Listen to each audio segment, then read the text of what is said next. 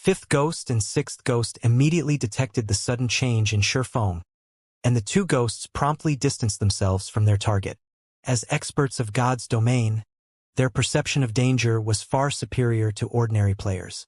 On the other hand, the dazed players watching Shurfeng's battle were confused by the two ghosts' actions. There were no visible changes to Shurfeng's outer appearance, and neither were there any changes to his attributes. So, why did Fifth Ghost and Sixth Ghost suddenly choose to back away from him? Was it just my imagination?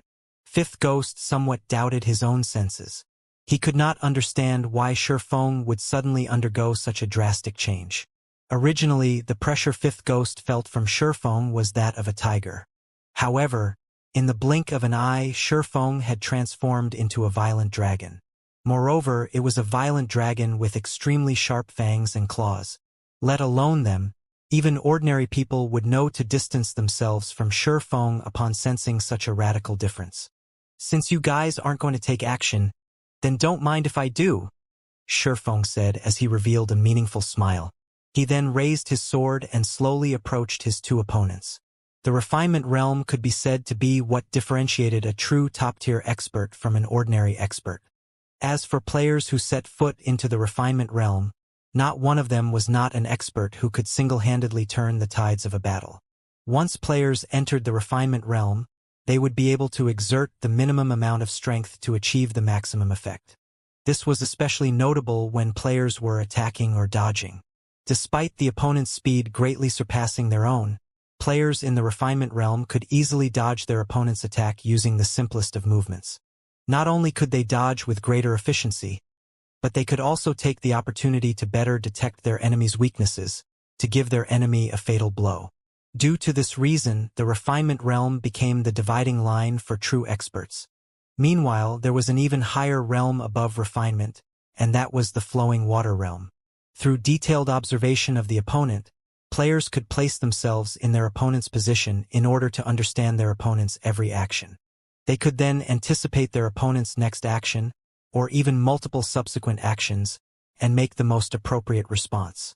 In other words, before their opponent had even taken action, players in the flowing water realm could have already known what their opponents were going to do next and carried out appropriate countermeasures. Compared to responding only after the opponent had begun taking action, players would have a lot more time to react and perform swifter and more precise actions. Hence, for Shurfeng, who had already seen through the coordinated attacks of Fifth Ghost and Sixth Ghost, it was very easy for him to dodge and react to his two opponents' attacks. When Shurfeng slowly approached Fifth Ghost and Sixth Ghost, the two ghosts unconsciously began backing away as well. Looking at this scene where one side was advancing while the other was retreating, the surrounding spectators were stupefied. In particular, the underworld guards' jaws nearly fell to the ground upon witnessing this scene. The seven ghosts were underworld's most formidable weapons. Yet, the two ghosts before them were actually displaying cowardice right now. How could this be any more inconceivable? Meanwhile, Shurfeng also wore a helpless expression on his face as he took in this situation. He promptly fished a bottle of Haunted from his bag and drank it. He then used Wind Blade on Fifth Ghost, his body transforming into an afterimage. In the blink of an eye, Shurfeng appeared in front of Fifth Ghost and swung the abyssal blade at the other swordsman. Shurfeng's slash was unimaginably fast. The spectating crowd only saw a flash of black light. They could not make out Shurfeng's sword at all. So fast. Fifth Ghost was greatly alarmed. It was definitely impossible for him to dodge Shurfeng's attack. However, with his godlike reaction speed, Fifth Ghost still managed to react before Shurfeng's sword landed on his body, instinctively using triple cut to block this fleeting sword. Dang! Sparks scattered into the surroundings. At the moment of imminent peril, Fifth Ghost succeeded in blocking Shurfeng's attack with the sword in his hand. As a result of the impact, however, Fifth Ghost was forced to retreat numerous steps before he could stabilize his body. His entire hand also numbed from the impact. How could this be? This is triple cut. Fifth Ghost and Sixth Ghost both looked at Shurfeng with horror-filled expressions, as they were extremely familiar with Shurfeng's previous attack. Triple cut was an advanced technique that they had trained in bitterly in order to grasp. At this moment, however, Feng had actually effortlessly used that technique against them. How could they not be shocked? So there's such an effect as well. Feng looked at the abyssal blade in his hand, similarly surprised. Just now, he had taken advantage of the pressure fifth ghost and sixth ghost had placed on him to enter the flowing water realm. However, he had not expected that, after he entered the flowing water realm, his attack would also receive such a boost. Originally, he had relied on eliminating excess actions in order to increase the speed of his attacks. At this moment, however, maybe because his control over his body had received a huge improvement, the instant he attacked, he was able to apply all his physical power into that single slash. As a result, not only were there no excess movements in his attack, but his attack had also received a huge acceleration, which allowed his sword to reach its maximum speed in the shortest amount of time possible. Taking Fifth Ghost as example, if the initial acceleration of Fifth Ghost's sword was counted as 100 and his sword's maximum speed as 20, then from the moment he started swinging his sword, he would need 0.2 seconds for his sword reach its maximum speed. As for Feng, his current initial acceleration would be 200. If his maximum speed was similarly 20, then he required only 0.1 second to reach his maximum speed. Hence, his sword could reach his target much faster than Fifth Ghost's. However, this was assuming both sides possessed the same maximum speed.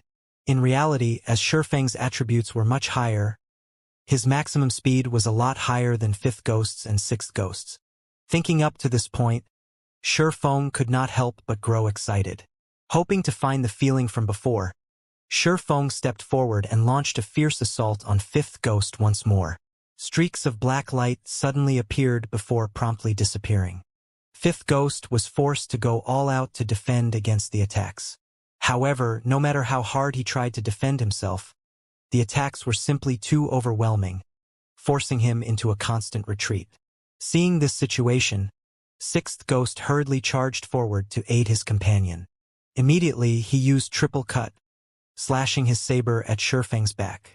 Originally, with Feng's speed, it had simply been impossible for him to block the attack. However, Sixth Ghost suddenly saw a streak of black light emerge behind Feng, the black light deflecting his attack completely. Just what is going on here? Sixth Ghost looked at Feng's calm expression in abject horror. At the beginning of the fight, Feng had been desperately trying to defend against his saber. Now, however, Feng could effortlessly block his attacks without even turning his head around. During the brief moment Sixth Ghost was in a daze, a streak of black light penetrated Fifth Ghost's defenses, piercing right through the swordsman's heart. A critical damage of over -3,000 points promptly appeared above his head as the massive impact sent his body flying backwards. Because of the impact, Fifth Ghost's defense crumbled, allowing several more streaks of black light to land on his body. In the blink of an eye, Fifth Ghost's HP reached 0. At Fifth Ghost's death, the equipment on his body and the items in his bag dropped and scattered across the ground around him. This scene stupefied everyone present. How was the thing in Feng's hand a sword? That was practically a laser gun. With just a few shots, Fifth Ghost died without even being able to resist. Only now did Sixth Ghost finally react. Although he wished to help, he was already too late. Right then, Feng used void steps and disappeared once more. Don't think that you can easily do me in, Sixth Ghost bellowed as he used whirlwind slash, sweeping his battle saber around himself. In the next moment, however, a streak of black light shot at Sixth Ghost's weapon. Boom! Sixth Ghost's battle saber was abruptly stopped cold. Immediately after, another streak of black light pierced Sixth Ghost's body, instantly ending the berserker's life. Once more, equipment and items were scattered across the ground. The members of the Underworld Guards shivered and paled at the sight of Fifth Ghost's and Sixth Ghost's bodies lying on the ground. They promptly turned around and fled. As Underworld Guards, they knew full well just how powerful the two ghosts were. Working together, the two of them could easily annihilate 4 or 5 Underworld Guard parties. Meanwhile, the fact that Feng succeeded in defeating the two ghosts all by himself showed that he was also fully capable of annihilating their two parties. If they did not escape, only death awaited them. Want to escape? Too late. Feng immediately changed the aura of space to the aura of wind, increasing his movement speed greatly. He caught up with the fleeing underworld guards in no time, and just like a whirlwind sweeping away the clouds, he practically killed each underworld guard with just one hit. In the blink of an eye, the 10 remaining underworld guards were turned into a pile of corpses, their equipment and the items inside their bags scattering all over the ground around their corpses. This haunted really is frightening. It is actually able to force a red name to drop every single piece of equipment they are wearing. Underworld should be shedding tears right about now. Feng's heart was filled with joy when he looked at the ground littered with items. Killing the elite members of a guild would not cause any significant damages to said guild, as these elite members only had advanced equipment. Such equipment could be easily replaced. The equipment of experts, on the other hand, was different. Every single expert was an accumulation of a guild's top-tier equipment. Meanwhile, behind every piece of top-tier equipment was the sacrifice of a large number of players. Being able to steal a piece of top-tier equipment from a guild was the equivalent of slicing a piece of flesh off said guild. The underworld guard parties had a total of 12 members.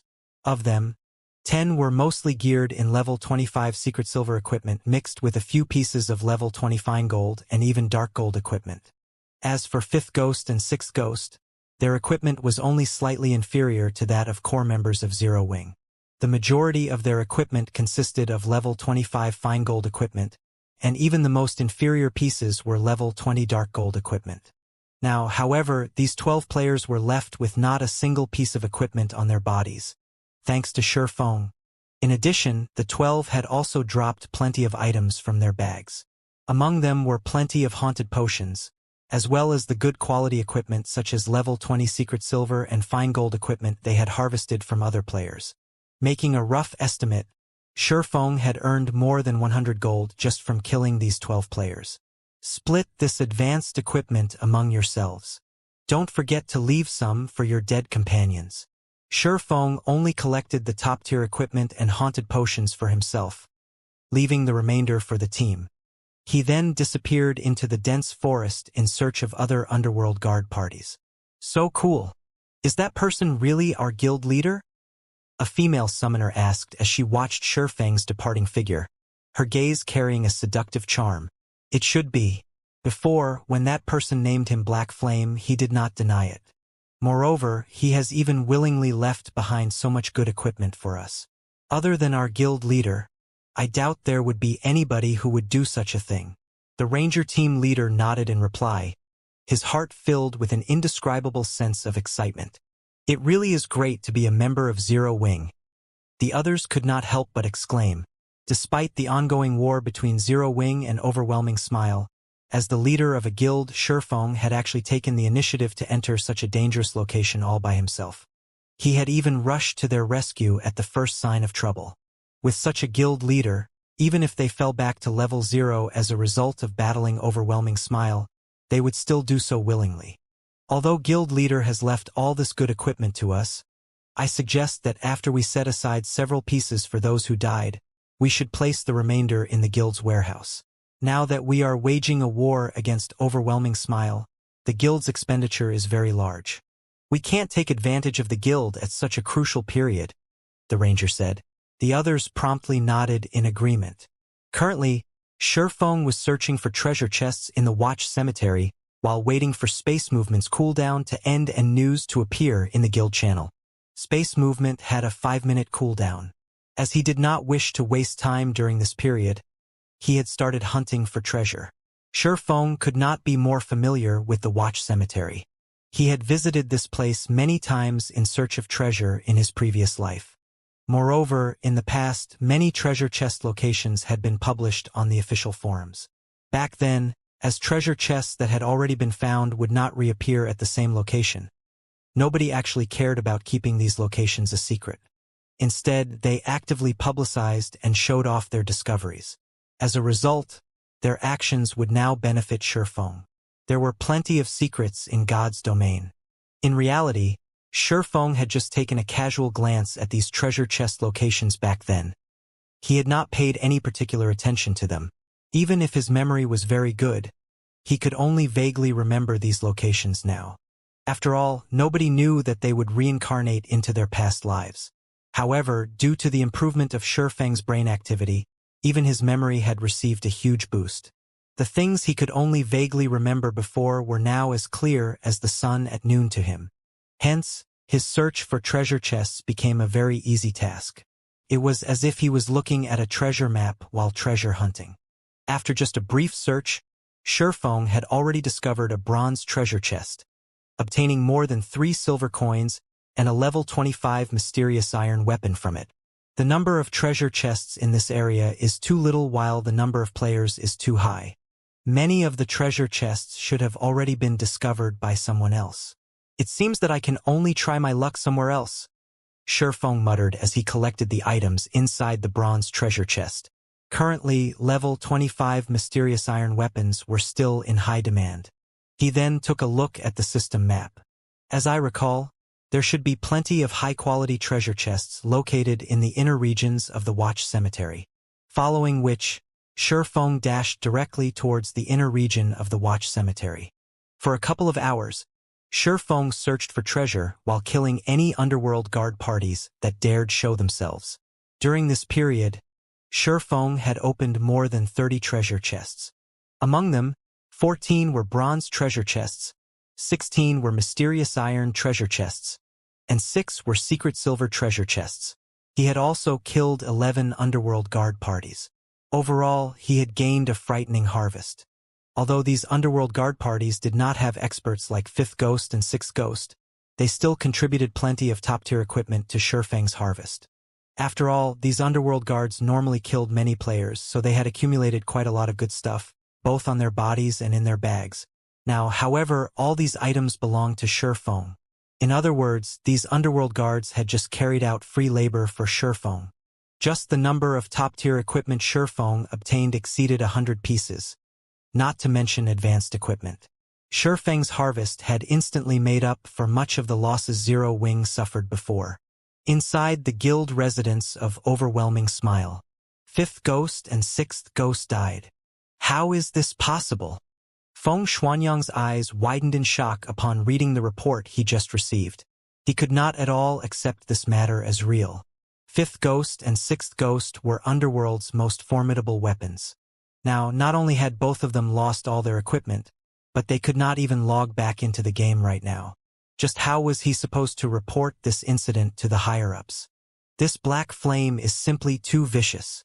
Seated to the side, Yulan, who was garbed in a set of alluring purple robes that placed her exquisite figure on full display, knitted her brows tightly, a gloomy expression currently on her face.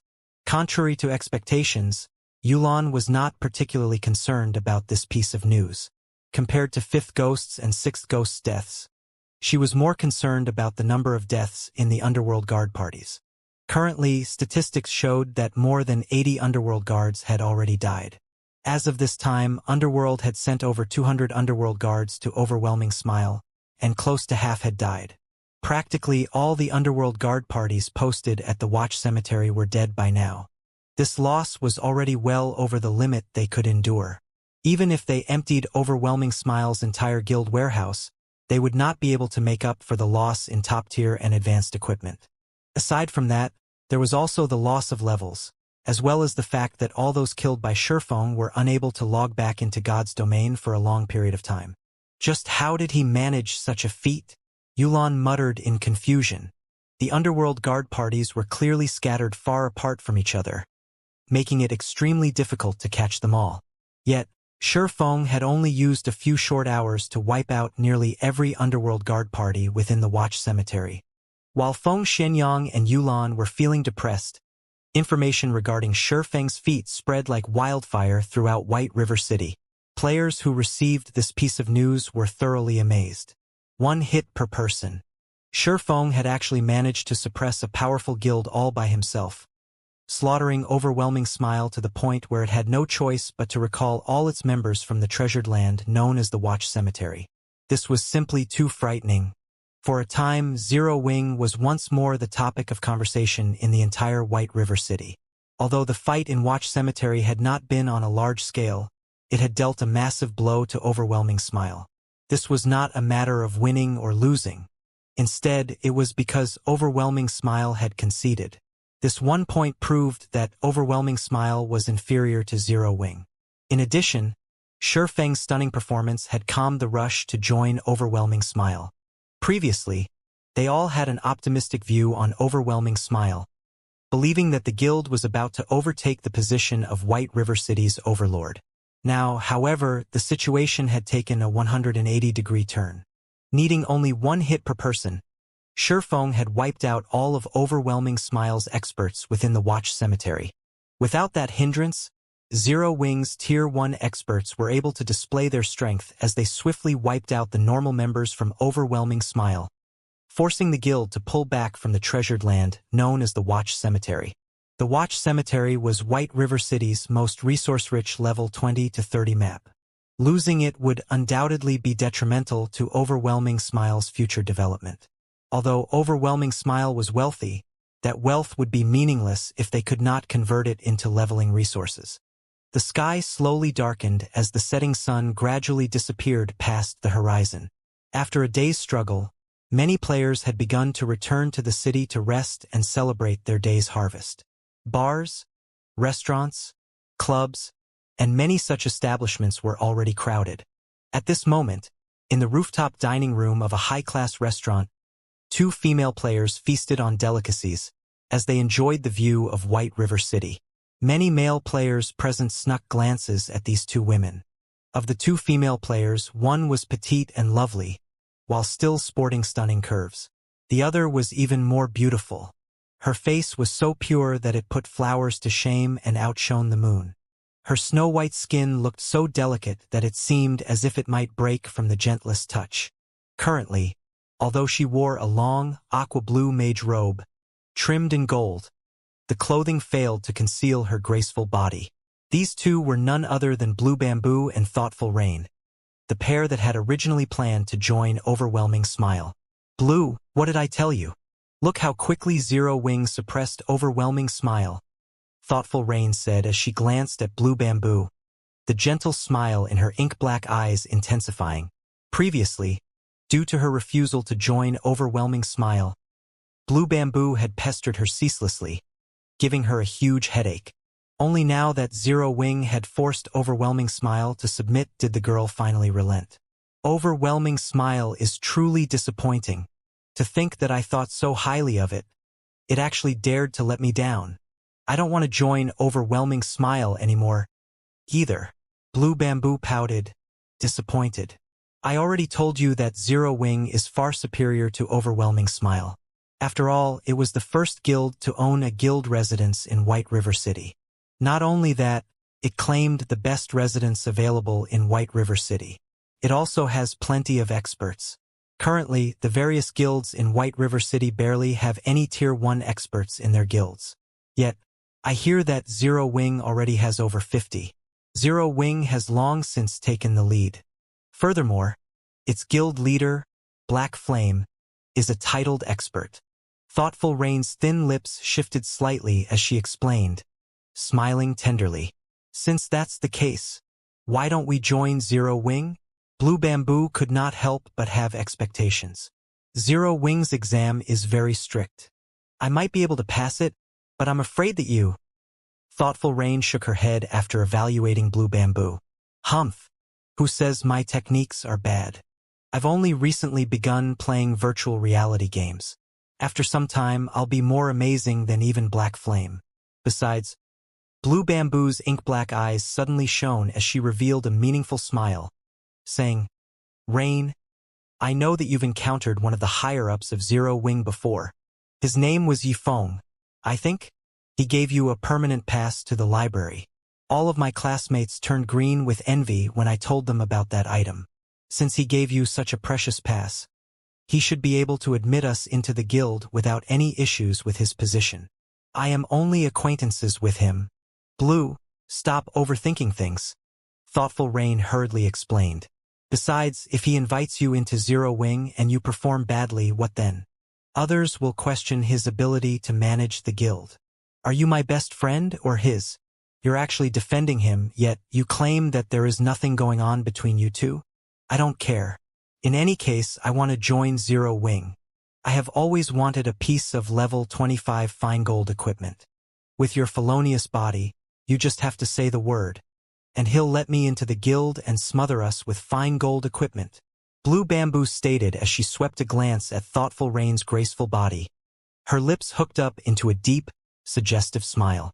Thoughtful Rain was suddenly speechless. At this moment, a party of 6 suddenly appeared before the female duo. The leader of this party was a middle-aged man with a burly body, examining the two with world-weary eyes. None of the party could be underestimated as the other 5 also gave off an air of danger. The party's stance alone left the surrounding witnesses breathless. Their levels were even more astonishing. Of these 6, the lowest-leveled player was level 26, while the leading middle-aged man was a level 27 Guardian Knight. "Excuse me, ladies. I couldn't help but overhear that the both of you are familiar with the higher-ups of Zero Wing. I wonder if you can introduce us to them? If you do, this level 25 Morning Dew staff will be yours," the leading middle-aged man said, smiling warmly. He then retrieved a two-handed staff made of pure white jade from his bag, placing the weapon on the table. Red gemstones were inlaid in the staff, and with a glance, it was obvious that the staff was no ordinary weapon. "Wah! This is a secret silver staff. Its attributes are awesome." Blue Bamboo was immediately mesmerized by the Morning Dew staff.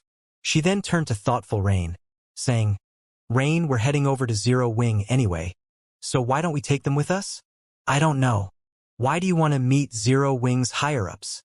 Thoughtful Rain only swept a glance over the Morning Dew staff before shifting her gaze back to the middle-aged man. She was no fool. Since they had offered a level 25 secret silver weapon as a token of appreciation, then they were definitely plotting something. She would not be a proper friend if she abruptly contacted Yifeng without knowing their intentions.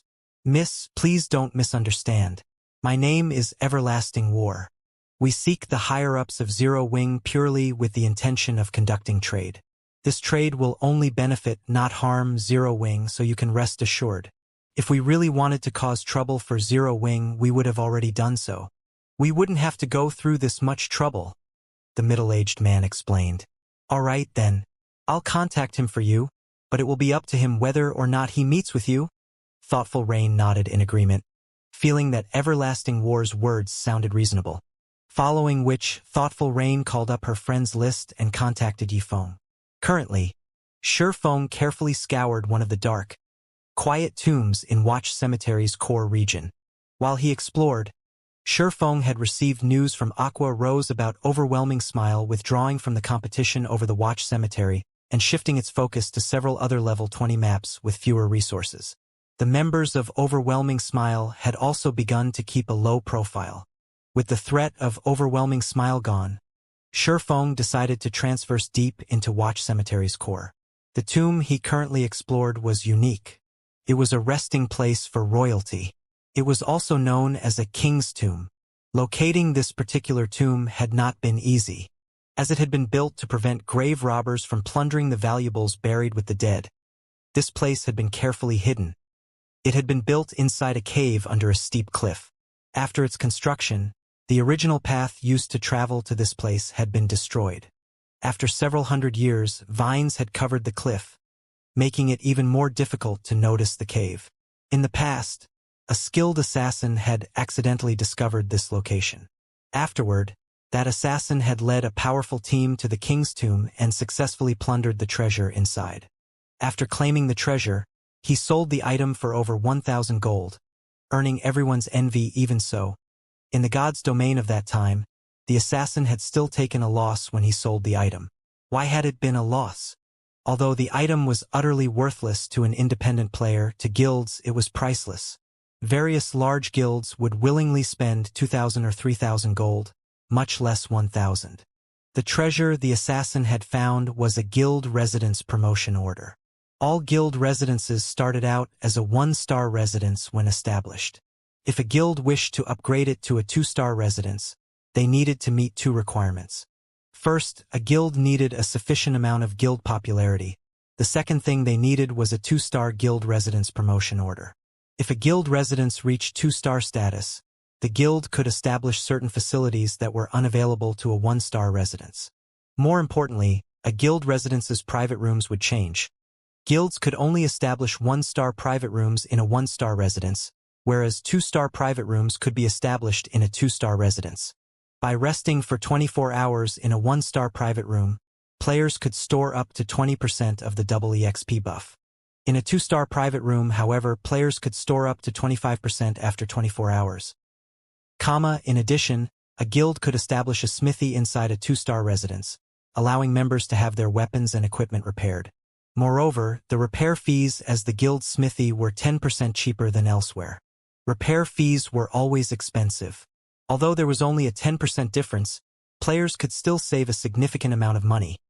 Currently, Zero Wing's popularity had exceeded 5,000 points. It had met that requirement for the upgrade. Hence, now was the perfect time for Shurfeng to collect the promotion order. Danger awaited any player inside the king's tomb as traps had been built throughout the crypt. Unfortunately, none of these traps proved to be useful against Shurfeng. He destroyed every trap he encountered with a single slash. "This should be it," Shurfeng muttered as he entered a majestic stone room, focusing on the tightly sealed white jade sarcophagus lined with gold that occupied the center of the room. Wetting his lips, he advanced towards the sarcophagus. When Shurfeng was only 20 yards away, the sarcophagus suddenly opened. Black smoke slithered out of the sarcophagus. Soon, the black smoke coalesced into a youth in golden armor. The youth had a white cape draped over his shoulders and a golden crown adorning his head. More importantly, the youth carried the air of a king. Anyone who basked in his aura would tremble and submit body and soul. However, this youth's body was currently in a half-transparent ethereal state. He was not a physical entity, but a ghost. To be precise, this youth was the ghost of a king. As expected of the king of a generation. Even in death, he still possesses such a powerful aura. If he were still alive, I'd have no hope of escaping with my life, Shurfeng muttered after observing this ghost king with omniscient eyes. King of Ghosts, Monroe Bell, High Lord, Level 30, HP 4, 000/4, 000/000. Being capable of receiving the title of king proved that Monroe Bell had been a Tier 3 class before he died. The pair of swords in Monroe's hands indicated that he had been a Tier 3 sword king, the equivalent of a great lord, during his lifetime. However, after Monroe Bell died, he had weakened significantly. Now, he was only as strong as a high lord. Even so, he would not be an easy challenge for Shurfeng. Immediately, Shurfeng activated Heavenly Dragon's power, increasing his strength by 100%, HP by 300%, and defense by 300%. Suddenly, Shurfeng's HP rose past 27,000. However, his HP could not compete with the King of Ghosts, which possessed 4 million HP. Shurfeng then used the activatable skill of the Seven Luminaries Ring's aura of water, Life Bloom, recovering 20% of his HP every second for 40 seconds. During this period, it would be the equivalent of having a powerful healer healing him indefinitely. Grave Robber, receive the Sword of Justice's retribution. Monroe Bell's pitch-black eyes locked onto Shurfeng. Taking a step forward, the King of Ghosts dashed towards Shurfeng as he sent a flurry of sword thrusts at the intruder with his king's sword. The King of Ghosts' sword carried with it a majestic aura. The aura alone was enough to scare an ordinary player, much less the flurry of thrusts. Monroe Bell's attack was like a tsunami. He gave Shurfeng no opportunity to evade the strikes. Shurfeng immediately activated Purgatory Power, allowing his attack speed to soar. He then used Wind Blade and charged forward. Facing the countless oncoming sword thrusts, Shurfeng chose to face brutality with grace, and rather than confronting the attack head-on, he deflected the strikes to the side. However, despite the extreme speed of his swords and the fact that he was already in the flowing water realm, he could not keep up with the dozens of sword thrusts. As a result, he received multiple hits. Shurfeng was not courageous enough to face Monroe Bell directly. A High Lord far surpassed an ordinary lord. Monroe Bell suppressed Shurfeng completely in terms of strength and speed. Even if Shurfeng activated twofold Berserk, the result would be the same. Furthermore, Monroe Bell was not an ordinary High Lord. The King of Ghosts had been a bona fide Sword King before he died. In terms of combat technique utilization, he was even stronger than ordinary experts. Hence, challenging the High Lord in a direct confrontation would only be detrimental to Shifeng. If Shifeng had not reached the flowing water realm, gaining insight into an opponent's actions, he would never have come here, only to die. After all, level 30 was a dividing line in God's domain. Monroe Bell's attack power was also terrifying. Shifeng had received close to -2,000 damage from a casual slash, and more than -4,000 damage if the King of Ghosts struck him with a skill. If Shifeng had not activated Heavenly Dragon's power, increasing his defense significantly, Monroe Bell's normal attack could have dealt over -4,000 damage, whereas a skill would deal over -10,000. As Shifeng received damage, Life Bloom displayed its impressive effects. After factoring in the passive effects of the Aura of Water, Life Bloom regenerated more than 8,000 HP every second. The amount of healing Shifeng received surpassing the damage he received. While Shifeng and the King of Ghosts fought an intense battle against each other, a figure had stealthily appeared beside the sarcophagus and proceeded to open the treasure chest within. This treasure chest did not have a level restriction, so anybody could open it. However, opening it required 20 seconds. During this period, the person opening the treasure chest must not receive any damage. Otherwise, they would have to start the opening process all over again. Meanwhile, the person currently opening the treasure chest was none other than Shifeng's doppelganger. Although the doppelganger could not pick up any items, it could open the treasure chest. In the past, the 50-man team the assassin had led had similarly made various sacrifices to open the treasure chest before fleeing for their lives. Although Shifeng was alone, he still chose to give the king's tomb a try. After all, not only did he possess the strength to resist a High Lord for a short time, but he also had his doppelganger. No one else would have a chance of completing the task by themselves. The moment the doppelganger opened the treasure chest, Shifeng instantly swapped positions with it, having his doppelganger delay Monroe Bell while he looted the contents of the treasure chest. Monroe Bell was simply too powerful. Shifeng's doppelganger barely lasted 3 seconds before it died.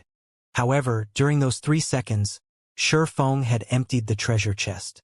Seeing Monroe Bell charge towards him, Shifeng hurriedly switched the Aura of Water to the Aura of Space before activating space movement and leaving the king's tomb. Near one of the mass graves in Watch Cemetery's outer region, a tear in space suddenly appeared in midair. In the next moment, Shifeng emerged. I finally escaped. Even after Shifeng landed, he could still hear the King of Ghosts' angry roars. However, the tear in space had already closed. Even if Monroe Bell recovered his strength as a Tier 3 Sword King, he could not reach Shifeng now. Now that I have the promotion order, it should be about time to make a trip back to White River City. Shifeng's lips curled up slightly when he saw the glittering silver token in his bag. Originally, he had only intended to retrieve this guild residence promotion order after he reached level 30. However, he had not expected to set foot in the flowing water realm. Even though he was only level 26, he was already capable of delaying Monroe Bell. Other than the promotion order, Shifeng had obtained 3 items from the king's tomb. Of these 3 items, one was a fiery red 2-handed staff, one was an azure 2-handed greatsword, and the last was a silver stone tablet. Appraising these items with omniscient eyes, Shifeng discovered that both the 2-handed staff and 2-handed sword were actually level 30 dark gold weapons. However, the silver tablet surprised Shifeng far more than the 2 weapons. Shifeng was very familiar with this silver tablet. Secret sword technique, the pattern engraved on this tablet is too vague and incomplete, and no information can be deciphered. However, some kind of divine power hides within this pattern. If one gathers all of the stone tablets, this vague and incomplete pattern can be restored. Current tablet count, 1/6. The tablet for the secret sword technique. Shifeng had accidentally obtained a part of it while he had completed the Blade Saint's Legacy trial. Back then, he had suspected that the silver tablet was something extraordinary, so he had stored it in his warehouse. He never expected to obtain another piece so soon. Just what is this secret sword technique? Despite examining the tablet, Shurfeng could not find any differences between the tablet he had just obtained and the one he had found in the Origin Sword domain. The two pieces looked identical. Shurfeng even suspected that the piece he stored inside his warehouse had somehow grown legs and run to the king's tomb by itself. Forget it. Let's head back for now. Following which, Shurfeng retrieved a return scroll. However, just as he was about to start channeling, suddenly Shurfeng's communicator rang. Thoughtful Rain, a girl he had only met once before, was contacting him. Is she looking to buy equipment? Shurfeng looked at Thoughtful Rain's name, feeling slightly surprised. Previously, when he had met Thoughtful Rain at White River City's library, the latter had expressed her interest in purchasing weapons and equipment from him. Shurfeng felt a sense of familiarity from Thoughtful Rain. Now that his brain activity had increased, he could recall even the smallest fragment of the past. Yet, even after his memories had refreshed, he still could not recall the girl.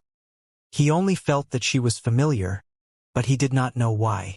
Miss Rain, since you have contacted me, are you interested in purchasing some equipment? Shurfeng asked pleasantly, smiling. I'd like to, but today, I'm contacting you because I have found a big business opportunity for you, Thoughtful Rain said, smiling sweetly. A group of people just happened to overhear me when I spoke about our acquaintance. In the end, these people asked me to contact you for them. They hope to meet with you now. Do you have the time? Who are these people? Shurfeng asked. He says his name is Everlasting War. He's a level 27 Guardian Knight, and his companions are all level 26. From the looks of it, they seem quite powerful and they have excellent equipment.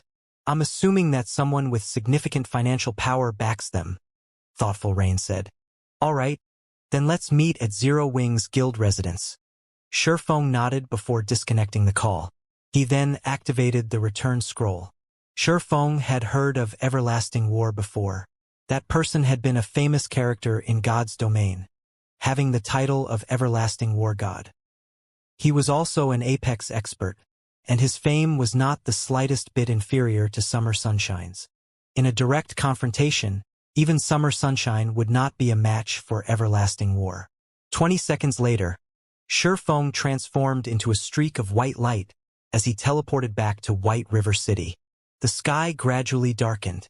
A large number of players had returned to the city, and people crowded the streets.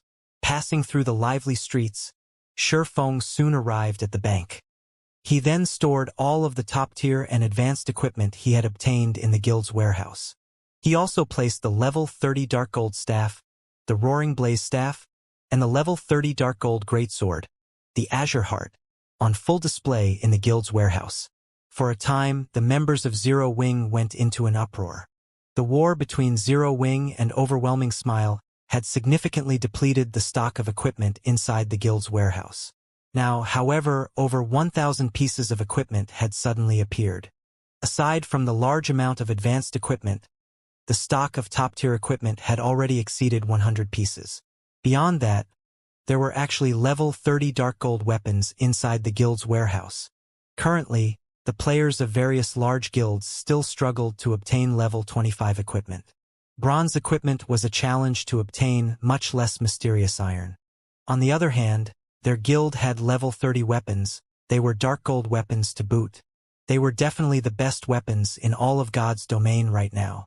However, shortly after everyone in the guild started spreading the news, Shurfeng had arrived at the Adventurers Association. He handed over the guild residence promotion order, officially promoting Zero Wing's residence to a 2-star residence. Star Moon Kingdom System Announcement.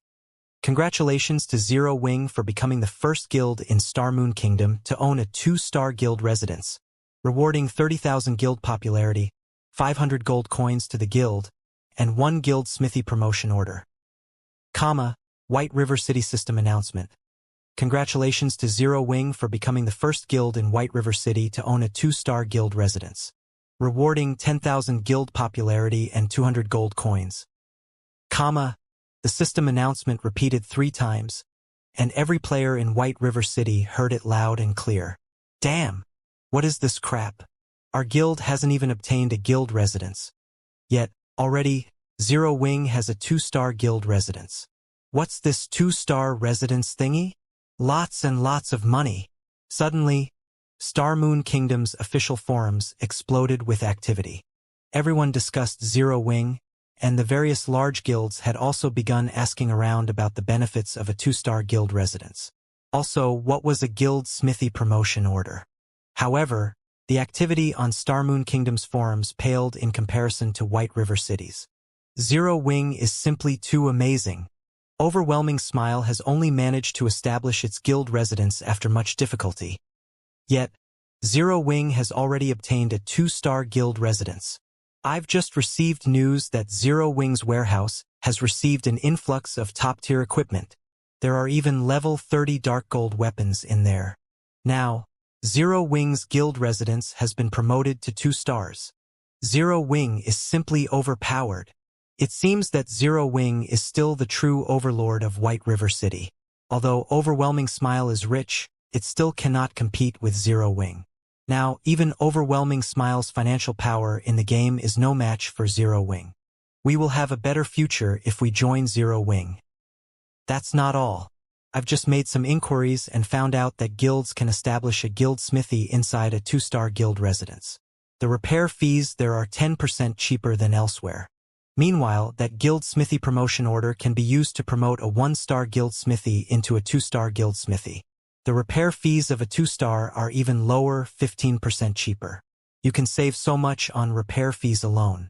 Other guilds have no chance against Zero Wing. All hail Zero Wing. I want to join Zero Wing. For a time, Zero Wing became the #1 guild in the hearts of White River City's players of White River City. Suddenly, White River City went into a frenzy as players tried to join Zero Wing. Inside the Adventurers Association, Sherfong was currently applying to establish a forge inside Zero Wing's guild residence. Sir, this is the model list for smithies. In addition, there is also a list of blacksmiths. You may choose any of the names listed there. The NPC at the counter smiled as she passed 2 lists to Sherfong. In God's domain, buildings were not limited to a single model. There was a large variety of models available for players to choose from. Players could even design their own buildings, though designing one from scratch required a lot of time. If not for highlighting the uniqueness of one's own guild, most players would choose one of the hundreds of models that were already available. Promotion of buildings only required a promotion order. There was no need to spend any money. However, constructing a new building or reconstruction required a large sum. Depending on the size of the building, the materials required, and the building's function, the price of construction would vary. A guild smithy was extremely important. Hence, Sherfong needed to decide carefully. Smithies were differentiated by 3 grades: ordinary, refined, and luxury.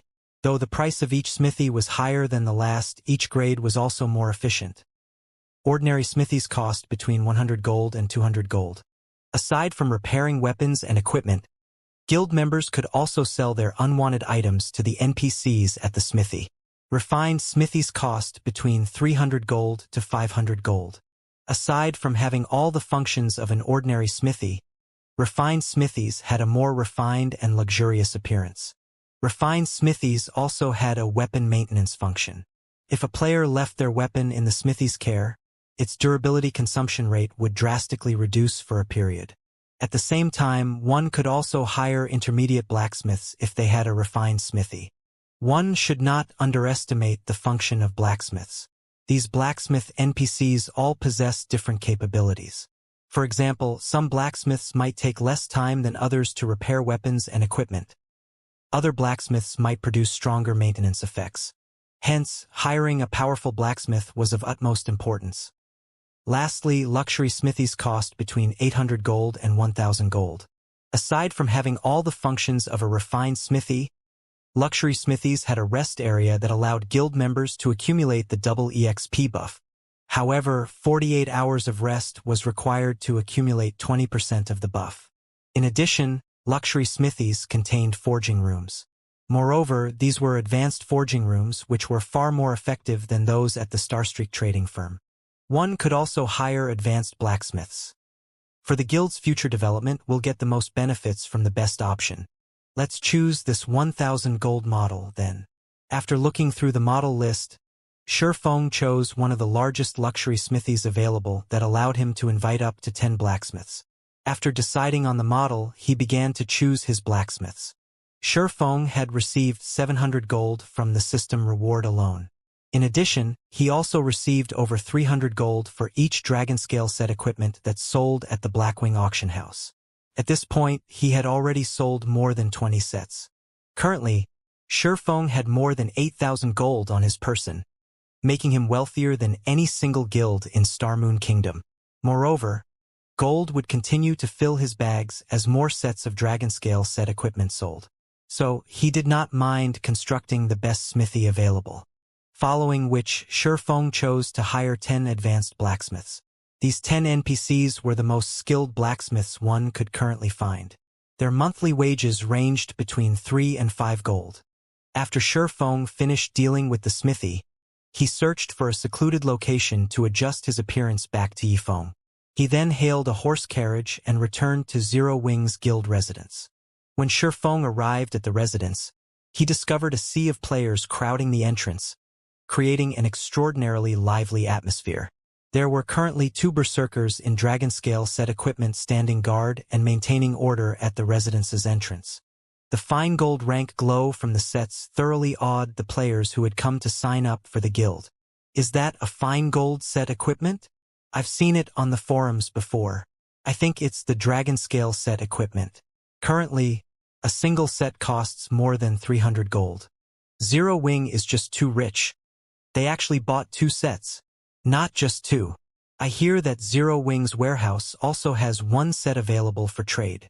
As the crowd discussed Zero Wing's wealth with astonishment, the newly constructed smithy also attracted their attention. The smithy's construction was not as tedious as the guild halls. The smithy required much less time as it had fewer functions. As long as the guild paid the construction fees, the smithy could be completed in less than 10 minutes. Zero Wing's smithy was 3 stories tall. The smithy's luxury-grade appearance dazzled the onlookers, and many among the crowd even believed that they had arrived at the capital city's advanced smithy. The smithy was large enough to accommodate several hundred players, and it was even larger than an ordinary guild hall. This is my first time seeing such an extravagant smithy. Zero Wing isn't giving Overwhelming Smile any chance of survival. Zero Wing's smithy is almost the same size as Overwhelming Smile's guild hall. It's so much fancier than their guild hall too. From what I heard from Zero Wing's guild members, this smithy even has a weapon maintenance function that reduces the durability consumption rate of a weapon for a certain amount of time. With this, who knows how much money we can save when grinding monsters and raiding dungeons. For this guild smithy alone, I'll do anything it takes to join Zero Wing. The independent players who had come to participate in Zero Wing's test watched the guild's transformation with reverence, their desire to join Zero Wing intensifying. Morale among Zero Wing's members soared when they saw the growing flood of players coming to join their guild. Now, whenever they strode down the streets with their 6-winged emblem revealed, they would receive countless envious stares. Standing a short distance away from the residence's entrance, Thoughtful Rain quickly noticed Shifeng's arrival. Waving her hand, she shouted, "Yifeng, we're over here." Shifeng promptly walked over. Standing beside Thoughtful Rain was the expert who Shifeng was extremely familiar with Everlasting War. However, though Shifeng knew about Everlasting War in the past, the reverse was not true.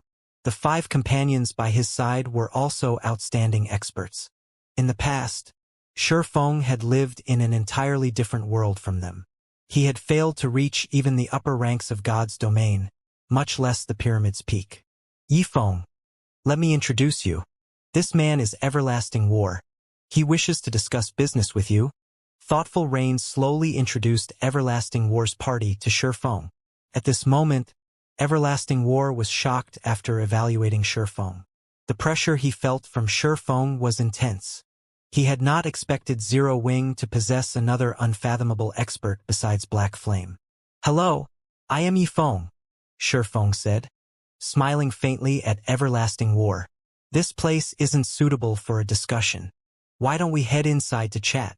Saying so, Feng led the group into the rest area in the guild residence's smithy. The rest area was very elegant. Even having beverages available for guild members, this rest area was no less impressive than the city's restaurants. Wah! Is this really a smithy? Trailing after thoughtful Rain, Blue Bamboo's eyes shone brightly as she entered Zero Wing's residence. It was as if she had just stepped into an entirely different realm. Secretly, she said, "Rain, look, that's the weapon maintenance room. There are such high-quality weapons inside. Even the blacksmiths are the rarely seen advanced blacksmiths.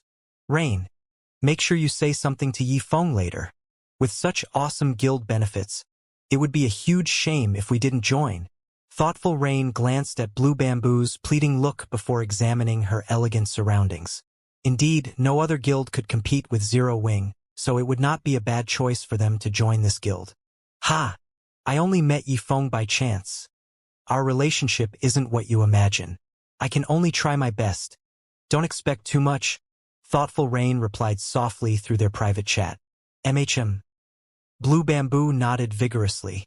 Compared to Blue Bamboo's fascination, Everlasting War and his companions only considered Zero Wing's benefits and environment decent. However, compared to a small, unknown guild, the sudden emergence of a great expert like Feng was what truly shocked them. Carefully observing his surroundings, Everlasting War suddenly realized that Zero Wing's members were actually quite powerful. They were much stronger than the members of other guilds.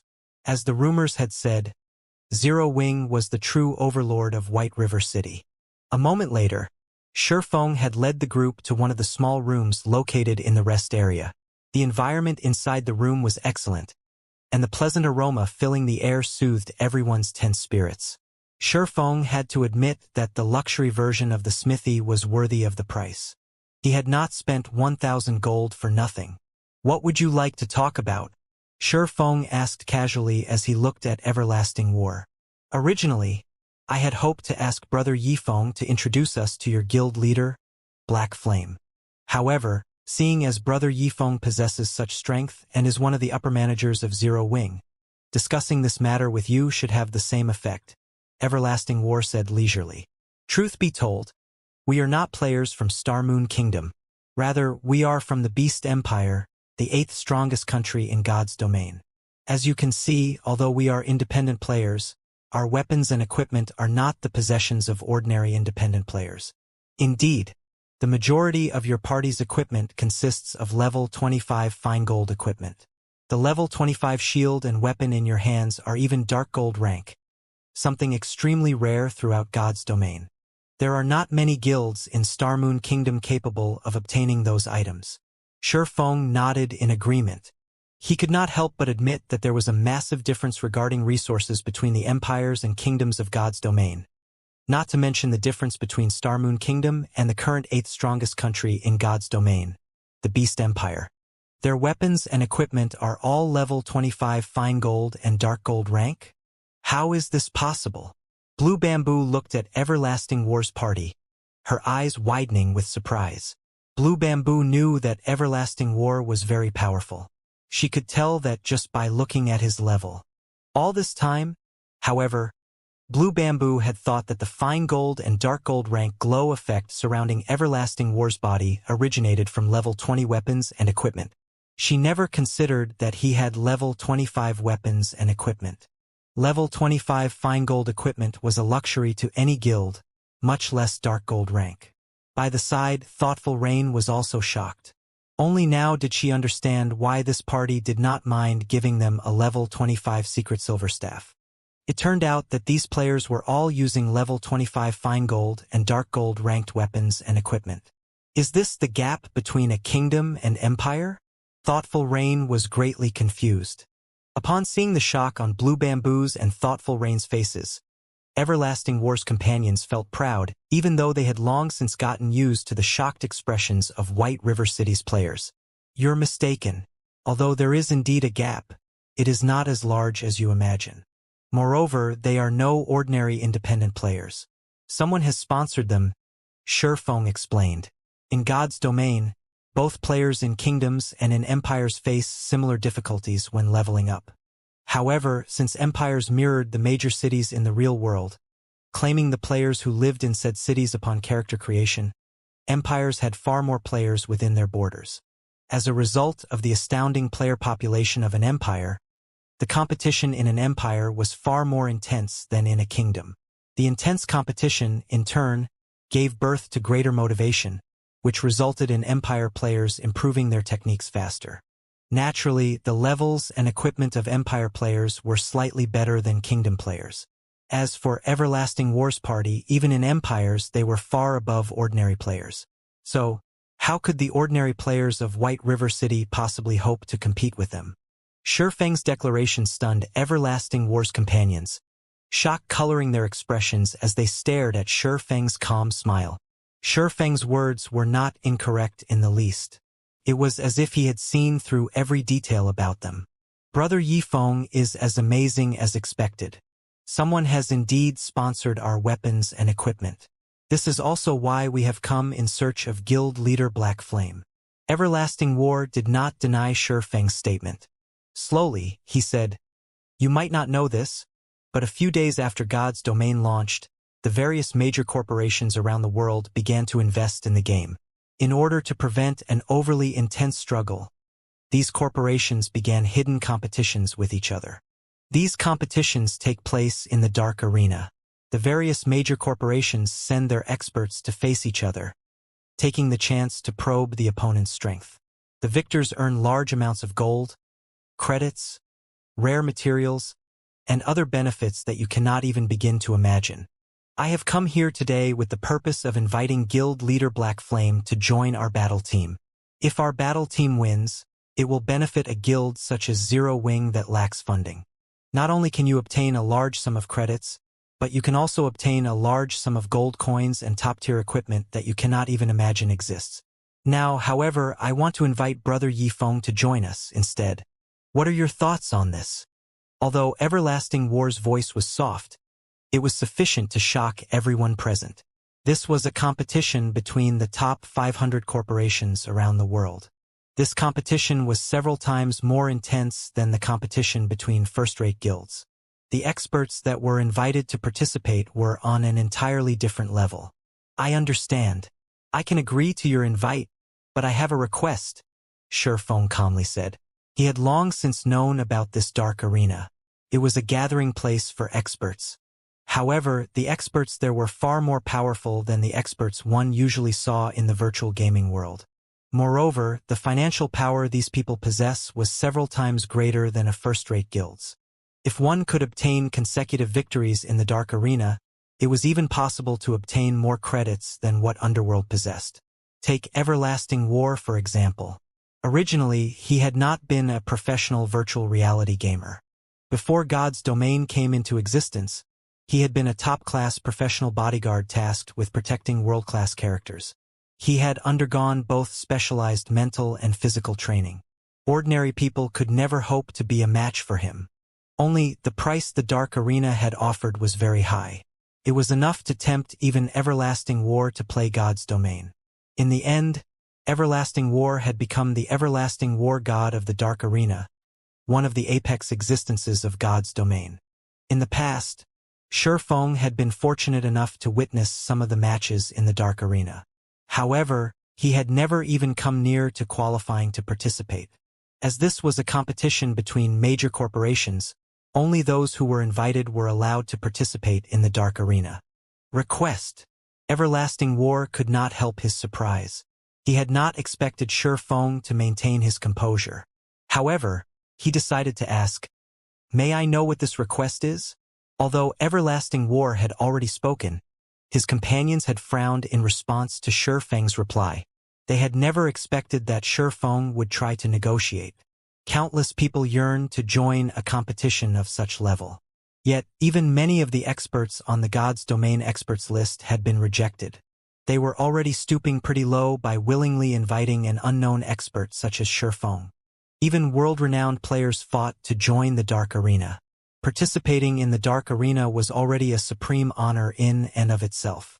Not only could one win endless riches, but they could also receive the admiration of millions. It was even possible for one to become an international celebrity with a single battle. Not even the ruler of Starmoon Kingdom was a match for the Dark Arena's participants in terms of status. After all, that was a stage at the international level. Thoughtful Rain and Blue Bamboo's little jaws hung in shock, their eyes filled with disbelief as they watched Sherfong. The competition between guilds in God's domain was intense. Almost every guild was supported by many corporations. However, not even the backer of a first-rate guild could compare with international corporations. It was merely an ant in the eyes of such giants. Although the virtual gaming industry's total value rose with each passing year, it was still significantly inferior to other top industries. If a guild could obtain the financial support from such a corporation, they could instantly become a super guild, surpassing any first-rate guild in God's domain. With such a good opportunity at hand, Sherfong actually had a condition. However, Sherfong did not care about what others thought about him. Taking a sip of tea, he returned his gaze to Everlasting War, saying slowly, "My request is very simple. I hear that each battle team participating in the Dark Arena consists of 10 members. Seeing as you only have 6 members at the moment, I wish to invite 3 of my people to join. That way we will have a full battle team. What do you think? You must be insane. Just inviting you is already leader's limit, yet you still want to invite 3 others to join the team? Who do you think started this battle team?" A youth in black armor shot up from his seat in anger. The other members of Everlasting War's party were also clearly angry. Everlasting War, on the other hand, watched Sherfong seriously. The member limit for each battle team had only been recently confirmed, so only an extremely small group of people know this information. How did Sherfong, an upper manager of a small guild, find out about this? Suddenly, Everlasting War realized that the young man before him was shrouded in mystery.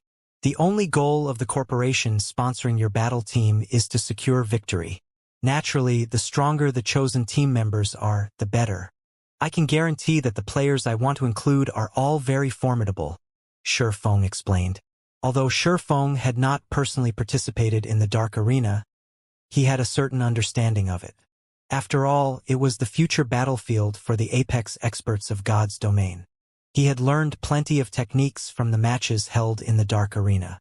For example, he had learned void steps from watching the Dark Arena's battle videos. If he could allow the experts of the guild to participate in the Dark Arena and experience those battles, it will enable them to improve their techniques further. Brother Yifeng, I am afraid that I am really powerless on this matter. There are a limited number of slots for the battle team. Although I am the team leader, I only have 1 invitation for the test, not the member slot for the battle team. Originally, I intended to test Guild Leader Black Flame's qualifications. However, even if he is qualified, I believe that, as the leader of a guild, he should be very busy with its management. Even if he has the strength, he should not have that much time to spare. That's why I wanted to invite Brother Yifeng, Everlasting War said, smiling bitterly. The competition between these international corporations was extremely intense. Every position on the battle team was unimaginably precious, so how could they give them away to Sherfong so easily? I expected as much. Alright, I accept your invitation. When will the test be held? Sherfong nodded. He knew how valuable the slot was. The invitation alone had already greatly surprised him.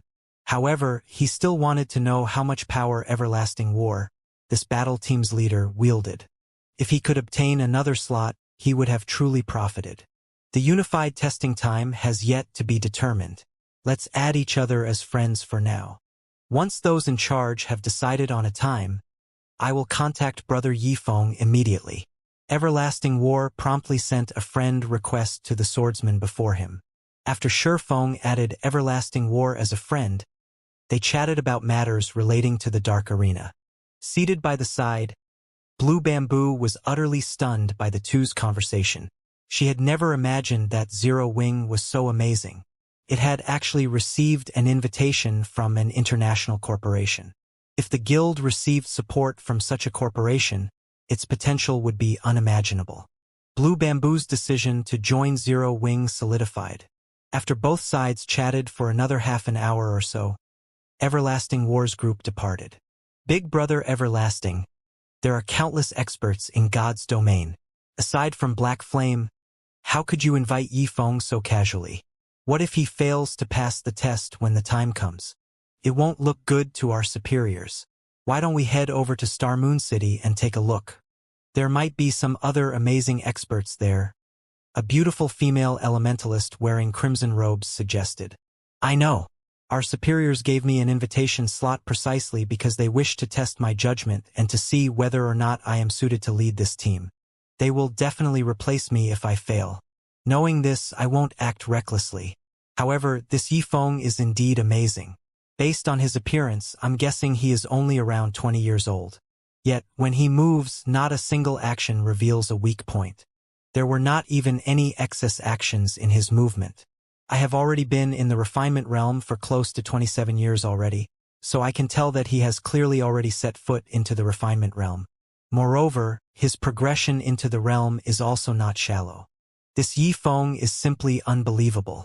He is truly a young genius. As for Black Flame, I have already watched his battle videos. Although Black Flame is indeed amazing, his performance shows that he has only taken half a step into the refinement realm.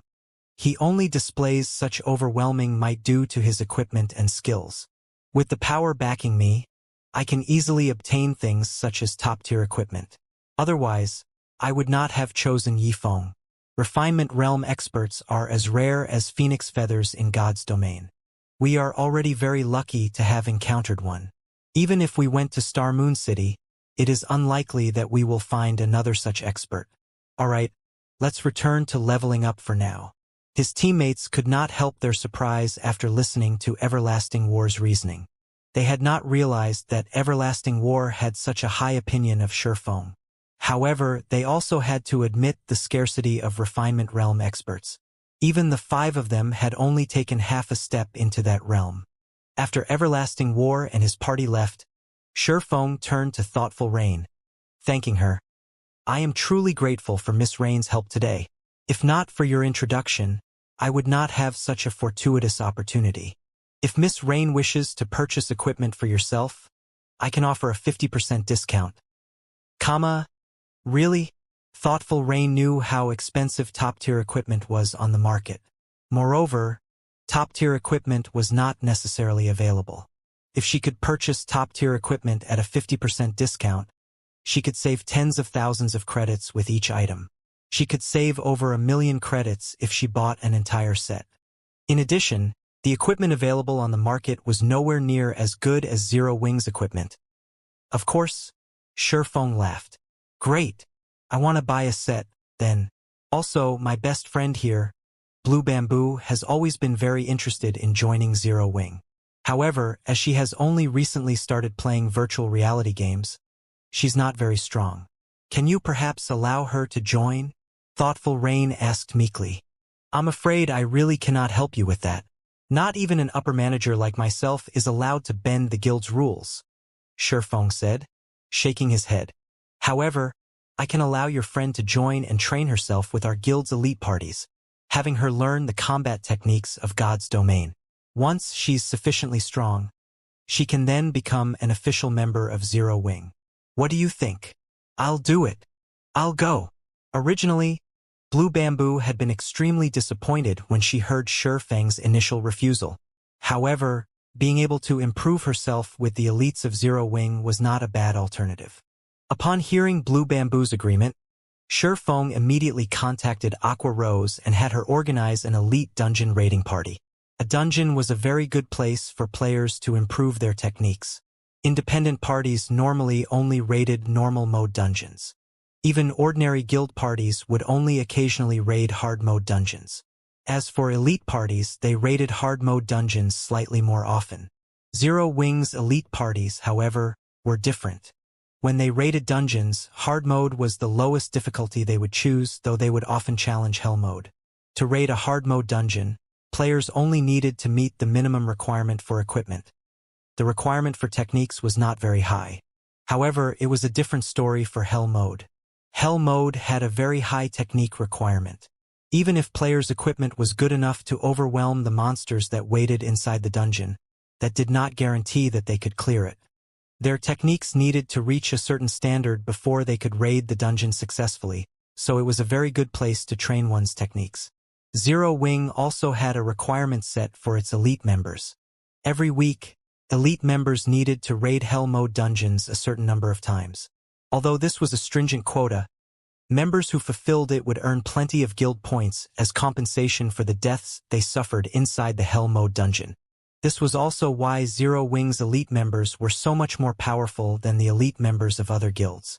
As long as Blue Bamboo trained diligently and polished herself in Hell Mode dungeons for a time, she should not have any issues passing Zero Wing's evaluation. Following which, Thoughtful Rain and Blue Bamboo each purchased a set consisting of level 25 secret silver and fine gold equipment for elementalists and clerics, spending over 1 million credits in total. Despite such a large expenditure, however, both girls were extremely satisfied with their purchases. They even felt that they had profited significantly. They knew very well that, should they purchase level 25 top-tier equipment from the virtual trade center, they would have to spend over 2 million credits at the very minimum. Moreover, there was no guarantee that the equipment would be available. After all, every guild was in dire need of top-tier equipment. Naturally, they would not sell such equipment easily. After Shurfeng finished dealing with these matters, he immediately departed from the residence and headed towards the Starstreak trading firm. Rain, you're the best.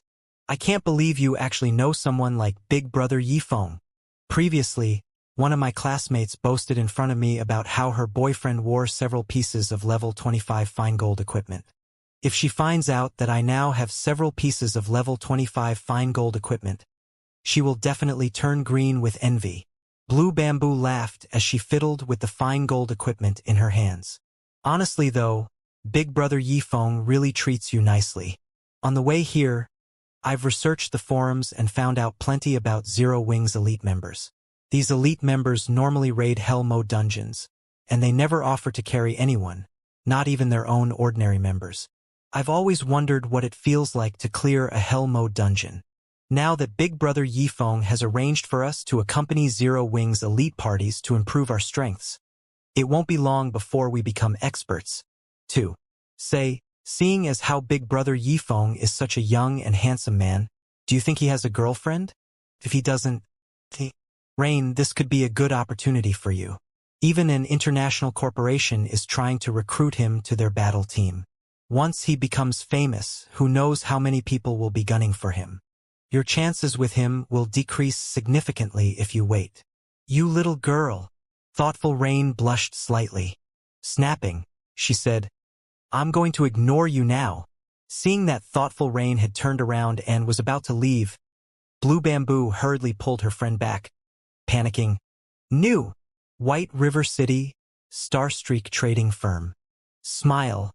How many strengthened armor kits have you guys produced? Shurfeng asked. Guild leader, the 3 of us have forged over 10,000 pieces. Are we going to put them up for sale now? Melancholic Smile asked. MHM. Bring all of the strengthened armor kits and follow me. Right, also bring the gold we've earned so far, Shurfeng said. Although the strengthened armor kits were inferior to the mana armor kits, with 3 people producing them, Shurfeng did not have to forge the armor kits himself. Naturally, the stock they had created was astounding. With the burden of 30,000 gold on his shoulders, Shurfeng felt that it would be best if he dealt with the problem as soon as possible. After all, there was not much time remaining. The looming penalty for failing the epic quest was also quite stressful. Moreover, Horizon Alliance had already nurtured quite a number of lifestyle players, forgers in particular. They had also recruited close to half the advanced forging apprentices from White River City's 7 neighboring cities. The Horizon Alliance even employed basic forgers, which no other city possessed. Once Shurfeng accumulated the 30,000 gold, he would no longer have a connection to the Starstreak trading firm. Hence, Shurfeng had been planning and accumulating his wealth, preparing to open his own market. And now was the perfect time to do so. Fortunately, he had accumulated a sufficient number of gold coins. It was time to display his strength. Guild leader, I have everything with me.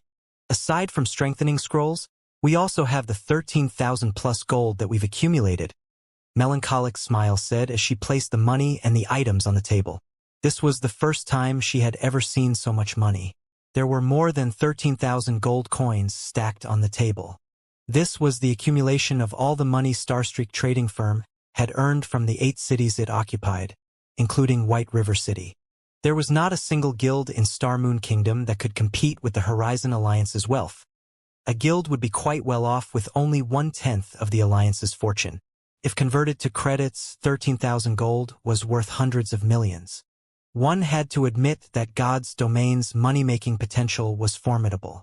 Moreover, the game had only launched less than a month ago. However, no fool would exchange so much gold for credits. Yet Melancholic Smile had no idea what Shifeng intended to do with so much gold. After giving the items on the table a casual glance, Shifeng quickly stored them in his bag. "Follow me," Shifeng said as he exited the forging room. Melancholic Smile promptly followed. After leaving the Starstreak trading firm, Shifeng led Melancholic Smile to White River City's City Hall. "Lord Viscount, how may I be of service today?" a female manager asked politely, smiling when she noticed Shifeng enter the building. "I wish to purchase some land," Shifeng said. "Please follow me."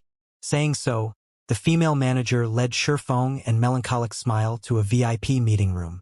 After a short wait, a tall, middle-aged man entered the room. "Lord Viscount, I have prepared a list of all available commercial land. My lord may choose any plot of land on this list, and because of your esteemed status, you will receive a 10% discount on all land." Okay. Shifeng only glanced through the pages, not bothering to read them in detail. He then said, "I want these 2 plots next to the bank and the auction house." If one pointed out the most valuable plots of land in White River City, the first would be the plot directly beside the auction house, the second was next to the bank, the third was near the 2 aforementioned establishments, and the fourth was next to the Virtual Trade Center and the Adventurers Association. This held true for every city in God's domain. In the past, these plots of land had been highly sought after. Renting one of these plots for just a month could be astronomically expensive. Moreover, as God's domain developed, the money one could earn would grow. Naturally, it also cost a significant sum to purchase these plots of land.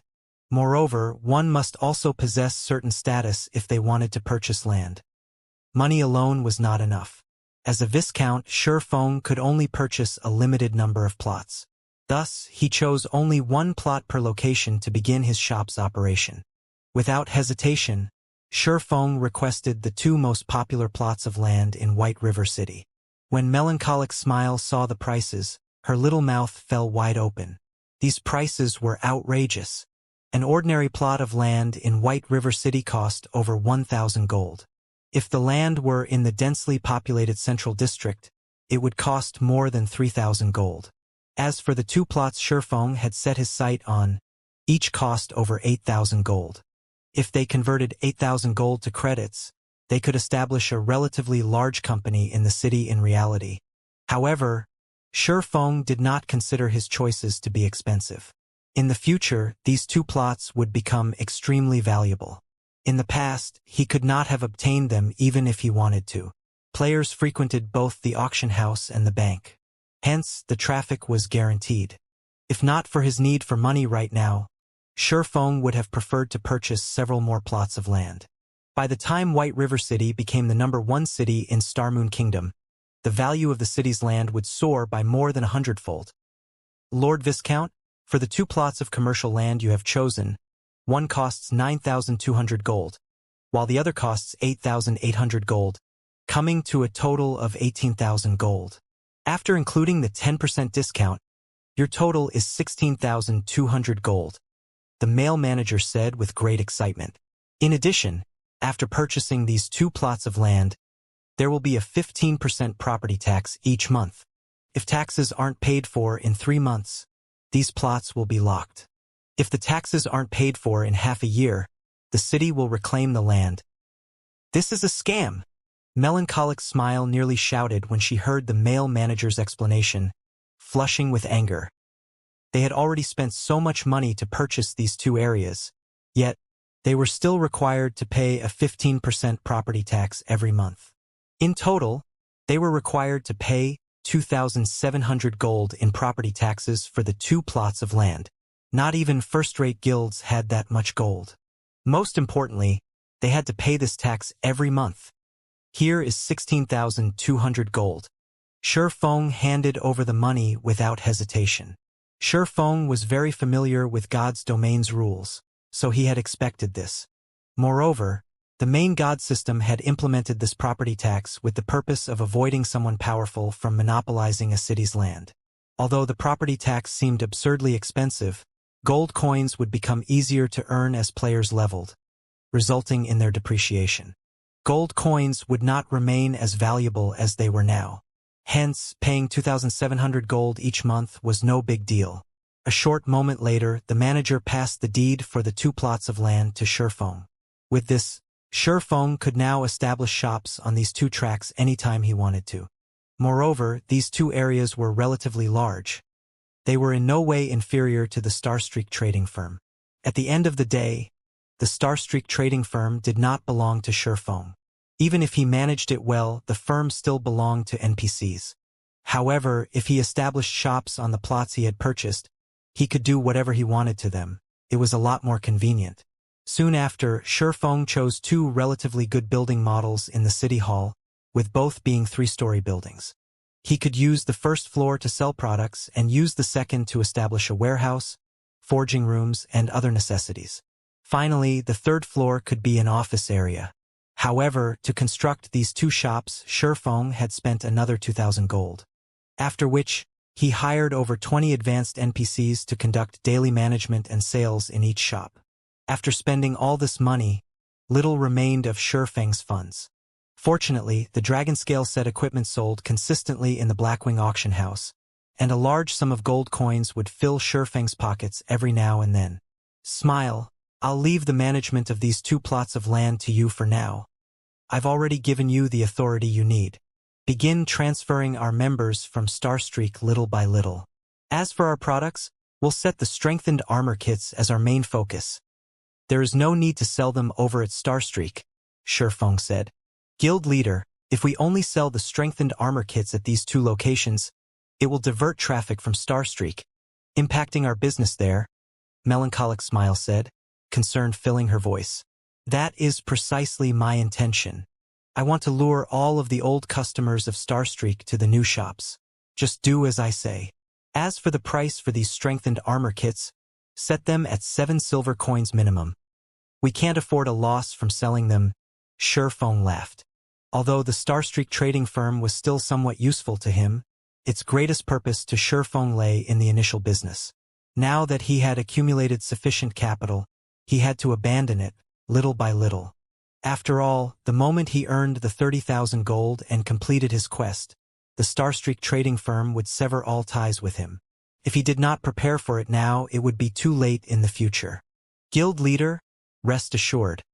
I will make sure the prices of the strengthened armor kits stay above 7 silver coins, Melancholic Smile said. She was very confident about the strengthened armor kits they had produced. Even as basic forgers, their success rates at producing the strengthened armor kits were below 30%. Meanwhile, the material cost for producing each strengthened armor kit was over 1 silver. In other words, the actual cost for producing a complete strengthened armor kit was more than 3 silver. In reality, selling them for only 7 silver coins was simply too cheap. Even if Shi Feng had not given the order, she had intended to set the initial price of the strengthened armor kits at 10 silver. After all, with the current average level of players, a price of 10 silver coins was definitely affordable. Guild leader, you haven't named the shops for these 2 locations yet. What will you call them? Melancholic Smile asked as she looked at Shi Feng. A small spark may kindle a raging fire. Let's call it the Candlelight Trading Firm.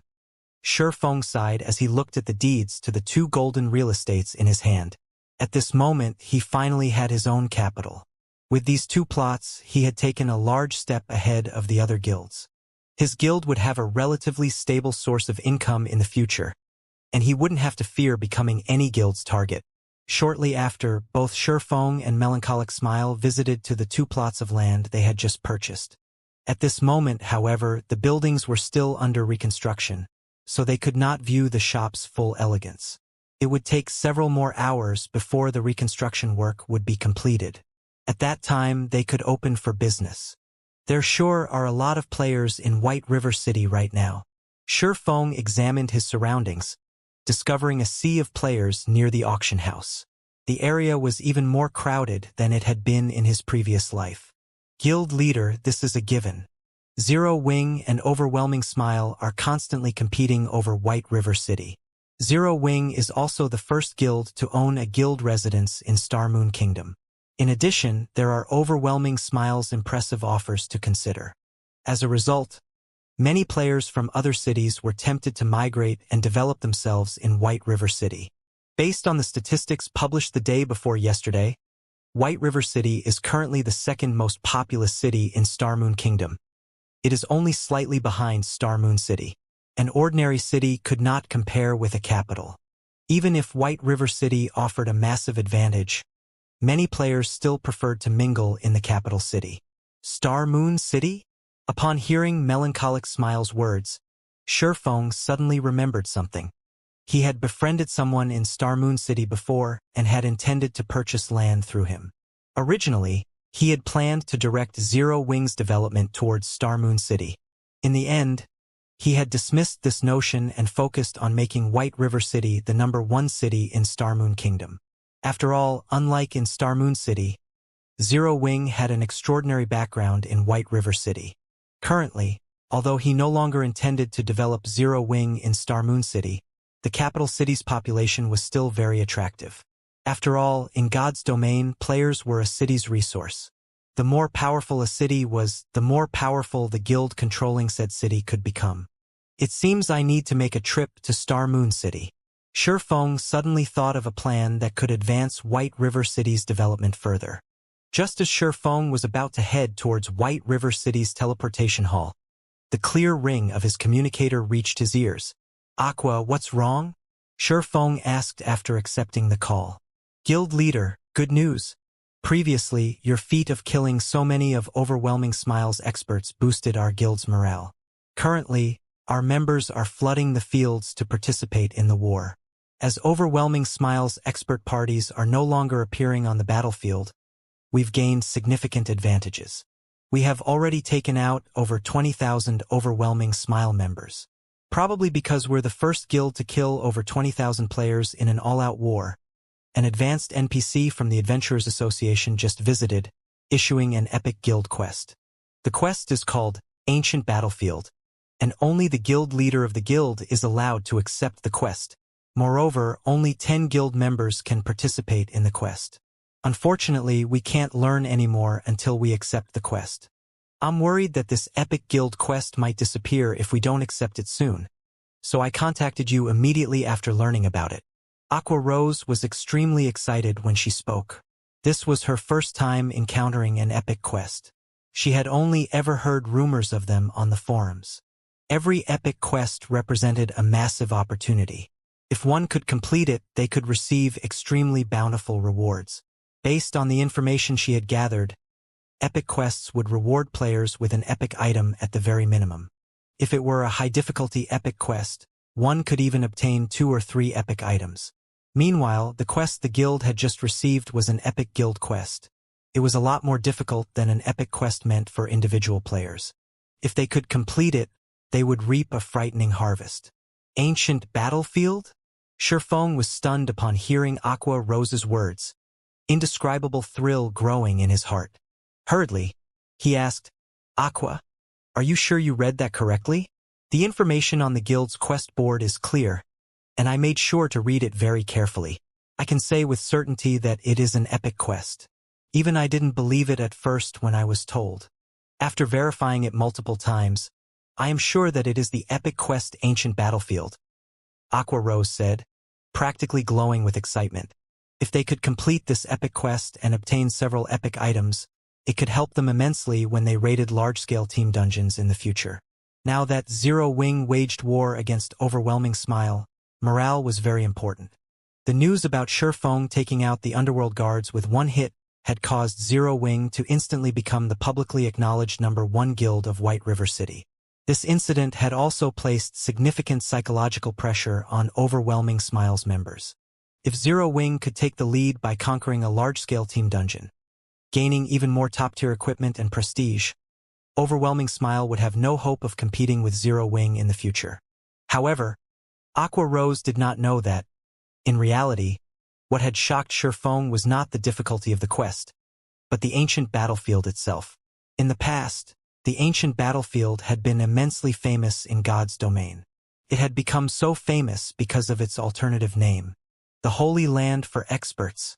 The ancient battlefield was known as the Holy Land for Experts because the map was a training ground specifically designed by the main god system for players.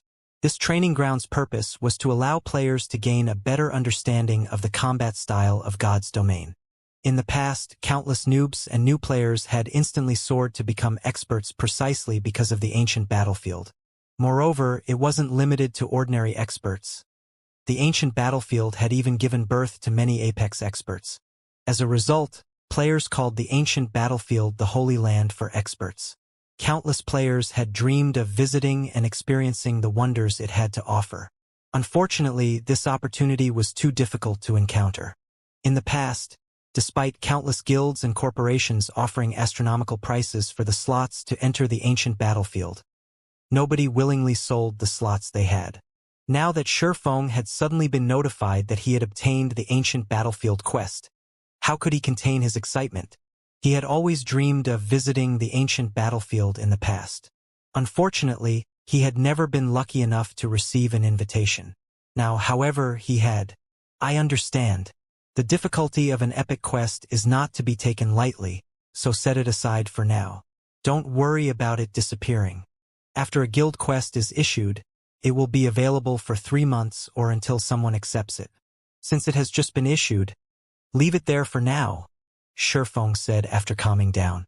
However, although we are setting aside the quest, I have a few tasks that I'll need you to do for me. Tasks? Aqua Rose was confused. She could not understand why Shifeng did not intend to accept this epic quest. Although she knew that the difficulty of an epic quest was unmatched, without accepting the quest, how could they possibly know whether or not they could complete it? It was a pity to leave the quest there like that.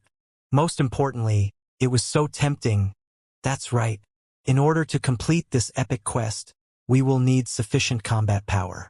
I need you to contact Fire Dance and the others and tell them to stop trying to level up to deal with Overwhelming Smile. The same goes for you. All of you should focus on improving your combat techniques. I will also frequently give you pointers. In a few days, I will test you all to see how much your combat techniques have improved.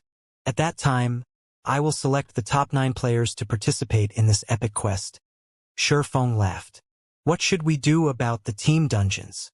I hear that Overwhelming Smile has already allocated their experts for raiding level 20 hard mode dungeons. If we lose the race to raid the team dungeons, it will deal a significant blow to our guild's prestige and empower the enemy. Aqua Rose simply could not understand Shifeng's decision. Previously, Shifeng had strongly advocated raiding dungeons first. Wasn't this change of plans a little too sudden? She wasn't even sure how to react. The most surprising thing was the fact that a busy man like Shifeng had actually offered to instruct them personally. This had never happened before. Having the number 1 expert of Starmoon Kingdom tutor them would yield effects hundreds of times better than learning from Shifeng's battle videos in secret. Countless players dreamed of such an opportunity. There were even some who had offered 1 million credits on the official forums, hoping to hire Shifeng as their personal trainer. It would be a lie if Aqua Rose said she was not excited. This was just as thrilling as the epic quest. Sharpening your axe will not delay your job of cutting wood. Do you think that conquering a large-scale team dungeon will be so easy without a certain degree of strength? Beyond that, the quest only requires 10 people. We can just have the others continue with raiding the dungeons. Shifeng did not bother to explain further. He could not reveal too much information. Aqua Rose had no idea just how important this ancient battlefield quest was. Raising an army was easy. Nurturing a general was not. In the past, no one had been willing to trade their spot on the ancient battlefield even when offered a legendary item. The competition over a measly dungeon had meant nothing. If possible, Shifeng would have accepted the quest immediately. However, doing so would be a massive waste. Besides, leaving the quest for players to see would provide a powerful incentive. Shifeng did not have any concrete information about the situation inside the ancient battlefield. He only knew that the better the combat techniques a player possessed, the greater their harvest would be. Hence, Shifeng had specifically instructed Aqua Rose and the others to spare some time to improve their techniques. By doing so, they would also increase their potential gain. I understand. I'll contact Fire Dance and the others immediately. They will be thrilled when they hear about this. Aqua Rose giggled as she disconnected the call. She then began to contact the other core members of Zero Wing. Meanwhile, Shifeng had arrived at Star Moon City, Star Moon Kingdom's #1 city, through a teleportation array. With a clear moon and few stars, it was already nighttime in God's domain. As the #1 city of Star Moon Kingdom, Star Moon City had brilliantly lit streets at this time. Magic lights illuminated the streets all around, making the entire Star Moon City seem as bright as day.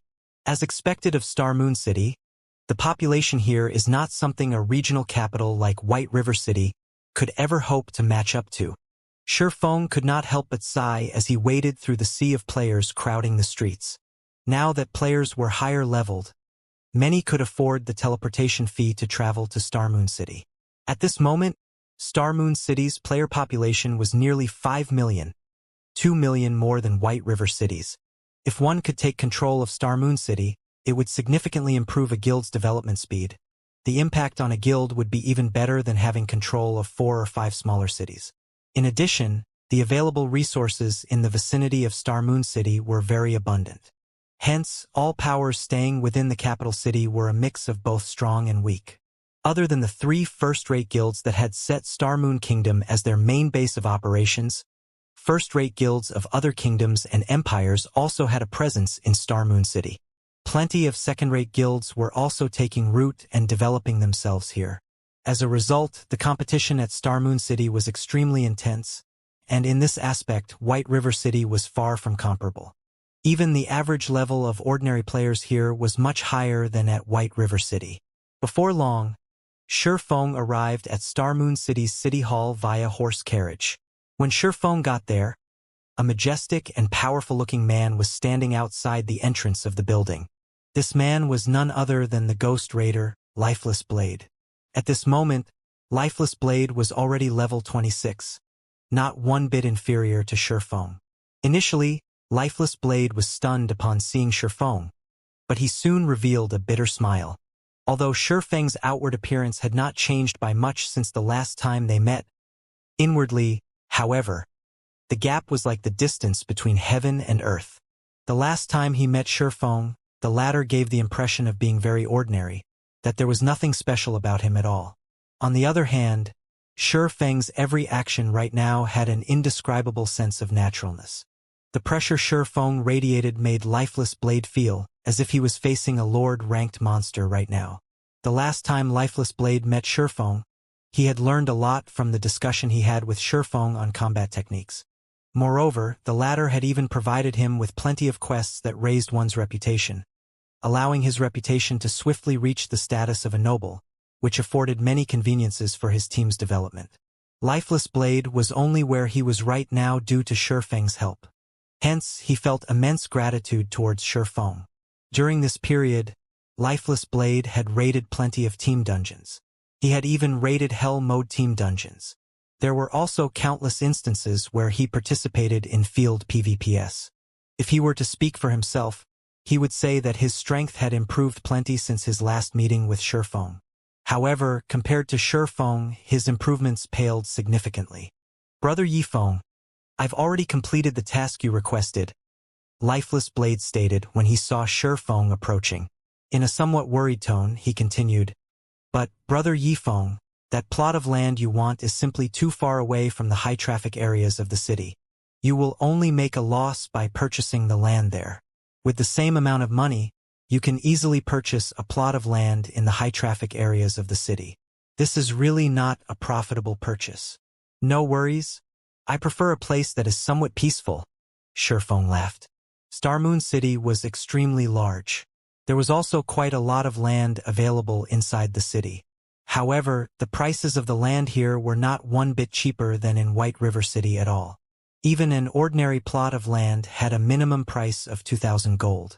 With this sum of money, one could purchase a relatively good plot of land in White River City already. Meanwhile, the land situated around the central district of Star Moon City had a price tag of at least 6,000 gold, whereas land in the golden areas of the city cost 14,000 gold at a minimum. The prices here were more than double those of White River City. However, precisely because of this reason, the guilds based in Star Moon City had a constant headache. There was no meaning in purchasing a useless plot of land for more than 2,000 gold. However, not to mention the land in the golden areas, even accumulating 6,000 gold required a lot of time and effort. Hence, practically nobody was paying attention to the land within the capital right now. However, the many guilds in Star Moon City had neglected a point. Since the land of the capital city was so expensive, wouldn't the guilds developing at the capital city at the initial stages of the game suffer immensely? Not to mention the expensive land, but there was also the high difficulty of earning reputation in Star Moon City. No matter how one looked at the situation, guilds that were developing themselves in the capital city would be at a disadvantage during the early stages of the game. In reality, however, that was not the case. It was only because everyone had yet to deepen their understanding of the commercial lands of Star Moon City. Only after some time had passed would everyone come to realize that some ordinary plots of land in Star Moon City were actually much better than land in the central district, and these were the lands surrounding certain special buildings. Star Moon City was the core of Star Moon Kingdom, and many powerful high-tiered NPCs were gathered here. There were even many establishments here that were unavailable in other cities. Although these establishments were not as popular as the auction house, bank, and such locations, the player traffic at these locations still greatly surpassed that of many of the lands located in the central district. In the past, many guilds and players who were lucky enough to purchase these plots of land had made themselves a fortune through them. Meanwhile, the plot of land Sherfong was planning to purchase right now was precisely located beside one of these unique establishments, the Underground Arena. Although only a small number of players frequented the Underground Arena at the moment, that traffic would increase, along with the growth in popularity of arena matches. In particular, players from other cities and countries would often visit Star Moon City, boosting the player traffic here to an even more frightening level. Sherfong truly wished he could purchase every plot of land surrounding the Underground Arena. Unfortunately, he no longer had that much money on him right now. Forget it. It's your money anyway. Lifeless Blade shook his head and sighed. Including the ownership transfer fees, the plot of land Sherfong had set his eyes on cost nearly 3,000 gold. That was enough money to purchase a relatively good plot of land close to the central district. Following which, Lifeless Blade led Sherfong into the city hall and carried out the purchase and transfer procedures. After 10 minutes or so, Sherfong had obtained the best plot of land close to the Underground Arena. Moreover, he had also spent over 1,000 gold to construct the best available shop there, and had even hired 15 advanced NPCs to manage the daily affairs of the shop. Witnessing how Sherfong had spent close to 4,000 gold coins so casually nearly shut down Lifeless Blade's brain. This was his first time seeing a spendthrift like Sherfong. Not only had Sherfong wasted his money on an ordinary plot of land, but he had even spent over 1,000 gold to construct the best available shop. In Star Moon City, Lifeless Blade's team could be considered extremely wealthy. Yet, even so, their liquid assets only amounted to dozens of gold. Even a first-rate guild could not easily take out 1,000 gold. Yet, Sherfong had spent it casually, as if he was buying vegetables at a market. At this point, Lifeless Blade had even begun to wonder whether Zero Wing, the guild behind Sherfong, was manufacturing gold coins. In the face of Lifeless Blade's stunned reaction, Sherfong simply gave the man a smile. He did not bother giving any explanations. Now that he had established a branch of candlelight trading firm on this plot of land, he had the foundation to begin plundering the resources of Star Moon City. As long as he sold the strengthened armor kits here in limited quantities, the players here who needed these items would end up heading over to White River City's candlelight trading firm to purchase them when the local supply ran out. With this, Sherfong could secretly steal the player population of Star Moon City. Over time, the players of Star Moon City would become White River cities. By the time the guilds competing over Star Moon City realized their situation, everything would be too late. Afterward, Feng discussed matters relating to Star Moon City's situation with Lifeless Blade. He then logged out of the game to rest as he patiently awaited the completion of Candlelight Trading Firm's construction. After logging out of the game, Feng exited his virtual gaming cabin and began today's training plan. Ever since his brain activity increased, it was as if Feng had entered a whole new world in regard to his control over his own body. During this period, he had continuously been adapting to the new changes. A human's body was subject to the brain's control. The brain controlled processes such as hormone production, cellular immunity, and physical power control. As these processes involved a lot of information, the brain carried out these processes automatically. Just like a computer which ran its system programs in the background, the human brain had long since been set to deal with these processes automatically without requiring conscious effort from the brain. This was a sort of self-protective mechanism for the human brain. However, with the increase in brain activity and, simultaneously, brain usage rates, humans could actively control these processes instead of leaving the brain to passively control them. If brain activity increased to a sufficient level, humans could even control their own body's hormone production, fine-tuning their own bodies to increase their own lifespans, maintain a youthful appearance, and so on. In particular, with a high enough brain activity, one could even control their brain's subconscious inhibition of their body's physical power. If an ordinary person, who might originally have had a punching power of 100 kilograms, was able to remove the inhibition their brain placed on their physical strength, then they could instantly multiply that power by over a dozen, or even several dozens of times. Like in the news, during times of emergency or danger, many people would suddenly display explosive power that they never possessed. As for the reason why these people could display such power, it was because their brains had removed the limiter placed on their physical bodies. However, it was exceptionally difficult to remove this limiter. There were also many people who failed to remove it, despite encountering a dangerous situation. Or even if they did manage to do so, it would be for only a very brief period of time. Nevertheless, with the increase in brain activity, one could consciously remove the limiter placed on their physical power. This was the case with Feng right now. The increase in his brain activity had boosted his brain usage rate. Originally, Feng was unable to control the limiter placed on his physical power. Now, however, he could adjust it slightly. As far as Feng knew, many martial arts grandmasters in the past had undergone long periods of training, in addition to consistently increasing their brain activity, in order to grasp this technique. Moreover, due to the popularity of God's Domain, as well as the fact that the game played a significant role in developing a player's brain, many people in the past had also been able to reach this step. At this moment, Feng's goal was to reach this step. During this period of training and learning, Feng could sense that he had already touched the gateway. If he could grasp this technique, then his combat power in God's Domain would definitely improve by leaps and bounds. However, if he wished to grasp a hold of this power, he needed to increase his brain activity once more.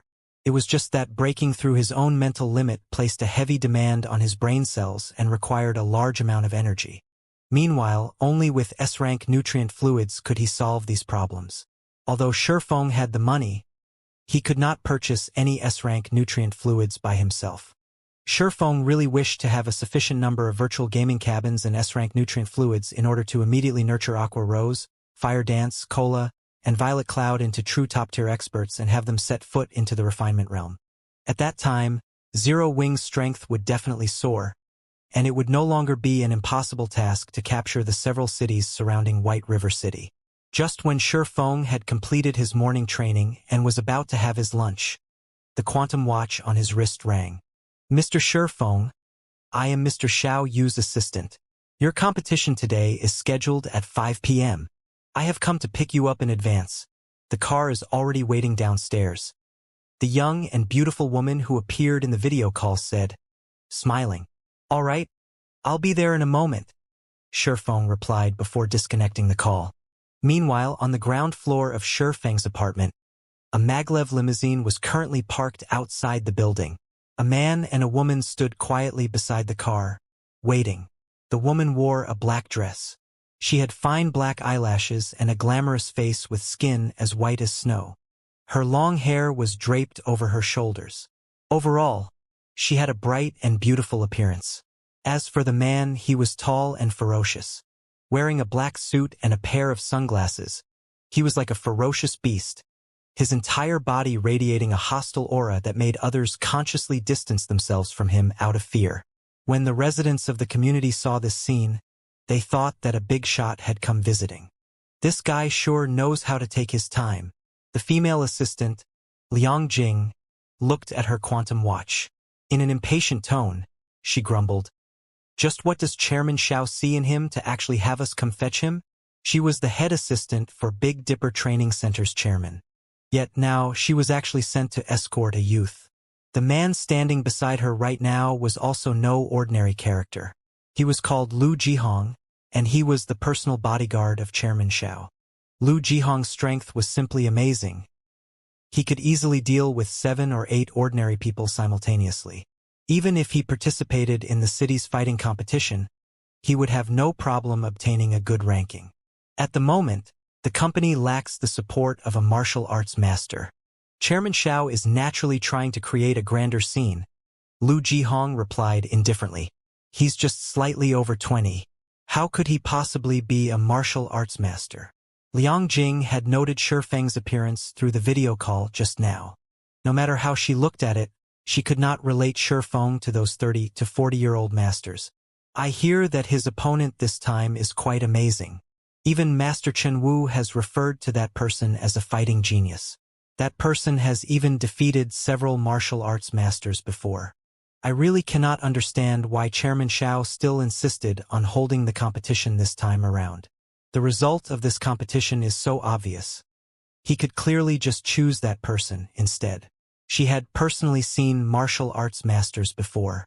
Even from afar, every one of these masters gave off an imposing air that made others feel reverence for them. However, Shifeng did not possess such a feeling. If not for Chairman Xiao personally confirming that Shifeng was indeed a martial arts master, she really dared not believe that such a youthful master actually existed. While Liang Jing and Lu Jihong were conversing with each other, Shifeng came downstairs. When Liang Jing saw Shifeng's blue sports attire, however, she was immediately stupefied. How was this a master? Whether in terms of temperament or power, he was clearly just an athletic youth. At this rate, he would simply be seeking his own death by challenging a martial arts master.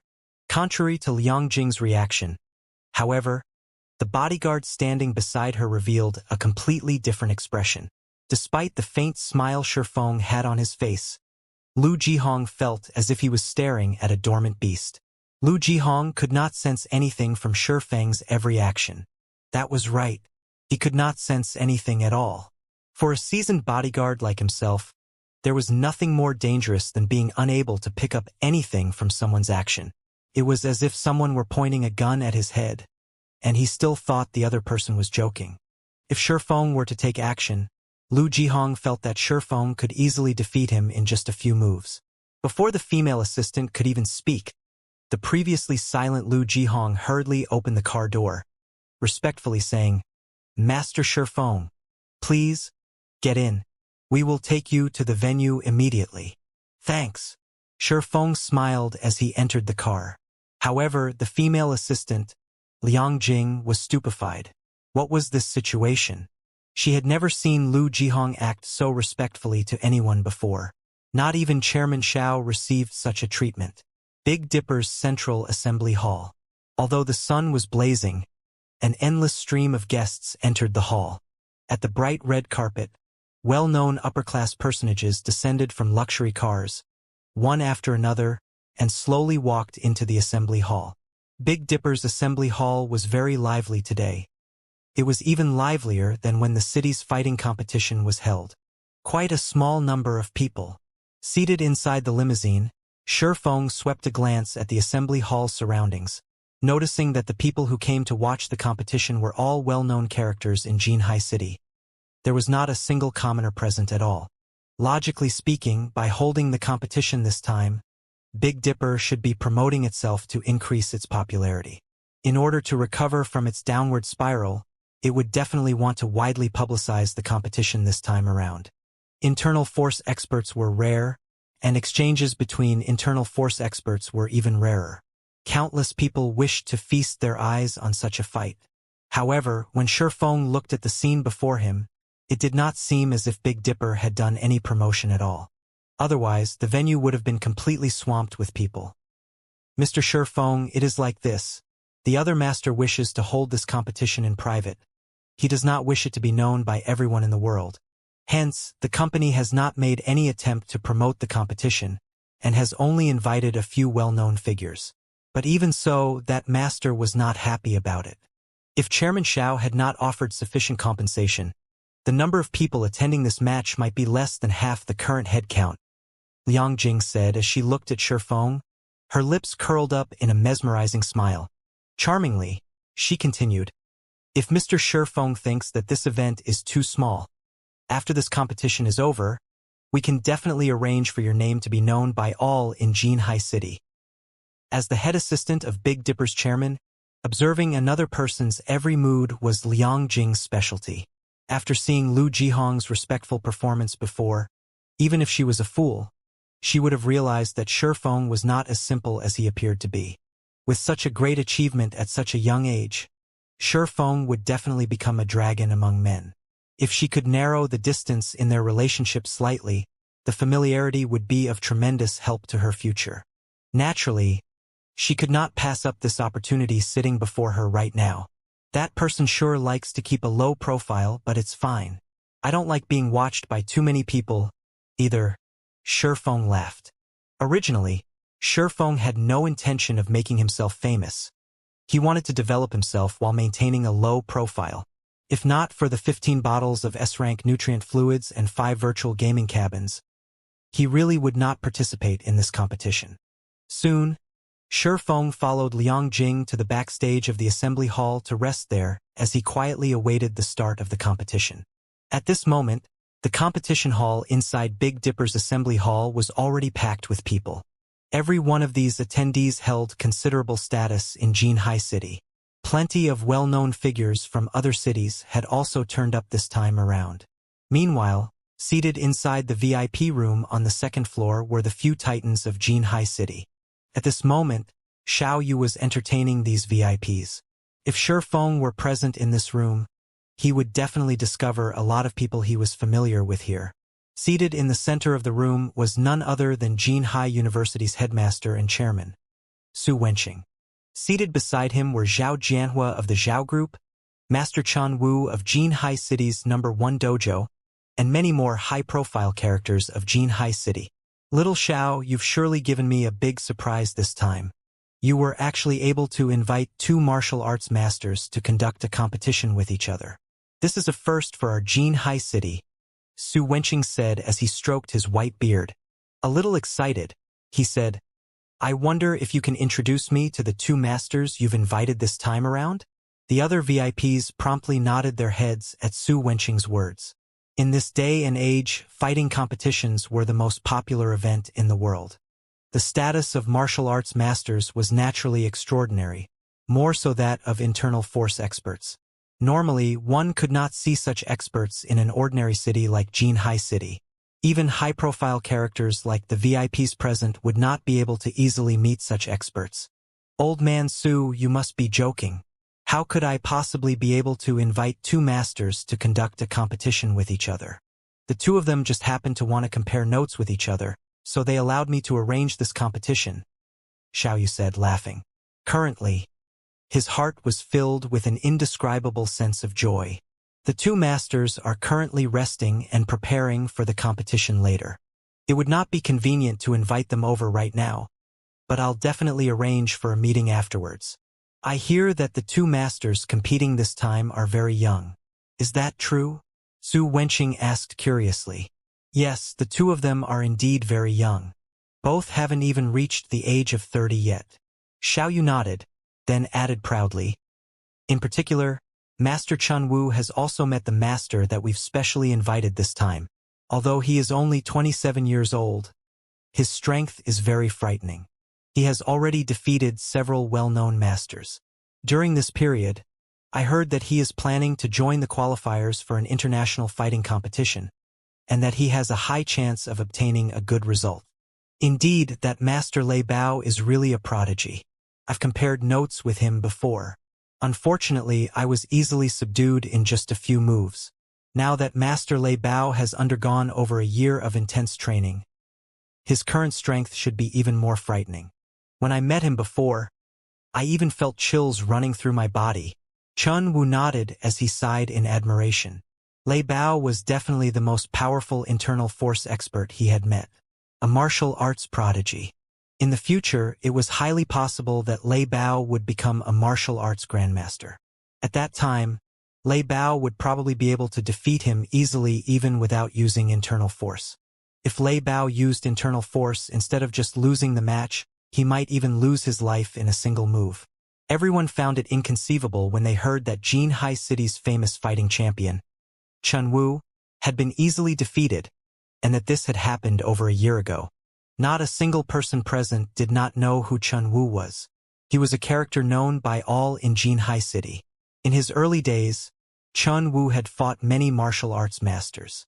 Although he was defeated in those exchanges, the martial arts masters that fought him also did not have easy victories. One could say that Chun Wu was a martial arts expert who was very close to becoming a master. Hence, everyone in Jinhai City referred to Chun Wu as Master Chun. Currently, Chun Wu was still of a relatively young age, and he maintained his strength at its peak. Logically speaking, he should have already taken half a step into the ranks of masters. Yet, he only managed to last several moves against the martial arts master named Lei Bao. One could just imagine how powerful Lei Bao was. Oh, there's actually such a talented character. Little Xiao, you must introduce him to me after the competition.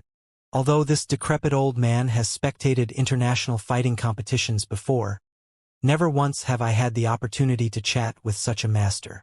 Su Wenqing's eyes glowed with anticipation upon hearing Chun Wu's words. Seated at the back of the room, Zhao Ruoxi, who had come along with Zhao Jianhua, revealed an expression of worry as she listened to the conversation. What to do? Zhao Ruoxi's heart was in distress.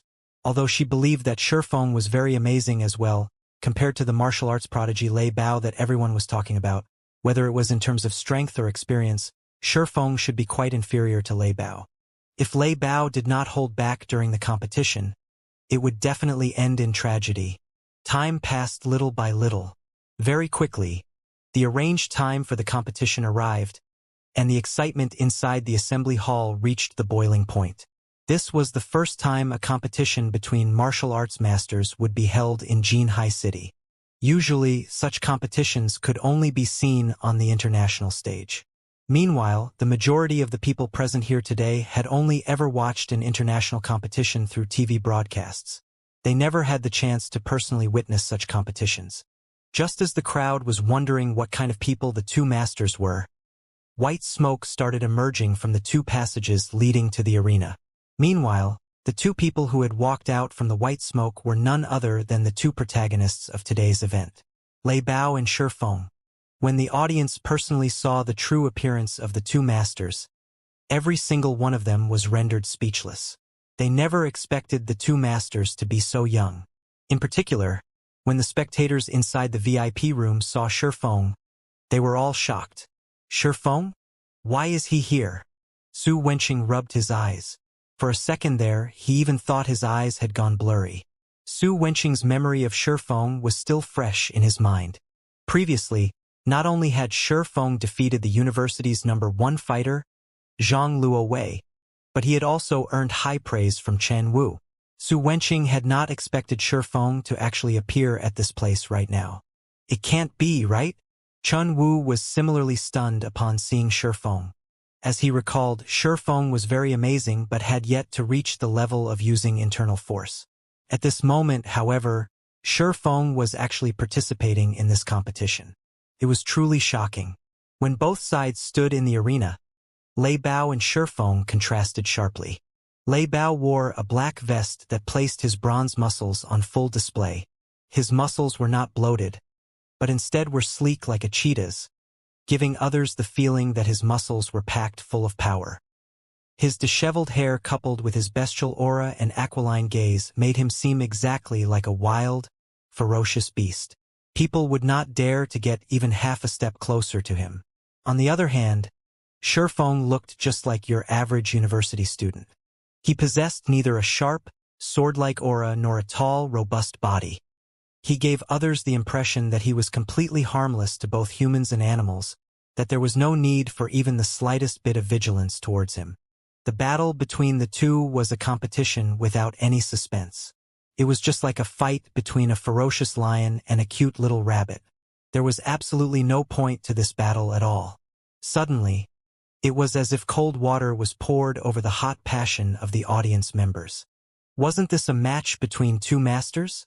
Why is there an ordinary university student here?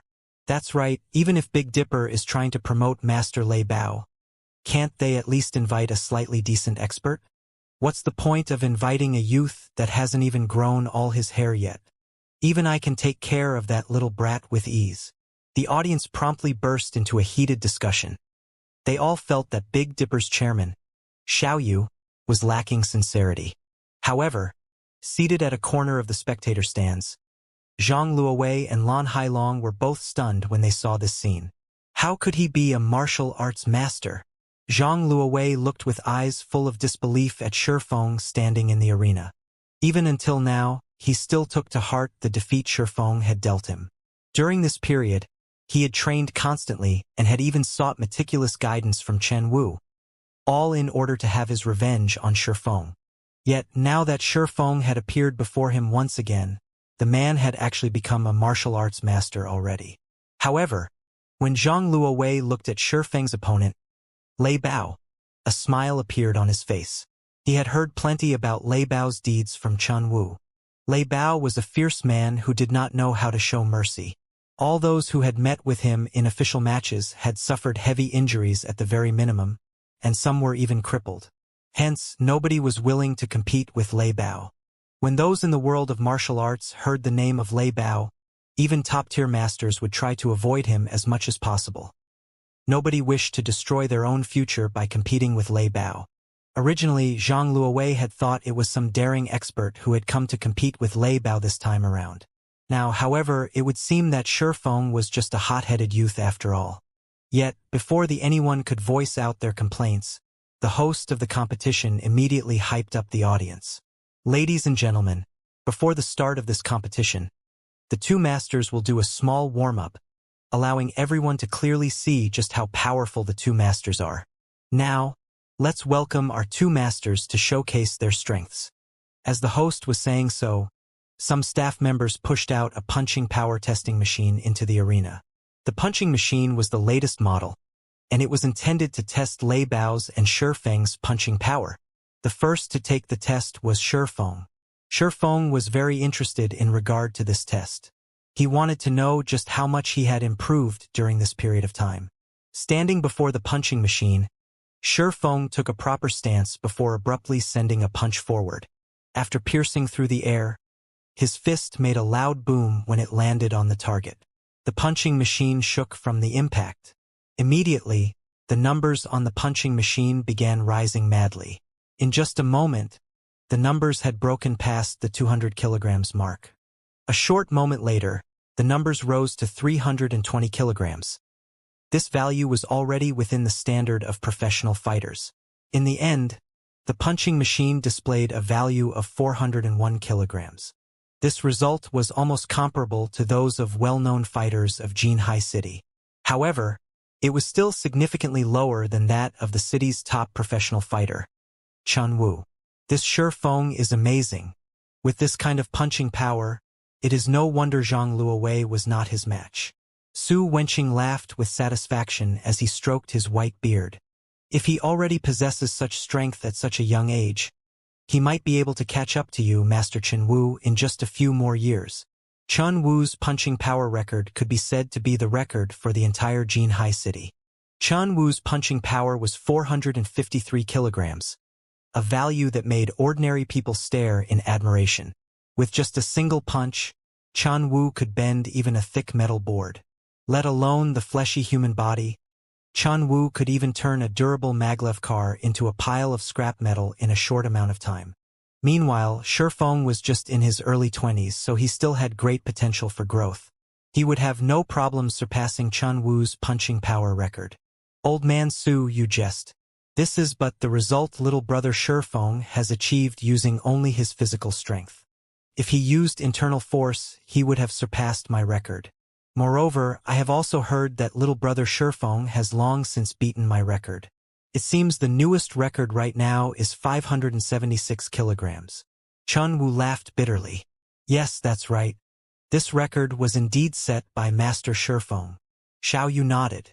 It seems that Master Shifeng did not use his full power because he wishes to conserve his strength. Internal force places a heavy burden on the body. Since he needs to face off against Master Lei Bao in a moment, he naturally has to conserve his physical strength. Chun Wu explained. Nobody present knew just how demanding internal force was on a person's body. Even internal force experts would not casually use it. Otherwise, they would be lying on the floor unconscious in just a few moves. Hence, only a fool would use internal force in this test right now. Seated in the back row of the VIP room, Zhao Ruoshi was very elated upon seeing Shifeng's test result. Only she knew how much Shifeng had improved. Previously, Shifeng's test results without using internal force were less than 300 kilograms. After not seeing him for a period of time, Shifeng's punching power had actually exceeded the 400 kilograms threshold. If Chun Wu were to find out about this improvement, he would definitely jump up in shock. However, as the occupants of the VIP room were conversing with each other, Lei Bao started his test. Ha! Letting out a shout, Lei Bao transformed his palm into a fist, a boom resounding as he struck towards the punching machine. The instant Lei Bao's fist landed on the target, the spiraling force borne by the fist pierced the target. Lei Bao's fist ended up landing directly on the steel plate behind the target. Pong! The durable steel plate was dented right away, and even the entire punching machine itself was knocked backwards. Meanwhile, cracks also started appearing on the marble floor beneath Lei Bao's feet, as if it had been struck by a sledgehammer. Ding, ding, ding. The punching machine rang continuously. Most people in the spectator stands might be unfamiliar with this sound. However, for those who frequently trained and tested themselves, this was a sound that garnered their reverence. Because this sound was none other than the prompt for a record being broken. At this moment, however, nobody in the spectator stands was reacting to the sounds produced by the punching machine, because everyone was completely stunned by Lei Bao's destructive punch. Is he even human? Zhao Ruoshi's alluring eyes widened, her attention fully focused on the value displayed by the punching power testing machine. 656 kilograms. This record was far above the one Shifeng had set. Sure enough, Lei Bao really is a martial arts prodigy. Even the strength he has achieved through training is incomparable to that of ordinary people, Chun Wu said, shocked. Lei Bao's punch had stunned the entire assembly hall. A moment later, a loud round of applause, as well as gasps of admiration, filled the room. When this punch landed, it was as if a small car had struck the punching machine. In particular, if the steel plate were swapped with a human being, the end result would be horrifying. Master Chun Wu, is this the power of internal force? Zhao Jianhua could not help but ask. This was his first time seeing such destructive force from another human being. No, Chun Wu shook his head. He then explained, I've previously said that using internal force places a heavy burden on the body, and internal force experts would not casually use it. The same holds true even in a battle. Master Lei Bao achieved this result before us right now without using internal force. This is just his normal strength. This is also the reason why I am so shocked. Despite being called the fighting genius of Jinhai City, Chun Wu's maximum punching strength was only 453 kilograms. In comparison, a martial arts prodigy like Lei Bao had managed to achieve a punching power of 656 kilograms without even using internal force. He truly possessed a strength of 1,000 kilos. The gap between them was like the difference between heaven and earth. Little brother Shifeng will not have an easy time in this match. Chun Wu grew more alert as he looked at Lei Bao. Master Lei Bao is famous for not knowing how to hold back. Even when I sought him out to exchange pointers back then, he ended up breaking 3 of my ribs. I had to stay in the hospital for over a month for a full recovery. Now, he has even surpassed his strength from back then. If little brother Shifeng is not careful, it is quite possible that he will be hospitalized for over half a year, and there might even be residual damage. Upon hearing Chen Wu's words, Zhao Ruoshi, who was seated at the back of the VIP room, grew even more anxious. Though she wished to stop this competition right now, she was powerless to do so. Both parties were martial arts masters. Since both sides had long since agreed to this match, and even the invited audience had already arrived, things had passed the point of no return by now. Shifeng's normal punching power was just slightly over 400 kilograms. Even if he used internal force, he would at most reach the level of Lei Bao when the latter was not using internal force. However, just how taxing was internal force? On the other hand, Lei Bao's every action carried the strength of 1,000 kilos. He could send an endless stream of these powerful blows. It was highly unlikely that Shifeng would emerge victorious in this competition. In truth, not even Xiao Yu had expected the gap between the two to be so wide. If he had known about this earlier, this competition would be absolutely unnecessary. It seems that I can only make amends with Shifeng after this event is over. Xiao Yu had never expected Lei Bao to be so strong. With the addition of Lei Bao, Big Dipper Training Center could definitely become one of the top training centers in the country. As for Shifeng, although he was a young genius, he was still significantly inferior to a current powerhouse. However, it remained necessary to maintain a good relationship with such a talent. In the arena, Lei Bao looked at the destroyed punching machine, feeling very satisfied with his own masterpiece. He then shifted his chilling gaze to Shifeng. "You're very good. Despite being so young, not only have you mastered internal force, but you are also able to behave so fearlessly while standing before me. You will certainly have a promising future. If not for my need to become Big Dipper's head instructor, I would not mind letting you have this competition." Although Lei Bao's voice was not particularly loud, everyone present in the assembly hall could hear his every word clearly.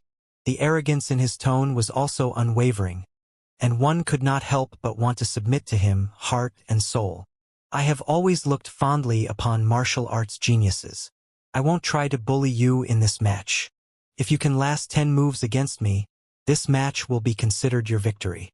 Listening to Lei Bao's words, everyone present found themselves admiring the man's magnanimity. Sure enough, a martial arts master would not bully those weaker than themselves. The audience members became even more reverent towards Lei Bao now. "What if I lose?" Shifeng calmly asked, completely unmoved by Lei Bao's words. "You really are smart," Lei Bao laughed. "If you lose, take me as your teacher. I will pass on all my skills to you. I assure you that you can definitely surpass me in the future. This should be a worthwhile trade, right?" Before this fight was arranged, Lei Bao had already heard about Shifeng. He knew that Shifeng did not have a master, so Shifeng should be a self-taught martial arts master. In other words, Shifeng was a true genius. Martial artists were very picky when it came to accepting disciples. After all, they would only be humiliating themselves if they chose a weakling as a recipient of their legacies. Hence, martial artists would always carefully choose their disciples. Meanwhile, a youth like Shifeng who had already learned how to use internal force at such a young age was naturally a prime candidate for a disciple. Just before, even Chen Wu had been tempted to take on Shifeng as his disciple.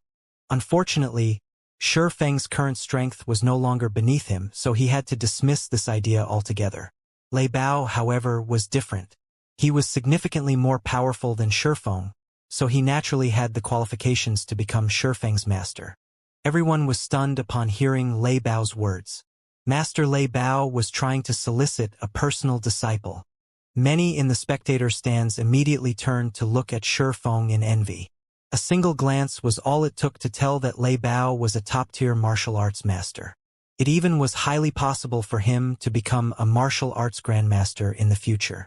Countless people out there wished they could become the personal disciple of a generation's grandmaster. Yet, such an opportunity had actually landed in Shifeng's lap right now. Why is it him? At this moment, Zhang Luowei's eyes became bloodshot. Originally, he had been taking delight in Shifeng's misfortune. Now, however, his heart was filled with an indescribable sense of jealousy.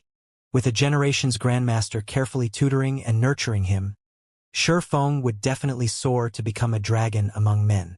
In the future, he might even be able to vie for the championship of an international fighting competition. At that time, Shifeng would definitely become the focal point of the entire world. What did the guild leader of some random guild in God's domain amount to? Even if it was the guild leader of a first-rate guild, they would be far from comparable to a world-class fighter. These people were all monsters who had surpassed the limits of the human body. Countless corporations would be willing to sponsor them. The money and status they could obtain were beyond the reach of a guild leader inside a virtual reality game. Ha ha ha! So this was your intention all along. Shifeng could not help but laugh. He could tell that Lei Bao was wholeheartedly trying to take him in as his disciple. Okay, I'll agree to your conditions. However, if I defeat you in 20 moves, you have to promise to do one thing for me as well. How about it? Suddenly, the entire assembly hall went silent. Has he gone mad? He's actually provoking a top-tier master. He's literally insane. Not to mention the guests sitting in the spectator stands. Even the crowd inside the VIP room was stunned. They had not thought that Shifeng was actually so daring. Ha ha ha! As expected of the person I have set my sights on. You certainly have a domineering spirit. Lei Bao had started laughing loudly as well.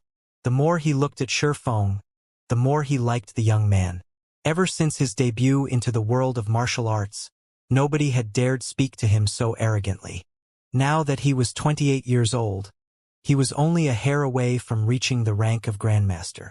Unfortunately, even until now, he had yet to find a person to pass his legacy to. Meanwhile, he had only come to this place after hearing news about Shifeng. Otherwise, how could a small-time training center like Big Dipper invite a true god like him? Saying so, both parties stepped into the ring. Upon the referee's order, the match officially began. Watch this! The instant the match started, Lei Bao strode forward, rushing up to Shifeng like a furious gale. Immediately after, his fist made a turn as he did a half-step collapsing punch. There were no fanciful movements in Lei Bao's technique. His punch was simple and straightforward, yet fast and fierce. When sending out his punch, Lei Bao's body had also released the thundering roars of tigers. Peals of thunder echoed throughout the assembly hall. The sounds were absolutely breathtaking. Tiger roaring, muscle and bones singing. Shifeng was stunned. Lei Bao had actually trained both the inside and outside of his body to the peak. The instant Lei Bao sent out his fearsome punch, Shifeng hurriedly leaned back like an agile monkey. He did not attempt to block Lei Bao's fist at all. When Lei Bao's fist was only centimeters away from its target, Shifeng abruptly contracted his abdomen, narrowly avoiding the attack. Lei Bao's punch carried with it a fearsome shockwave. Even through a layer of clothing, Shifeng could feel his abdomen receiving part of the shockwave.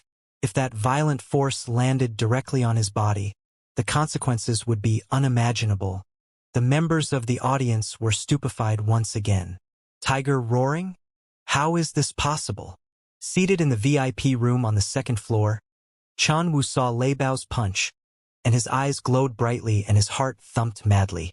The ecstatic expression on his face made it seem as if he had just seen a peerless beauty. Tiger roaring? The spectators beside Chun Wu echoed his words in confusion. However, seeing Chun Wu's excited look, they could guess that it was a very powerful technique. Chun Wu nodded. With great excitement, he explained, "Only when a person has managed to merge both their internal and external power can they produce that kind of sound. One could say that it is the proof that one has trained their body to its limits.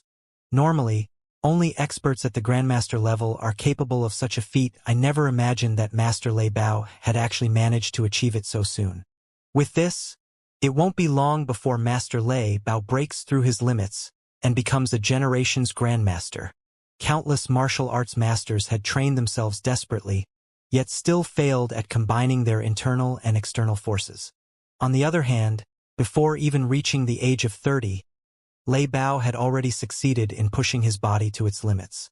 Now, he could utilize internal force freely, applying it to his every action.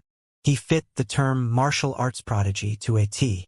Even if Shi Feng knew how to use internal force, when faced with Lei Bao, someone who had pushed his body to its limits, he had zero chance of victory.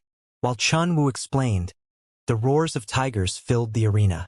Lei Bao's every move was incomparably fierce, alternating between collapsing punch and cannon punch one after another. Speed, accuracy, and ruthlessness, he made full use of all three of these aspects. After images of Lei Bao's fists filled the ring. Step by step, his violent attacks pressed Shi Feng harder and harder. If Shi Feng stopped evading these attacks, only a tragic end awaited him. Hence, Shi Feng had no choice but to keep retreating. Although Lei Bao held an absolute advantage in this fight, Shi Feng had yet to receive a single blow even until now. So strong. With each step Shi Feng retreated, he could clearly feel the power behind Lei Bao's punches growing ever so slightly. Likewise, his fists were also speeding up. If not for Shi Feng's brain activity increasing, significantly improving his five senses and his control over his own body, Lei Bao would have defeated him in just a few moves. Even so, Shi Feng could only last a few more moves right now. He would still end up defeated soon. It was no wonder Lei Bao was so confident that he could defeat him in 10 moves. In the next moment, Lei Bao's body tilted forward slightly as he sent a half-step punch at Shi Feng's face. At this point, he had already cornered Shi Feng. There were no more paths of retreat available to him. Suddenly, Shi Feng's body swayed as he took the initiative to welcome this punch. Is he trying to get himself killed? Lei Bao was dumbfounded. Meanwhile, outside the ring, everyone in the spectator stands thought they could foresee the ending scene of this competition. Many already envisioned the instant Shi Feng's head exploded into tiny little pieces. Some of the more timid women, who could not bear to watch this gruesome scene, had immediately shut their eyes. It's over, Chun Wu could not help but exclaim. Lei Bao's punch could dent even a sturdy steel plate. Yet, Shi Feng was actually using his head to meet Lei Bao's fist. The instant Shi Feng's head was about to collide with Lei Bao's iron fist. Whether it was Shi Feng's breathing or heartbeat, both seemed to have stopped completely. Before Lei Bao could react, he discovered that his fist had actually brushed past Shi Feng's face, only scratching the young man's cheek and leaving behind a small bloodstain. Meanwhile, Shi Feng's fist had somehow landed on Lei Bao's abdomen already. Lei Bao only felt a huge thrust on and pain in his abdomen. Although he wanted to use the power in his muscles to dispel this force, he suddenly discovered that he actually could not, even in the slightest. Like a steel needle, this force penetrated directly into his body. In the next moment, his entire person went flying across the ring. When his body landed heavily on the floor, he immediately coughed out a mouthful of blood. At this point, he could no longer continue fighting. For a time, everyone in the assembly hall was completely flabbergasted. Originally, this competition's outcome should have been Lei Bao's victory.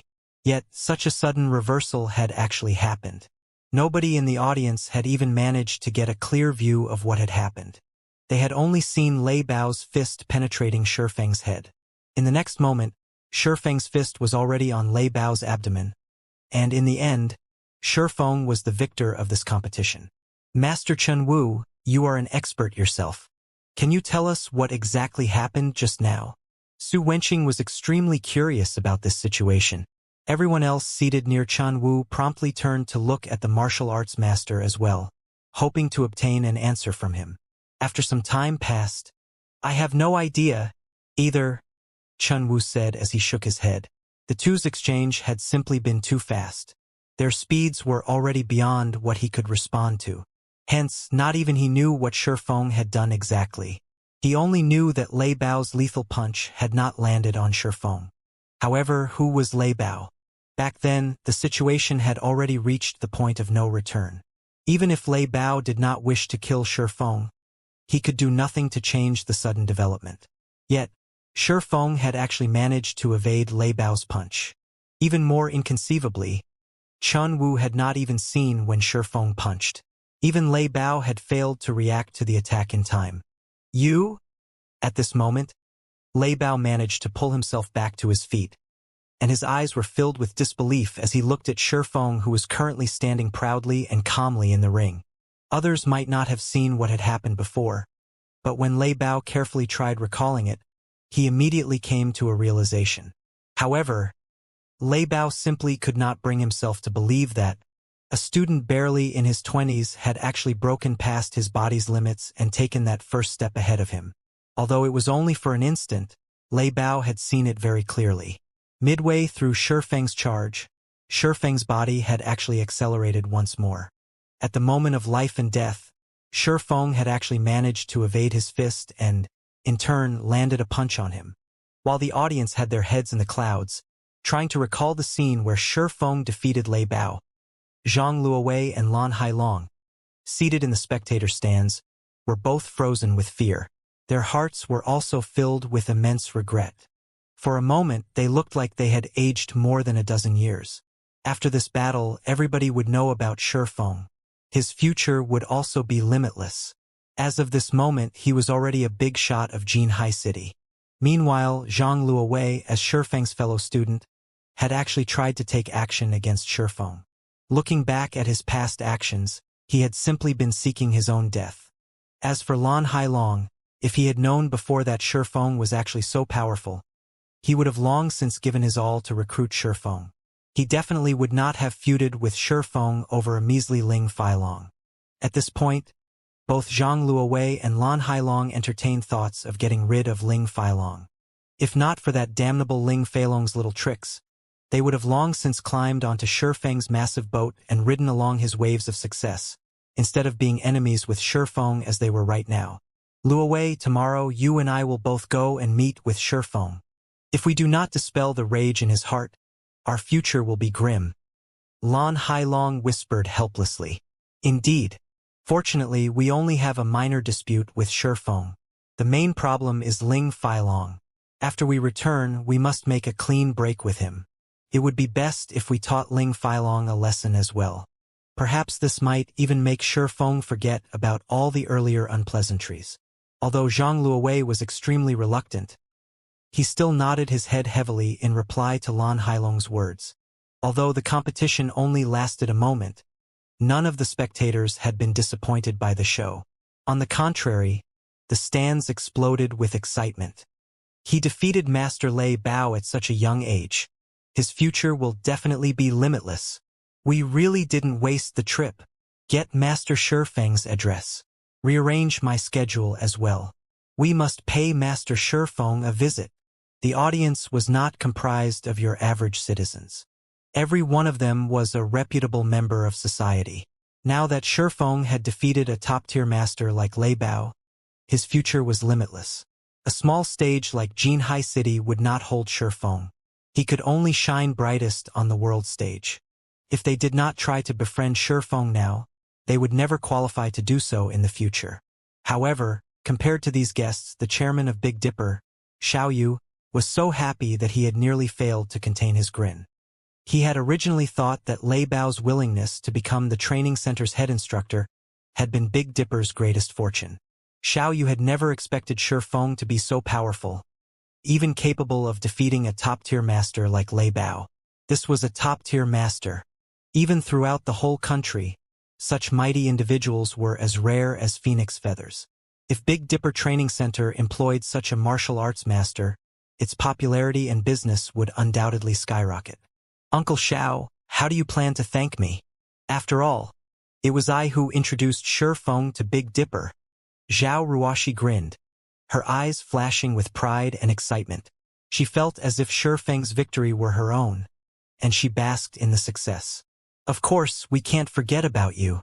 In a moment, I'll have a diamond member card prepared for you. Big Dipper has only ever given out 5 of these member cards, so you'll be the 6th. Xiao Yu laughed. Zhao Jianhua could not help his shock when he heard Xiao Yu's words. Big Dipper's diamond member card was extraordinary. As a diamond member, one would receive a 50% discount, and all monthly expenses under a certain amount would be waived. Throughout Jinhai City, only 5 people had received such privileges, and neither Zhao Jianhua nor Zhao Ruoshi's father were of those 5. Yet, His niece had actually become the sixth person to become one of Big Dipper's diamond members. Indescribable feelings colored Zhao Jianhua's stern expression. Before they, the older generation, could even reach this far, the younger generation surpassed them. Of course, this was all accredited to Shifeng's achievement. Now that Shifeng had defeated Master Lei Bao, becoming famous overnight, even the giants in flourishing, first-rate cities would scramble to recruit Shifeng, much less those in Jinhai City. At this moment, Xiao Yu was deeply afraid he could not hold back a true dragon like Shifeng. Now that he had a chance to solidify Big Dipper's relationship with Shifeng, he would maximize their generosity. After the competition ended, although Lei Bao had suffered relatively severe injuries, with the aid of modern technology and S-rank nutrient fluids, he would quickly recover to his peak condition. Master Shifeng, I am convinced of my loss in this competition. Please don't hold back and state your conditions. Since I have made the promise, I will not go back on my word, Lei Bao said weakly as he joined Shifeng in the lounge. At this moment, Lei Bao was still slightly pale. Lei Bao did not think that it was a coincidence that Shifeng just so happened to have broken past his limits, obtaining power and physical reactions beyond his body's capabilities, in the moment between life and death. At the very least, Shifeng should have already touched the boundaries of that realm. Shifeng was just a young man in his early 20s, yet he had already reached such mastery. Shifeng was easily stronger than Lei Bao himself. Lei Bao could not wrap his mind around it. Even if Shifeng began training while still inside his mother's womb and had received all sorts of resources, he should not be able to obtain the power to surpass his physical limitations at such a young age. If Lei Bao was a martial arts prodigy, then the man before him was a demon. Even if he were not convinced of his defeat, he had to accept it. Since Master Lei Bao has agreed, then I want you to join my workshop, Shifeng laughed. Lei Bao was a top-tier master who had trained both his inner and outer body to their limits. Shifeng had only been able to defeat Lei Bao due to luck. Fortunately, Shifeng's brain activity had improved before participating in this competition. He had even grasped the beginnings of the technique to unlock his brain's physical limiter. Although he had only overcome the limiter for an instant, it had been enough for him to reach a new level of strength, allowing him to defeat his opponent. In addition, Lei Bao had also been caught unprepared. Otherwise, there was more than a 90% chance that Shifeng would have suffered defeat in this competition. To Shifeng's current self, it was still somewhat early for him to overcome his brain's limiter. The brain limited a person's strength to protect the body. Before the physical body reached sufficient durability, actively trying to remove this limiter would only do more harm than good. Not to mention, Shifeng had yet to grasp this power fully. It might seem that Shifeng had only received a small scratch during the competition, but in reality, his body had been significantly damaged due to the explosive force he had displayed. Even without moving, Shifeng felt like needles pricked his entire body. Hence, the moment Shifeng returned to the lounge, he had madly consumed A-rank nutrient fluids to alleviate his pain. After this competition, he would not be able to train for quite some time. Join your workshop? Lei Bao frowned. Every martial artist wished to remain free and unfettered. He barely had enough time to train and improve himself. How would he find the time to work? Master Lei Bao, please relax. My workshop is a virtual gaming workshop that focuses on the most popular game currently, God's Domain. You only need to work at night while you rest. The workshop will not interfere with your life during the day. You can do whatever you want during that time, Shifeng slowly explained. He knew very well what Lei Bao worried about. Although Lei Bao had never come into contact with virtual reality games, especially God's Domain, Lei Bao was still a top-tier martial arts master. Currently, although Aqua Rose and the others had the potential, their foundations were lacking. They still needed to improve before they could become top-tier experts. However, Lei Bao was different. His combat foundation was extremely sturdy.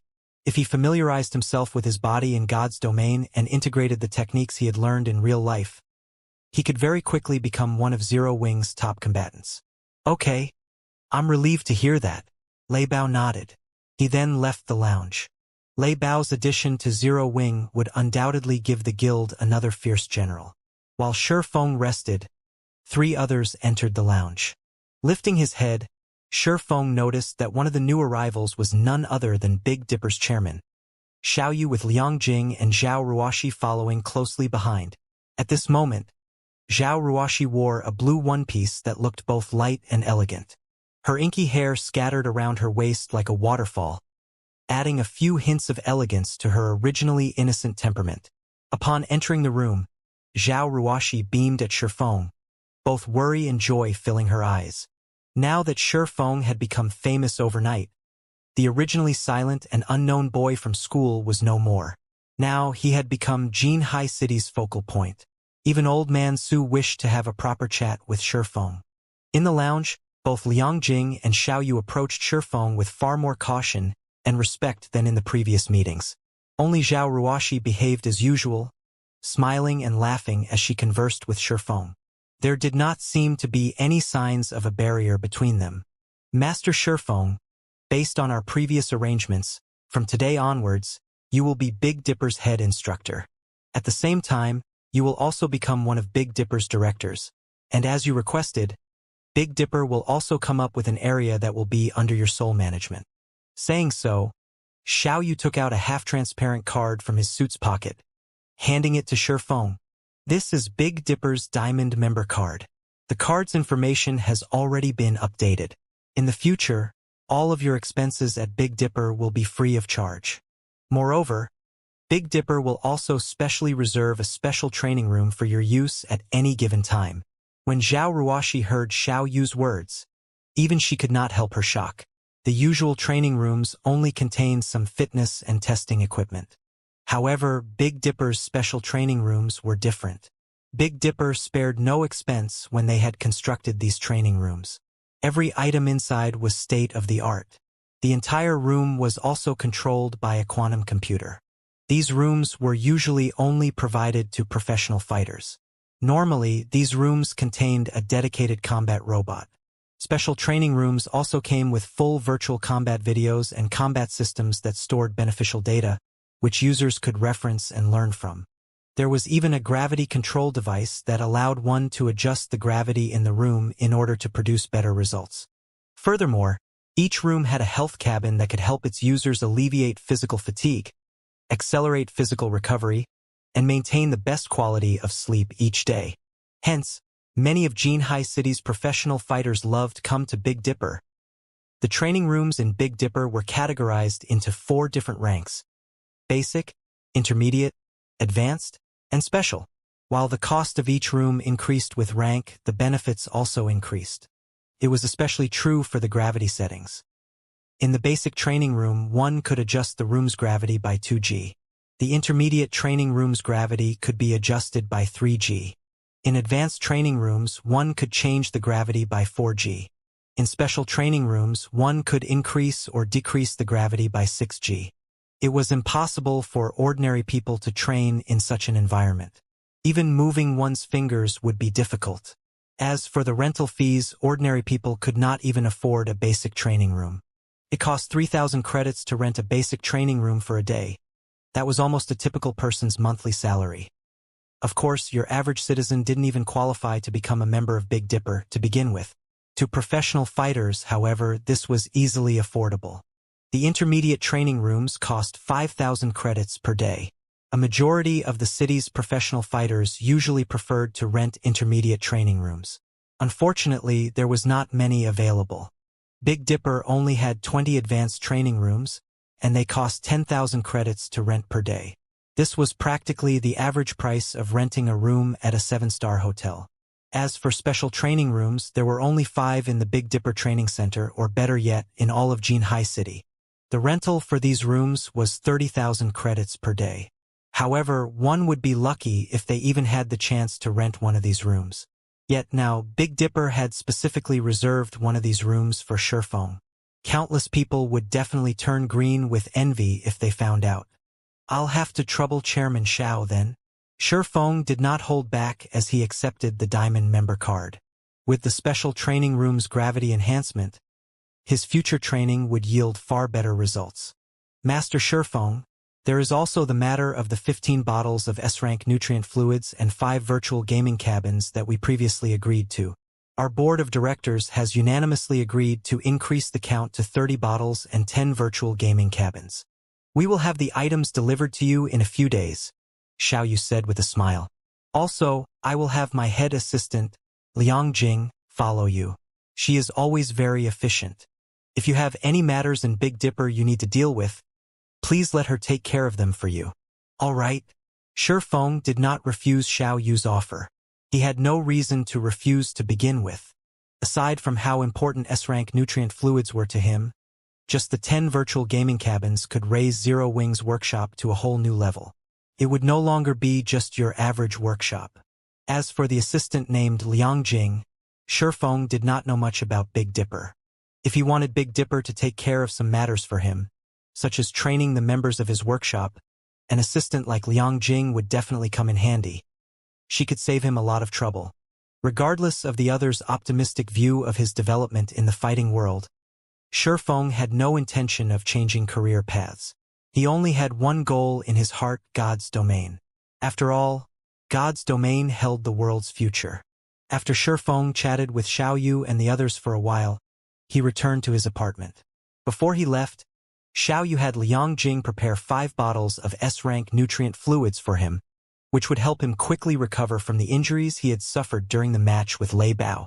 After returning home, Shi Feng immediately drank a bottle before resting in the virtual gaming cabin and logging into God's domain. A virtual gaming cabin also functioned as a health cabin. Only it had an additional function of allowing its user to log into God's domain. Hence, when recovering from an injury, it would be best to lie inside a virtual gaming cabin. The time was currently 7 p.m. Although it was still dark in God's domain, the sound of 3 system notifications rang in Shi Feng's ears the moment he logged in. These 3 notifications informed him of the 2 candlelight trading firms' completion in White River City and 1 in Star Moon City. The construction of all 3 firms had finished during the day outside of God's domain. Moreover, all 3 shops had attracted quite a bit of attention, the 2 candlelight trading firms in White River City in particular. Both shops were exquisite 3-story tall buildings. Moreover, as both buildings had suddenly appeared beside White River City's auction house and bank, they had no difficulty attracting notice. In the end, many players had entered the buildings out of curiosity. Before they had investigated these new buildings, they had been ignorant. The moment they did, however, they were immediately startled. Not only were the shops equipped with a full range of items that players required, but the furnishing inside was also luxurious and magnificent. Both candlelight trading firms were far more glamorous than the Starstreak trading firm. There were even lounges available in the 2 shops that allowed visiting players to enjoy beverages while they shopped. Most importantly was the appearance of an item that everyone in White River City thirsted for. That item was the basic strengthened armor kit. Although the basic strengthened armor kits were inferior to the basic mana armor kits, the latter was simply too scarce. Despite many people having heard of the item before, they had never personally seen it. Now that the basic strengthened armor kits had appeared in the 2 candlelight trading firms, the first batch of players to enter the shops fought desperately to purchase them, afraid that the armor kits would sell out in a heartbeat. Shi Feng had given Melancholic Smile the authority to determine the goods prices in the shops, so it was up to her to decide at what price she wanted to sell the basic strengthened armor kits for. Yet, despite having set the initial price of the armor kits at 11 silver coins, it had taken only an instant for more than 100 to sell. As a result, Melancholic Smile had no choice but to raise the price once more. In the end, the price of the basic strengthened armor kit rose gradually from the initial 11 silver to its current price of 16 silver per kit. This price had far surpassed Shi Feng's initial expectation. Even so, in a short dozen or so hours, the 3 shops in White River City and Star Moon City sold more than 6,000 kits. Moreover, due to the basic strengthened armor kits, every player in White River City now knew about the newly established candlelight trading firms. As a result, more players began to visit the trading firms, allowing business at the 2 shops to flourish. By the time Shi Feng logged into the game, the 2 candlelight trading firms in White River City were already packed full of people. Everyone rushed to purchase the basic strengthened armor kits. In addition to the several dozen sets of Dragon Scale set equipment that had sold at the Blackwing auction house, Feng had suddenly become a wealthy man again, with more than 10,000 gold in his pockets. White River City, Overwhelming Smiles Guild residence. Vice Leader Yulan, I've finished my investigation of the Candlelight trading firm. A level 23 male assassin reported upon entering Overwhelming Smiles meeting room. Who started it? Yulan asked in a hurry. Currently, Overwhelming Smile suffered in the field battles against Zero Wing. Their daily coin expenditures were also quite significant. Although Underworld had increased their investment in Overwhelming Smile, funds in particular, it was truly not easy to convert credits into coins. Despite spending a massive amount to purchase coins, the guild's supply barely maintained balance with its consumption. In the beginning, Yulan had not expected that repairing equipment would cost so much. However, her thoughts changed as the guild's death toll continued to increase. Dying once might not cost much, but after 2 or 3 deaths, the guild members had spent practically all of their remaining coins. Afterward, in order to repair their equipment, these guild members had no choice but to choose coins as compensation. This situation had immediately given Yulan, who had initially been quite confident, a huge headache. She wished she could choke Black Flame to death. They had already paid out more than 1,000 gold as compensation, not to mention the amount of credits they had compensated. Moreover, it wouldn't be long before the guild had to pay compensation solely in coins. After all, if players did not repair their equipment, they could not go out and level up. If their equipment became scrap, they would have to purchase new equipment to serve as a replacement. However, good equipment was not easy to obtain. Every piece of a player's equipment had been earned through blood and sweat. Losing even a single piece was a painful loss. If they lost every piece of equipment they had on them, hence, before the durability of their equipment reached a critical point, even if players had to purchase coins with credits, spending their entire fortune, they had to repair their equipment. However, there was one point that confused Yulan greatly. Though Overwhelming Smile's losses were very heavy, Zero Wing's losses should not be any less. Not to mention, Zero Wing was not using credits as a form of compensation at all. Its consumption of gold should be significantly higher than theirs. Yet, even until now, not only had Zero Wing showed no signs of lacking money, but it was also spending more money than before. It was inconceivable. From the information Yulan had overheard, she knew that, aside from constructing the best smithy available, Zero Wing had also purchased several sets of Dragonscale set equipment. At the very least, they would have to spend more than 2,000 gold on these purchases. Not to mention, there was also the gold they had to give out as compensation for the war of attrition. Even Underworld would find it difficult to spend so much in such a short time. Yulan could only see one end: Overwhelming Smile withdrawing from White River City, if things continued like this in their war of attrition. Hence, they needed to make a major change now. They must find a way to earn a large sum of gold. If one wanted to earn a large sum of coins in God's domain, the only way to do so was through trade.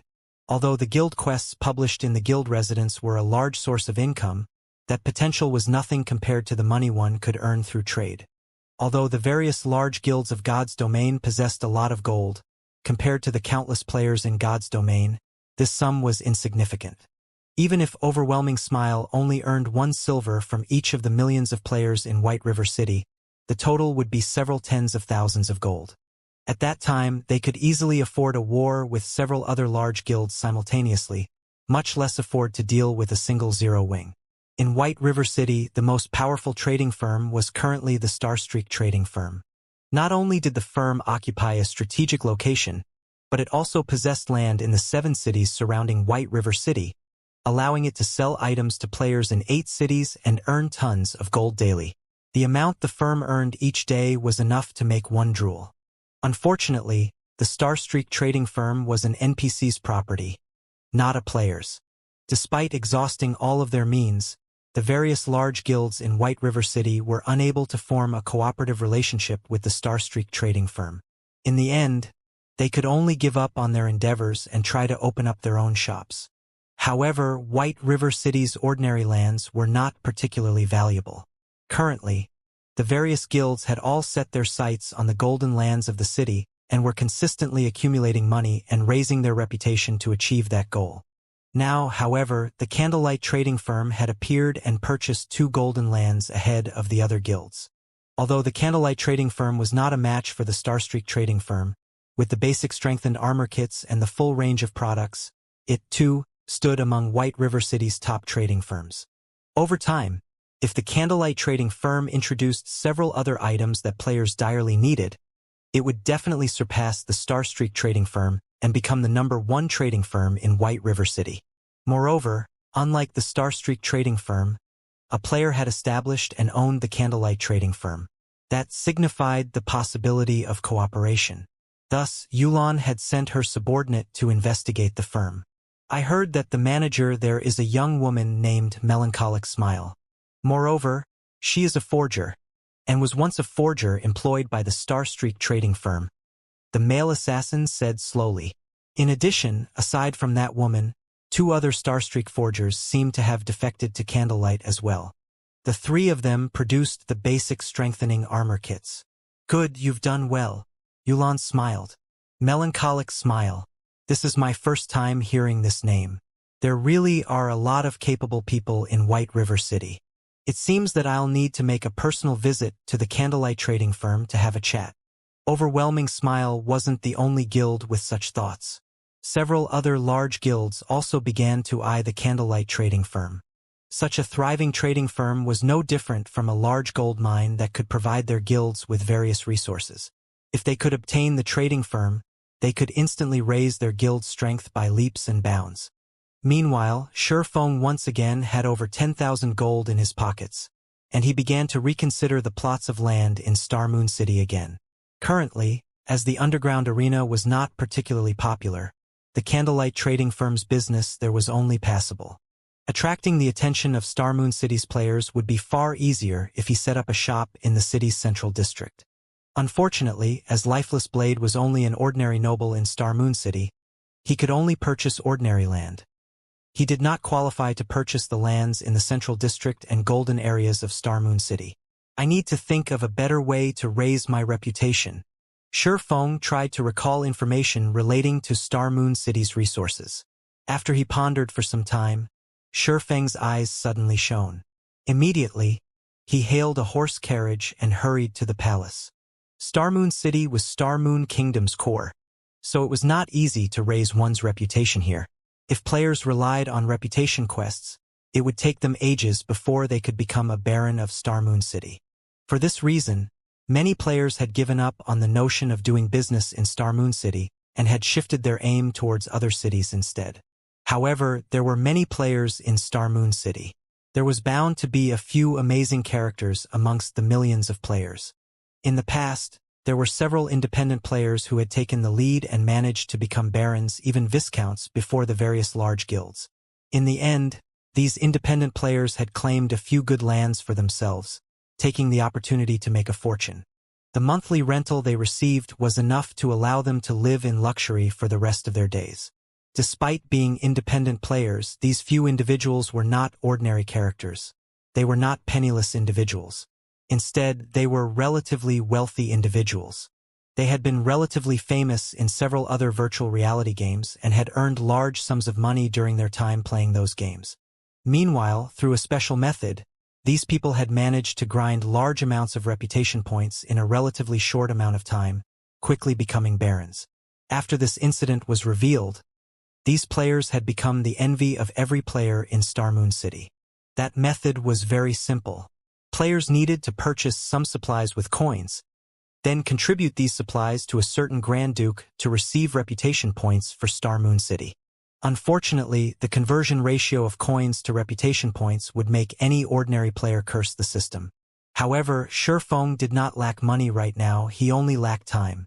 Even if it were a more expensive method, he would still employ it. The lights shone brightly outside of Star Moon City's palace. At this moment, the street adjacent to the palace looked as if it held a large-scale celebration. A crowd of players exploded with excitement. Players filled both sides of the street, shouting and selling their wares. Star Moon City was different from the other ordinary cities in Star Moon Kingdom. The traffic here was constant, with players coming and going from other kingdoms and empires. Hence, Unlike in other cities where players could only set up their stalls once every 3 or 4 days in specified areas, players could set up their stalls in Star Moon City every day. Only, a fee was required to set up a stall. It was not free. Even with the fee, a large number of players were still willing to set up their stalls to sell items rather than using the auction house and paying a heavier fee. Even if they sold their items at a lower price here, they could still make a higher profit. Normally, players would only choose to sell their items through the auction house if they were in a hurry for money or they wished to obtain a better price for rare and precious items. As the items sold at stalls were much cheaper, many independent players and large guilds would come here to purchase the materials and items they needed. Shifeng had come to this place precisely to purchase some supplies. The method of exchanging coins for reputation points was, in reality, a special quest found in Star Moon City. To players who focused on raiding dungeons and grinding monsters to level up, they might never discover this special quest.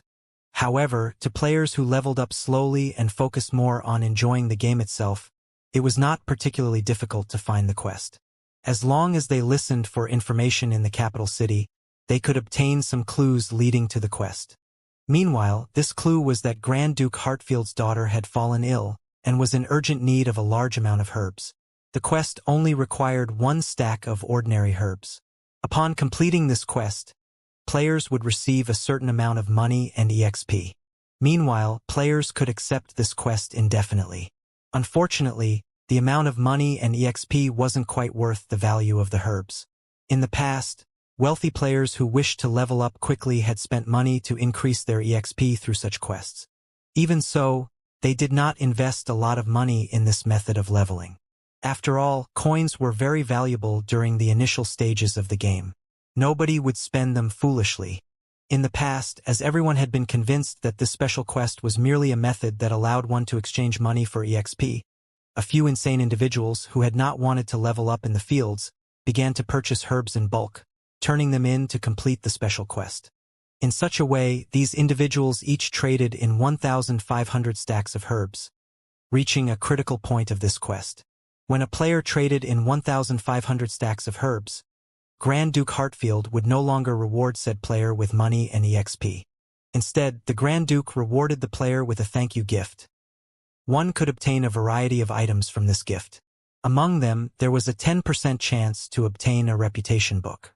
When used, the reputation book would give the user a certain amount of Star Moon City reputation points. This was why Shifeng had come to this bazaar to purchase herbs in bulk, either ordinary herbs or rare herbs. After making a round through the bazaar and investigating the general prices of herbs, Shifeng began shouting through the trade channel. Buying ordinary herbs, 40 copper per stack. Rare herbs, 3 silver per stack. We'll buy as many as you have. The trade channel was a unique channel only available in bazaars. Any players in the bazaar could receive the messages sent through this channel. However, players who wished to shout their messages needed to pay a fee of 1 silver per message. Though the length of each message was limited to 100 words, it was a valuable promotion tool. With this, Shifeng could save himself a lot of trouble. The amount and prices of herbs at each stall varied greatly. If Shifeng had to visit every stall in the bazaar, even if he exhausted himself to death, he would only acquire a small amount. Hence, rather than haggling with every stall owner, he might as well offer to purchase herbs at an average price. Naturally, interested players would hunt him down to sell their goods. Shortly after Shifeng's announcement, a large number of players rushed towards him. "Boss, how many herbs do you want to buy?" "Big brother Swordsman, look, I have excellent quality herbs. I can even lower the price if you buy them in bulk." The players that had hurried over all looked at Shifeng like hungry wolves. They crowded around him, rushing to sell their herbs. Their intensity far exceeded Shifeng's initial expectations. All right, no need to rush. All of you, line up and trade with me." Shifeng smiled as he motioned for the crowd to calm down. Sure enough, players' enthusiasm in the capital city is a lot more intense. However, after giving it some thought, their enthusiasm was only natural. Players were currently busy with leveling and were not particularly enthusiastic about lifestyle classes. Although guilds nurtured their own alchemists, The guilds could easily supply the amount of herbs their alchemists needed. They didn't need to purchase any. More importantly, the crowd was so excited because the demand for herbs was usually quite low.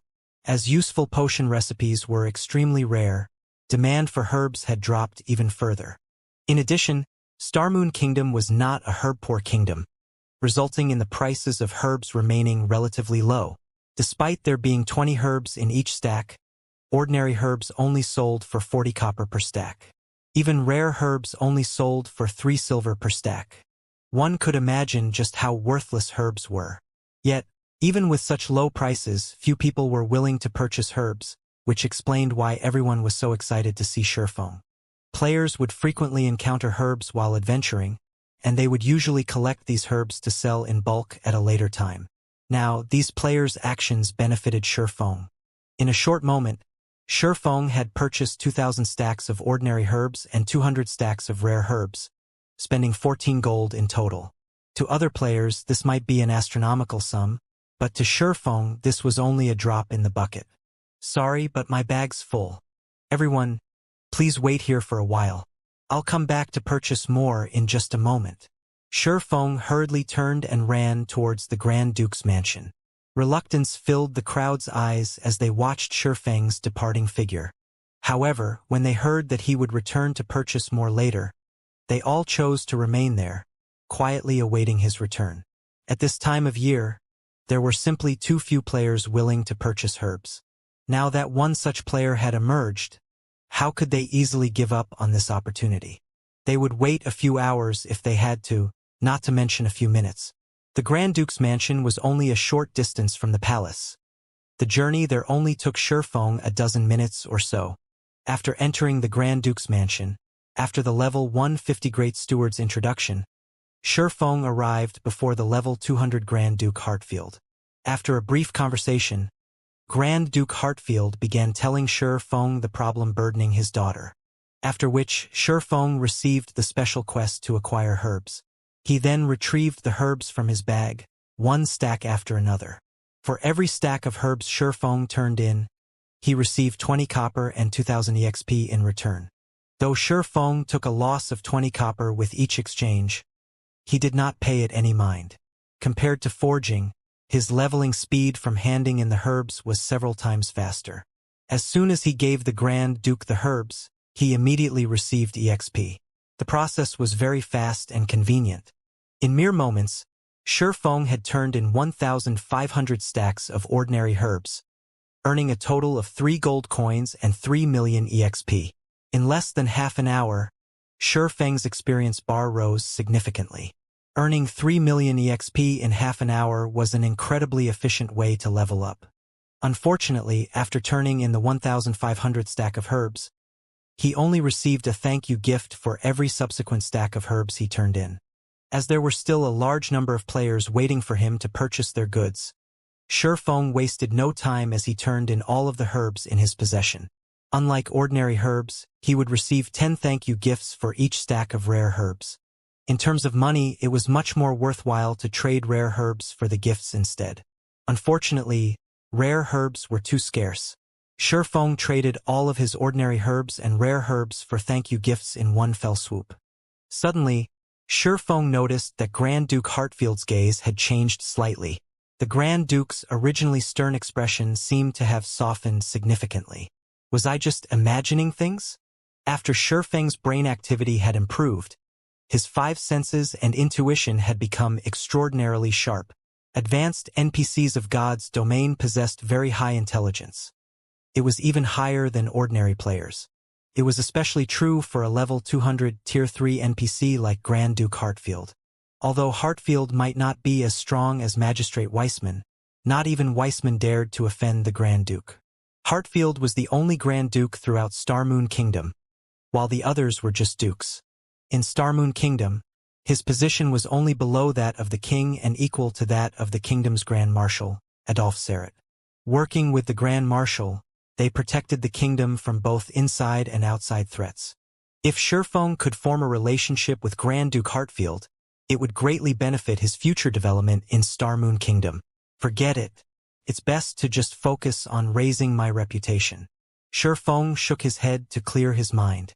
He then departed from the Grand Duke's mansion and returned to purchasing herbs. The thank you gifts did not take up a lot of space, with each stack holding up to 1,000 gifts. Feng had received a total of 2,500 gifts, which took up only 3 bag slots. Upon arriving at the bazaar in front of the palace, sure enough, the herb-selling players had not moved. The moment these players noticed Feng's return, they immediately rushed over to welcome him. In moments, Feng's bag was filled to the brim once more. He then returned to the Grand Duke's mansion and began to trade the herbs for more thank you gifts. After spending several hours ferrying herbs from the bazaar to the Grand Duke's mansion, Feng had purchased close to half of all the available herbs in Star Moon Kingdom, his total expenditure exceeding 400 gold. Originally, Feng had hoped to continue purchasing herbs. However, his high-profile actions had attracted a lot of attention, and many people had begun secretly investigating the reason behind Feng's purchases. After all, no guild lacked herbs. Even if a guild were trying to nurture a large number of alchemists, there should be no need for such a massive supply. It should be about time to call it quits. Feng glanced at the several assassins spying on him from a distance. He would not give any of these people the slightest of opportunities to discover his intentions. Every time he visited the Grand Duke's mansion, he would look for a secluded location before disguising himself. Even if his trackers were quite capable, without a particularly high-ranking identification skill such as omniscient eyes, it would be impossible for them to see through his disguise. In reality, Feng did not have to pay these people any heed. Even if they discovered this special quest, no guild would willingly spend so much money to earn some EXP. To be safe, however, Feng still disguised himself to avoid these players discovering the method of using money to earn reputation points just yet. After he finished purchasing his last batch of herbs, Feng departed from the bazaar and randomly picked a restaurant to enter. After using the demon mask to disguise his appearance, he boldly strode out of the restaurant and headed towards Grand Duke Hartfield's mansion. Inside the Grand Duke's abode, Feng habitually walked up to the Grand Duke and took out the final 1,000 stacks of ordinary herbs and 1,000 stacks of rare herbs from his bag, trading them all for thank you gifts. Suddenly, the familiar sound of a system notification reached his ears. System: Grand Duke Hartfield's favorability increased by 30 points. Sure enough, this special quest is not as simple as it seems. Feng grew slightly excited upon seeing this system notification. The higher ranked an NPC was, the more difficult it was to raise their favorability. The fact that he had increased the Grand Duke's favorability just by spending around 400 gold was completely worth it. However, giving the situation some thought, Feng felt that this result was quite reasonable. After all, he had already earned close to 120,000 thank you gifts. If each stack could hold 1,000 gifts, that was close to 120 stacks. Currently, the prices of herbs were only this cheap due to the fact that players of God's domain were still low-leveled and did not have much use for them. If Feng waited 2 more weeks or so, the money he would have to spend to earn 120,000 thank you gifts would most likely increase by several folds. If the Grand Duke had nothing to say even after such a huge contribution, his heart was definitely made of stone. Young adventurer, thank you for your enthusiastic contributions. With this many herbs, I can extract a sufficient amount of herbal essence to cure my daughter. To show my gratitude, you may use those thank you gifts to trade for the treasures I usually store inside my treasury. Grand Duke Hartfield said happily. Your Highness Hartfield, it will be my honor, Feng replied, immense joy filling his heart. Originally, Feng had intended to open the thank you gifts he had amassed in one sitting. He had never expected the gifts to have such a purpose. Most likely, not even those several wealthy players in the past had exchanged as many herbs as he had. Steward, take this adventurer to have a look, Grand Duke Hartfield said. Yes, the Grand Steward answered before leading Feng to the treasury on the 3rd floor. The Grand Duke's treasury was heavily guarded. The 6 white-robed knights guarding the entrance were level 200 Tier 3 Judgment Knights. Not to mention, there was even a Tier 5 magic array protecting the vault. Even a Tier 4 class would require a significant amount of time to break through such a powerful magic array. Upon entering the treasury, Shifeng discovered that the place looked very much like a museum, with many treasures on display. This is the list of treasures. You are allowed to redeem the gifts for any of the items inside. The Grand Steward passed a list to Shifeng. There were not many items available for exchange on the list. However, Shifeng was not surprised. Grand Duke Hartfield's favorability towards him was only 30 points. The fact that the Grand Duke was willing to let him trade his thank you gifts for treasures was already a considerable outcome. If he wished to trade for every item in this treasury, he would need to raise the Grand Duke's favorability towards him to at least 300 points. Shifeng then examined the list of items. Sure enough, every item was very basic. The majority consisted of weapons and equipment that were close to his current level, whereas the quality of the items ranged between secret silver and fine gold rank. Moreover, their prices were not cheap. Even the most basic piece of level 25 secret silver equipment required 1,000 thank you gifts. If converted to coins, it would cost 4 gold. If not for the herbs he bought being cheap, 1,000 gifts would cost 8 gold or more. Moreover, these level 25 secret silver and fine gold equipment were all individual pieces and not set equipment. To Shifeng, these items did not serve much purpose.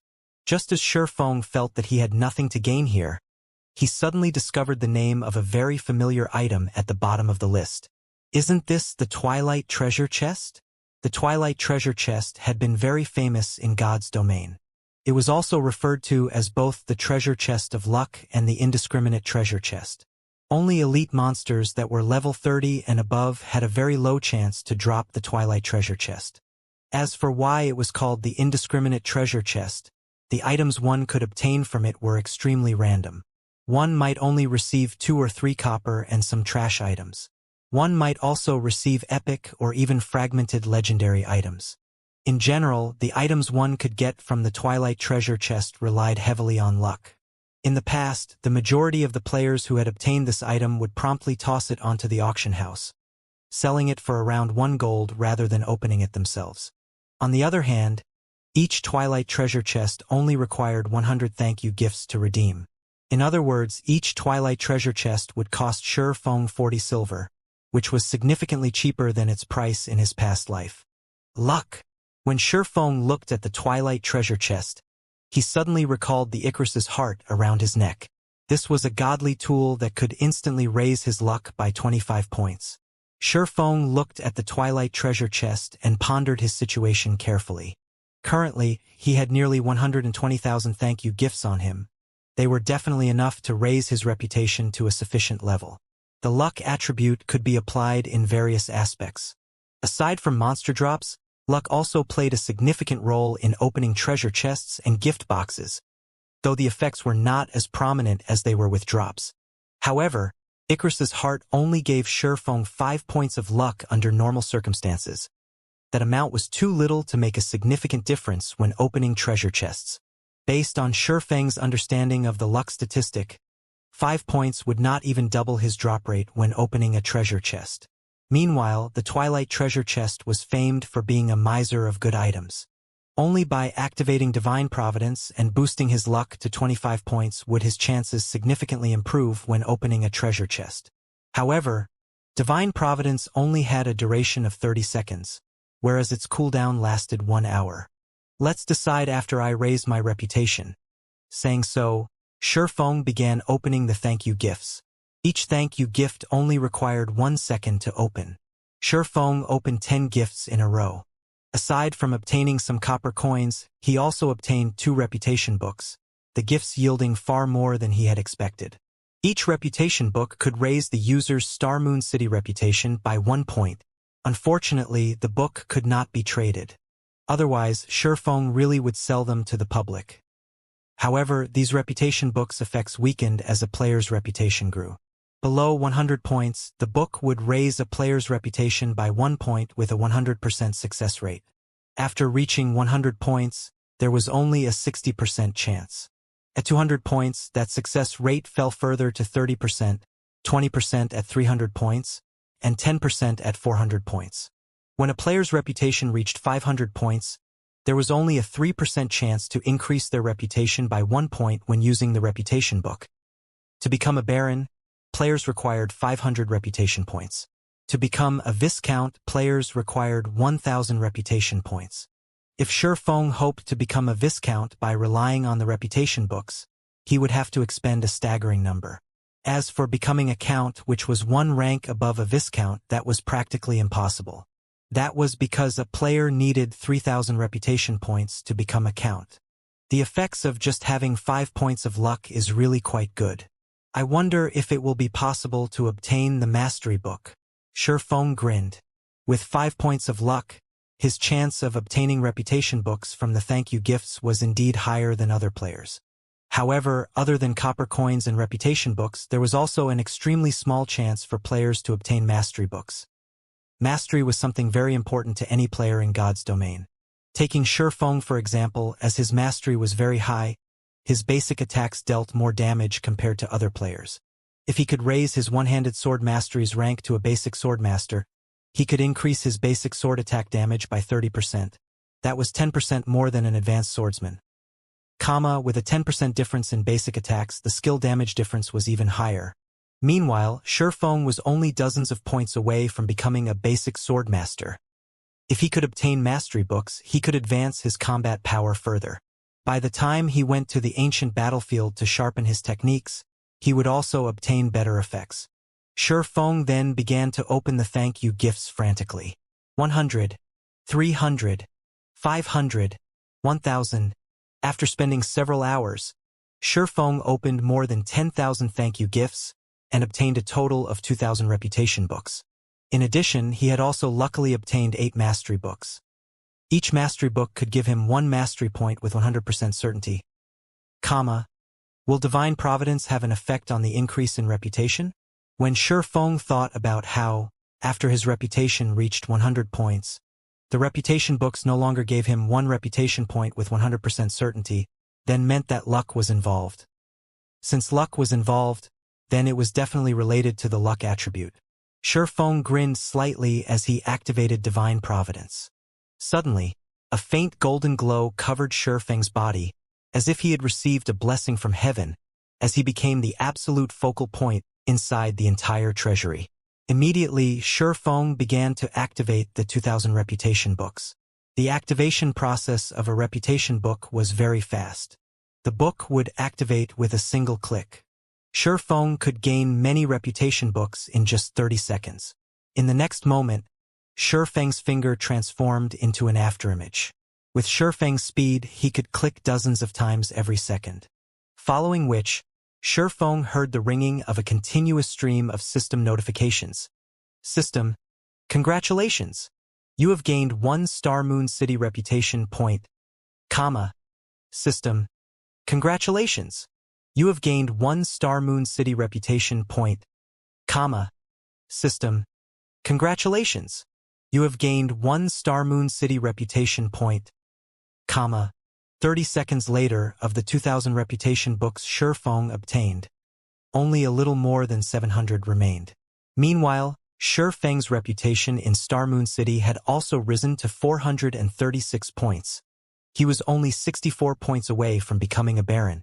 The divine providence's effects were remarkable. Sure enough, it is effective. Shurfeng immediately grew excited. Using this method, he could save a large number of thank you gifts. At this rate, not to mention becoming a viscount, he could even give becoming a count. Hence, Shurfeng frantically opened thank you gifts once more. It just so happened that divine providence was on cooldown during this period. An hour later, Shurfeng began another round of clicking reputation books. 30 seconds later, Shurfeng's reputation rose from 416 points to 578 points, following which, Shurfeng continued opening the thank you gifts. After opening more than 30,000 gifts, Shurfeng's reputation had finally reached 1,000 points, becoming a viscount of Star Moon City. In addition, he had also obtained a total of 21 mastery books. Originally, Shurfeng still intended to continue raising his reputation. However, seeing as there were less than 90,000 thank you gifts remaining, even if he used divine providence, it would not be enough for him to become a count. Hence, Shurfeng gave up on the notion. However, This result had already surpassed Shifeng's initial expectations. Normally, 120,000 thank you gifts might not even be enough for him to become a Viscount. In this aspect, divine providence had truly played a significant role. However, now that Shifeng had 21 mastery books, as long as he strived, he could raise his one-handed sword mastery to 150 points, reaching the standard of a basic swordmaster. Hence, Shifeng continued the process of opening the thank you gifts and had even used divine providence to aid him in his endeavor. After opening another 10,000 or so thank you gifts, Shifeng accumulated a total of 48 mastery books. Immediately, he upgraded his one-handed sword mastery to the standard of a basic swordmaster, his basic damage increasing by 30%. At this moment, Shifeng had less than 80,000 thank you gifts remaining. At once, Shifeng exchanged all of them for Twilight treasure chests. Each Twilight treasure chest cost 100 thank you gifts. In the end, Shifeng had gained close to 800 Twilight treasure chests. He would have to spend close to 800 gold if he bought so many anywhere else. After Divine Providence's cooldown completed, Twilight treasure chest, you better not disappoint me. Shifeng took out 9 Twilight treasure chests and set them on the ground. Taking a deep breath, he immediately activated Divine Providence and swiftly began activating the treasure chests before him. As time passed, the silver-colored treasure chests inlaid with purple crystals were swiftly opened. 1 chest, 2 chests, 3 chests. Finally, Shifeng managed to open the 9 Twilight treasure chests within 30 seconds. The 9 Twilight treasure chests released a colorful brilliance as their lids were removed, making the entire treasury shine beautifully. Shifeng then began collecting the items inside the treasure chests. As Shifeng collected the items inside the 6th Twilight treasure chest, he suddenly froze. With disbelief, he retrieved a beautiful chest plate that gave off both a black and white glow. Yin-Yang Walker. In God's domain, one could obtain a wide variety of items from the Twilight treasure chest. However, the chance of obtaining good equipment was incredibly small. As for said equipment, don't even think about it. Yet, the armor called Yin-Yang Walker before Shifeng was indeed a part of a said equipment. For a moment, Shifeng even questioned his own vision. If it were any other said equipment, at most, Shifeng's good luck would have surprised him. However, the Yin-Yang Walker was different. It was a special set equipment just like the Warfire set equipment. However, if Shifeng had to decide which set was better, without a doubt, it would be the Yin-Yang Walker set equipment before him. Although the Warfire set equipment could be upgraded to Fine Gold rank, the Yin-Yang Walker was a Tier 1 set equipment. A Tier 1 set equipment was an exclusive set for Tier 1 classes. Although it had no grade, its boost to a Tier 1 player's combat power even surpassed Dark Gold set equipment. However, a Tier 1 set equipment also possessed heavy restrictions as only designated classes could use it. Moreover, the set would bind to a player when equipped, and it could neither be dropped nor traded. However, it could be destroyed if its durability reached 0. Moreover, the repair fees for a Tier 1 set equipment could rival those of epic-ranked weapons and equipment. Despite having so many restrictions, a majority of the experts in God's domain loved these sets. However, it was extremely difficult to obtain a Tier 1 set equipment, as only level 20 or higher Great Lords had a chance to drop them. Both Great Lords in the fields and in dungeons had the same drop rate. Tier 1 set equipment was also known as the best set equipment, other than epic set equipment, available for Tier 1 players. Truly lived up to its name. The minimum level of a Tier 1 set equipment was level 20, and its attributes would increase alongside the player's level to level 50, which was when players could class change from a Tier 1 class to a Tier 2 class. If a player had a Tier 1 set equipment when they carried out their Tier 2 class change quest, the quest would undoubtedly be easier to complete. Shifeng then appraised the Yin-Yang Walker's chestplate.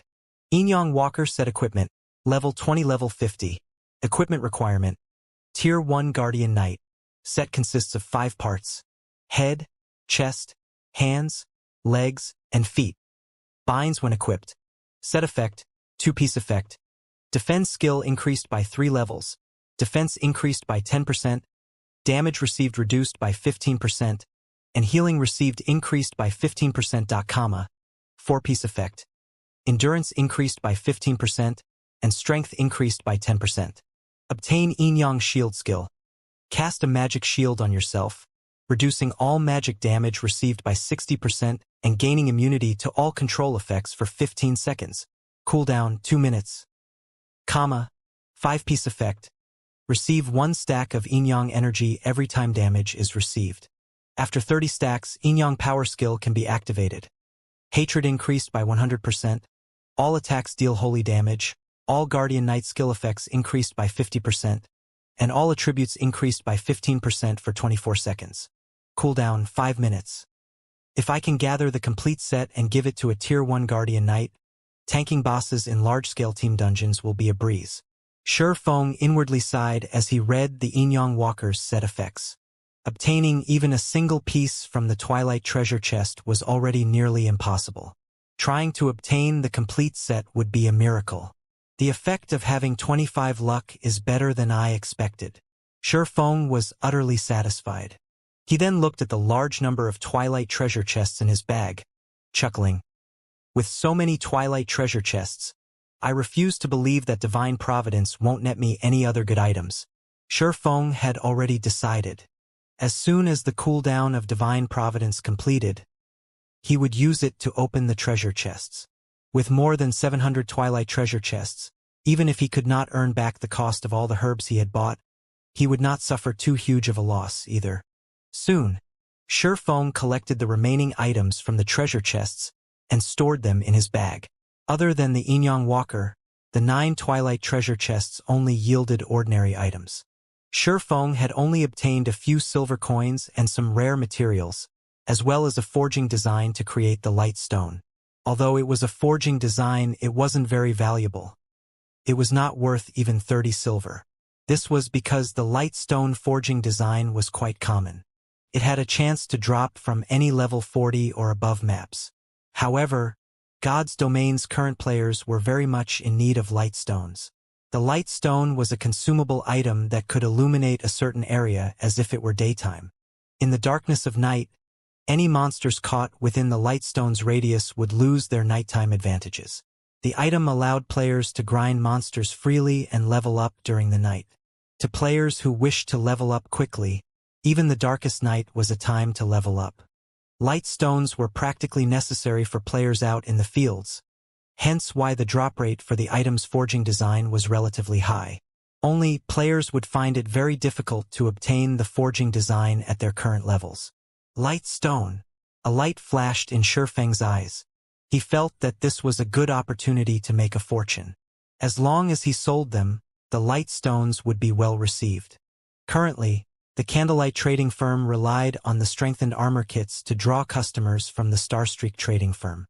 If he added light stones to the firm's available products, it would definitely boost the firm's competitive edge. Light stones were easy to produce.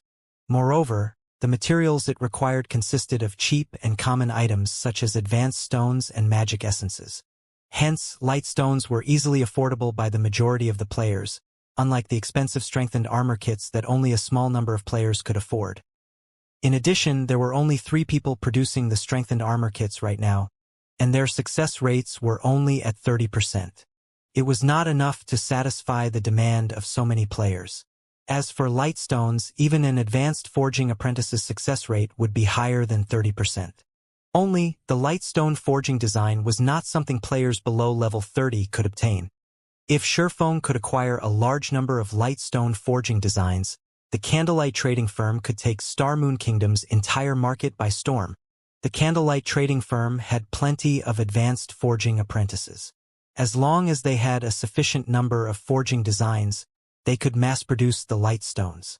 Not only could they supply the players from White River City and Star Moon City, but they could also provide an endless supply to other cities as well. At that time, even counting their money would become a laborious task. In any case, I have nothing better to do right now. I might as well grind for some light stone forging designs. Shi Feng grinned. Immediately, he recalled several maps suitable for grinding light stone forging designs. Although those maps were all level 40 and above, Shi Feng had the ignore level effects provided by the magic weapon Abyssal Blade, the Dragon Claw set equipment, and the Golden Stigmata. Combined, he could ignore up to 45 levels. In addition to Shifeng's own level, he could take on a level 70 monster should he choose to do so.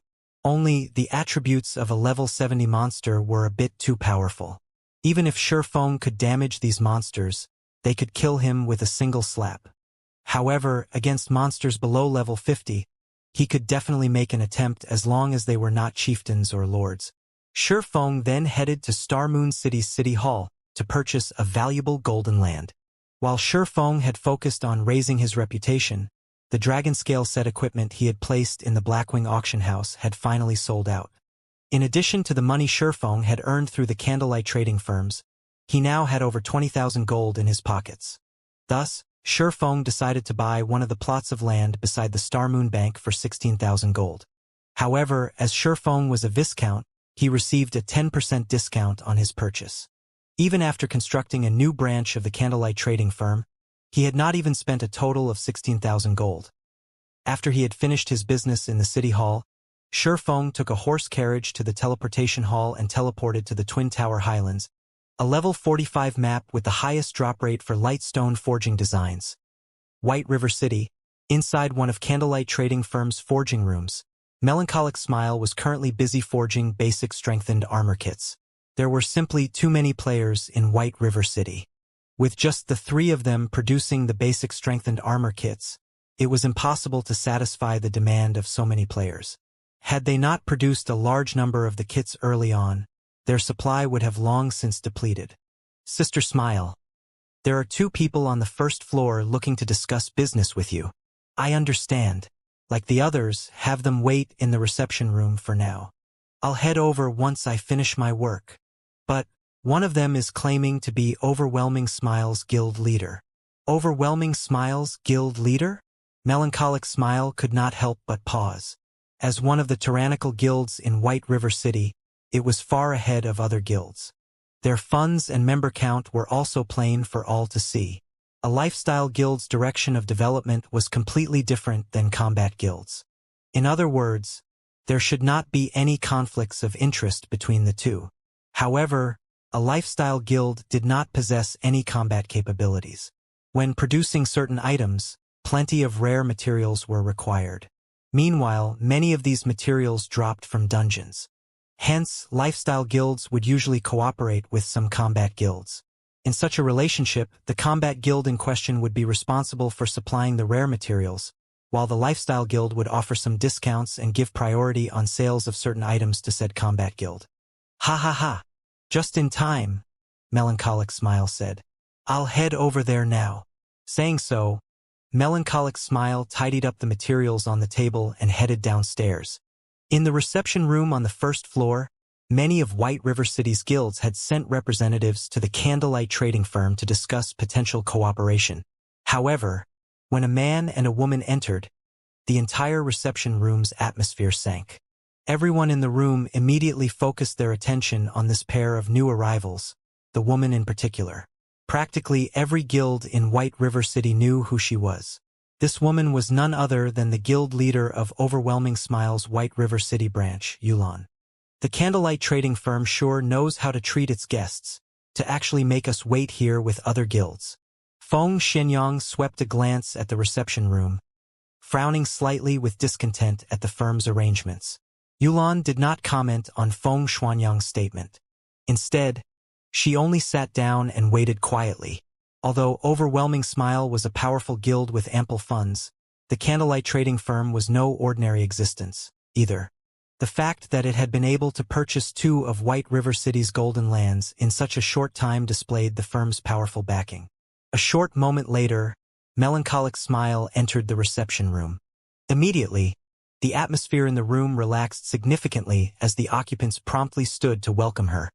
Smiling. Everyone, please sit, Melancholic Smile said after glancing around the room. Every player in this room was a big shot at the peak of White River City. Melancholic Smile never thought that the day would come where she would become one of these supreme characters as well. Before this, she was merely a forging apprentice who guilds would casually chase away, someone who relied on forging to earn some meager living expenses. Regarding these high-ranked managers from various large guilds, they were all existences that she would have only admired from a distance. Yet, Now, every one of these powerful characters greeted her with fawning smiles. Compared to her previous life, it was as if she was in an entirely different world. When Melancholic Smile considered this, her thoughts immediately switched to the man who had helped her rise to this position. If Shifeng had not been willing to accept her back then, she would most likely have still worried over her day-to-day life. She would still be one of the lifestyle players at the bottom layer of White River City, rejoicing over earning 1 or 2 silver a day. In contrast, when dealing with hundreds or even thousands of gold, her current self could maintain indifference. Before her were the upper managers of the various large guilds in White River City. Among them, there was even the guild leader of Overwhelming Smile. One could just imagine how much pressure one would feel from having to discuss business with these people. Yet, Melancholic Smile, who had never encountered such a scene, spoke as naturally as if she were sipping tea while enjoying light conversation. Seeing as everyone present wishes to cooperate with us, I will make things simple. We at Candlelight Trading Firm only have one requirement, Melancholic Smile calmly said. You must sell all of the materials your guilds have collected to us. Everything. We will purchase these materials at 60% market value. In return, the Candlelight Trading Firm will give your guilds a discount on your purchases here. The discounts available range from 5% up to, but not limited to, 15%. In addition, we will reserve some of the rarer items for you, giving you priority to purchase them. If you accept these terms, you may sign the agreement that has just been given out. If not, then you may leave. Melancholic Smile's statement was firm and confident. The managers of the various guilds immediately sucked in a breath of cold air, every one of them falling silent upon hearing the woman's conditions. This was fraud. If they sold all of the materials they had obtained to the Candlelight Trading Firm, what would be left for their own guilds? Moreover, the purchase price was only 60% of market value. Wouldn't they be better off selling their excess materials to the public?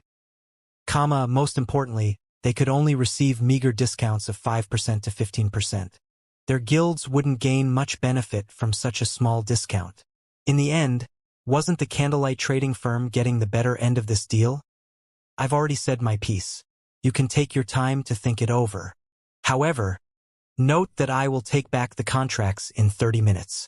Although Melancholic Smile could feel everyone's murderous gazes, she paid them no heed. Instead, she simply turned to leave. It was as if her actions had said, if you want to sign, go ahead. If not, get lost. Suddenly, the various representatives, who had been so confident, fell mute. Wait a minute. Feng Shenyang suddenly stood with a cold expression on his face. He glared at Melancholic Smile, sneering, Don't you think you are going too far with your demands? You should know that there are many materials that only guilds like ours can obtain. Independent teams are simply not strong enough to provide a supply. If our guilds join hands to cut off Candlelight's supply, do you really think you can continue doing business? Shocked, Yulan rushed to her feet, advising, Young Master Feng has gone a little too far with his words. I ask for Miss Melancholic's understanding. However, we have all come here with the intent to do business. There should be a process of negotiation at the very least. The way you cut us off will not benefit either side. Why don't we sit down and discuss things properly? Everyone in the reception room nodded in agreement. If every guild refused to sell their materials, how could Candlelight Trading Firm hope to continue its success in White River City? At the end of the day, a lifestyle guild was still a lifestyle guild. They were born to lower their heads to combat guilds. Ha ha ha. Your statement is indeed reasonable. After thinking it over for a moment, Melancholic Smile nodded as she looked towards Feng Shenyang and Yulan.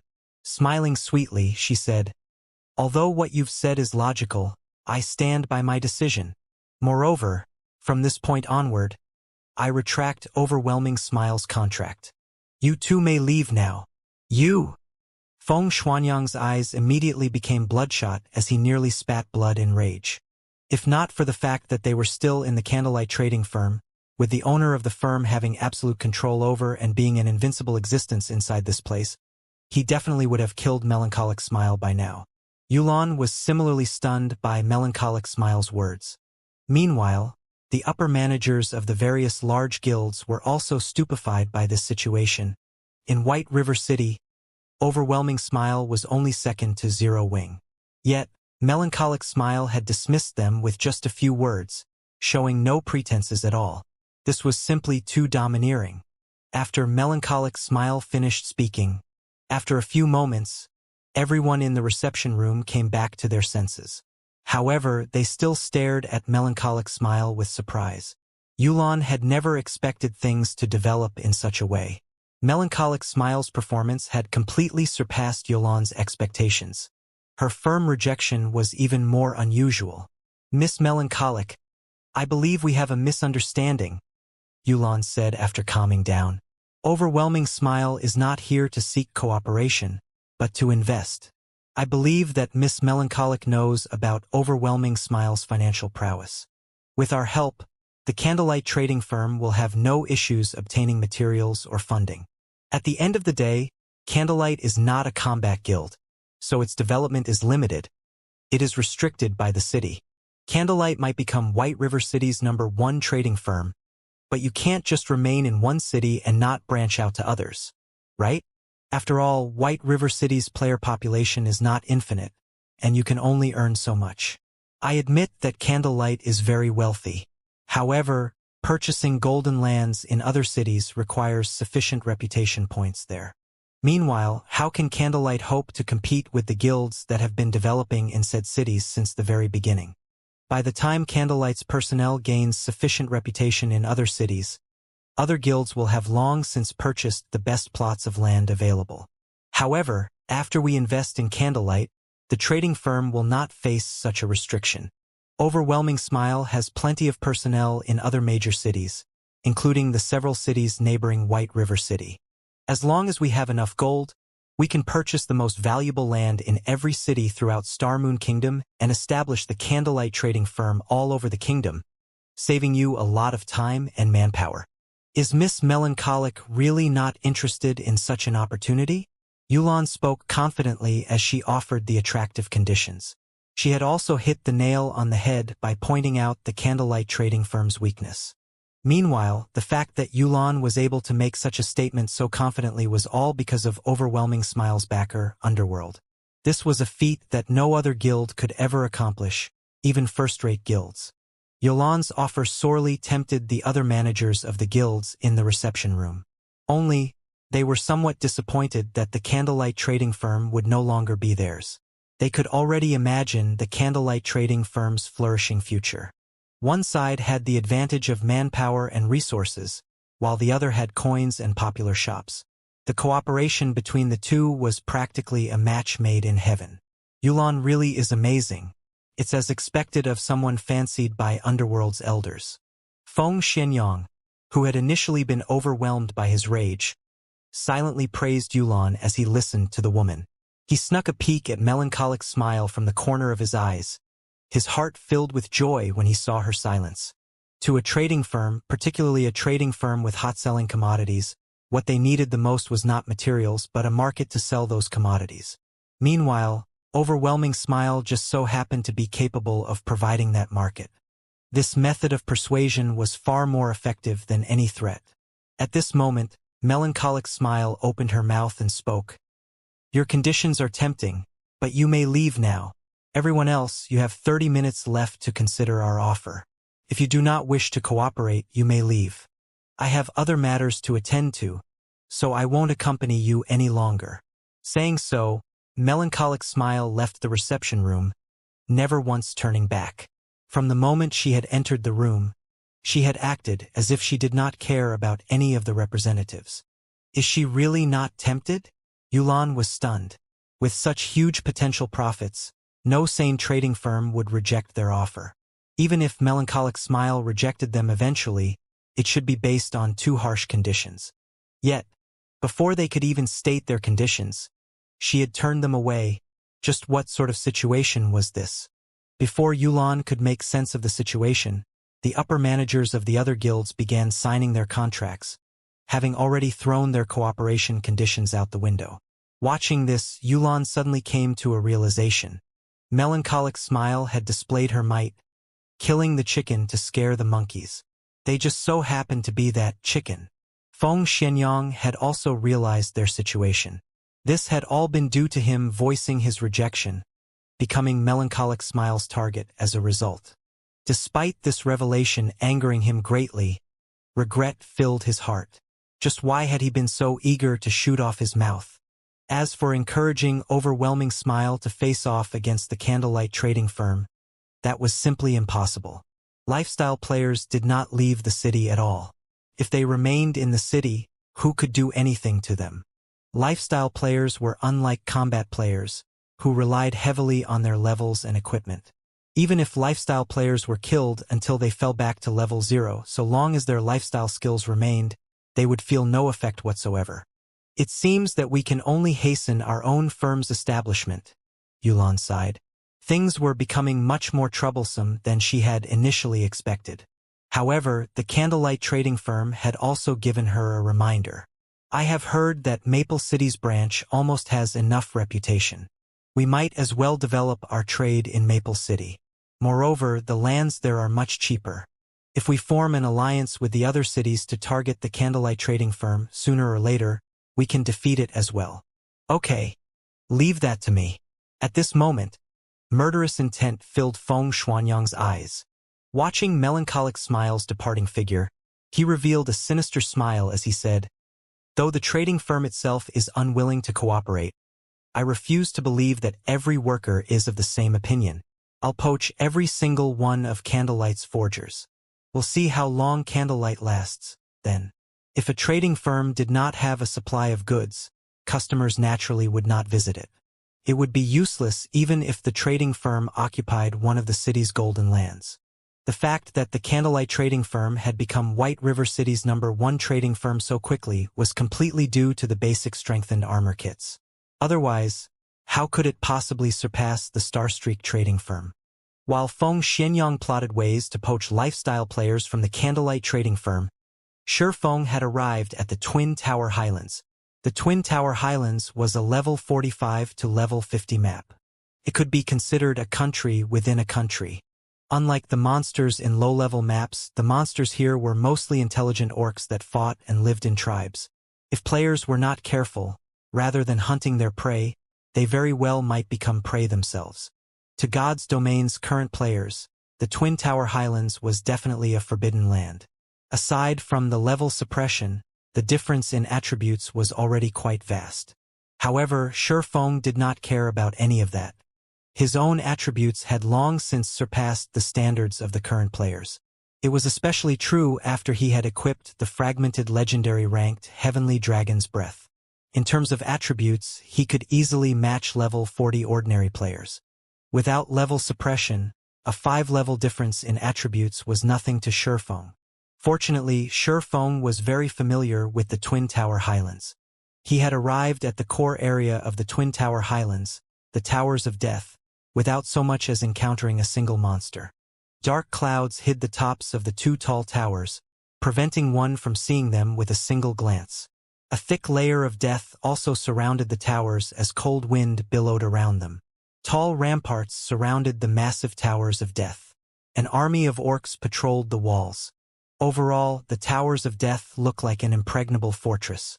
This was the best location for Feng to grind for the Lightstone forging designs. This should be it. Feng activated Wind Rider and the Ring of Nothingness and flew up to the tall walls. Sweeping a glance over the numerous level 47 orcs below the ramparts, a grin appeared on his face. Not only did the Towers of Death resemble a fortress, but there were also tens of thousands of monsters wandering inside their walls. It was simply impossible to infiltrate without a large team of more than 100 players. However, it was also why the Towers of Death were a good grinding spot. Although the common monsters, the hot-blooded orc warriors, behind the wall seemed to be covered in steel-like muscles, in reality, their strength was only an illusion. They were actually quite weak. Moreover, they were all melee monsters. As long as a team had several powerful AoE classes, the Towers of Death would become a leveling heaven. Hot-blooded orc warrior, orc, common monster, level 47, HP 30, 000/30, 000. To players of a similar level, these orc warriors were very easy to deal with. To Shifeng, who was only level 26 right now, they were just as easy to defeat. The only challenge was the fact that these hot-blooded warriors normally moved in groups of 100 or more, with an elite-ranked hot-blooded orc captain leading each company. The orc captains were much larger than their common counterparts. They were fully protected by a suit of plate armor and wielded a war saber and large shield in each hand. Most importantly, these orc captains had an aura effect that could increase the attack speed and damage of nearby hot-blooded orc warriors by 30%. Hot-blooded orc captain orc, elite rank, level 48, HP 200, 000/200, 000. Even a 50-man team would struggle against such a company of orcs. As for 20-man teams, they could only escape for their lives. Teams that came to grind here would usually eliminate the orc captain first, sending several assassins with high burst damage and a bombardment from the ranged attackers, getting rid of the orc captain in the shortest amount of time possible. That way, the hot-blooded orc warriors would be fish in a barrel, easy to annihilate. However, Shifeng's level was too low right now. It would be very difficult for him to charge into the group of orcs and kill the orc captain swiftly, hence why Shifeng had flown up to the ramparts. The ramparts were very tall, and it would not be easy for one to reach the top quickly, especially common monsters like the hot-blooded orc warriors. Monsters like them could only use the only staircase. Moreover, it was a long way from the bottom to the top of the stairs, and it would take the orc warriors quite some time to reach the top of the walls. The orc captain, however, was different. The captain's strength was impressive, and he could easily reach the top of the walls with just a few jumps. In the past, many people had used this method to grind orcs and level up. After Shifeng positioned himself on the rampart, he switched the 7 luminaries' rings aura of wind to the aura of fire. Simultaneously, he activated the ice blue devil flame, pale blue flames suddenly covering his entire body. With the effects of the aura of fire and the ice blue devil flame combined, his damage instantly increased by 60%. The combined effects were no weaker than when he activated a berserk skill. Moreover, these effects lasted indefinitely and had no side effects whatsoever. He then took out the blazing meteor and threw it at a hot-blooded orc warrior. Show! The blazing meteor streaked across the air like a shooting star, instantly striking at a hot-blooded orc warrior who patrolled below the fortress walls. -904. Although there was no level suppression, a level 47 monster was far superior to a level 20+ monster regarding both defense and attack power. Shifeng only had the attributes of a level 40 or so ordinary player. His damage was very limited. Intruder! The orc warrior bellowed angrily as he turned towards Shifeng on top of the wall. Immediately, the entire company of hot-blooded orcs also discovered Shifeng. However, as the wall was too large, they could only frantically dash towards one of the distant staircases. The armored hot-blooded orc captain, unlike his allies, simply bent his legs and jumped. In just a moment, the orc captain had jumped up to half the height of the wall. The captain stabbed his saber into the sturdy wall. Using his saber as a foothold, the captain jumped once again, reaching the top of the ramparts. His robust and powerful hand grabbed and tugged on the chain wrapped around his wrist. In the blink of an eye, the saber, which was connected to the chain, returned to the orc captain's hand. The entire process was smooth and only took an instant. The orc captain was like a martial arts expert who could walk on walls and fly through the eaves of buildings. However, Shifeng was not the slightest bit surprised by the orc captain's actions. Elite monsters' intelligence and combat techniques at this level were not the slightest bit inferior to the professional fighters in real life. In some aspects, these elite monsters were even more amazing than professional fighters.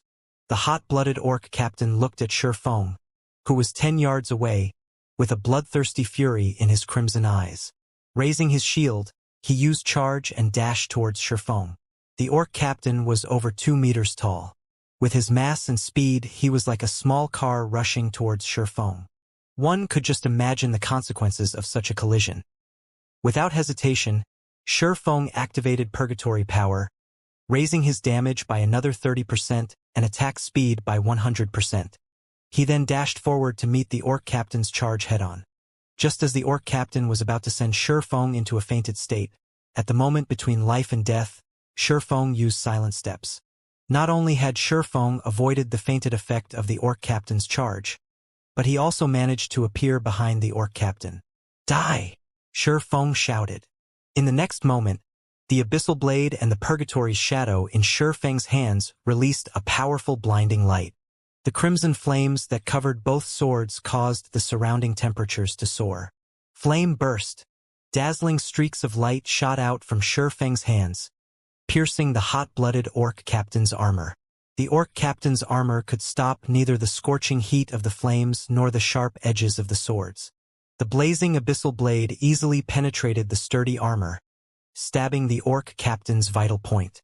Minus 9,120.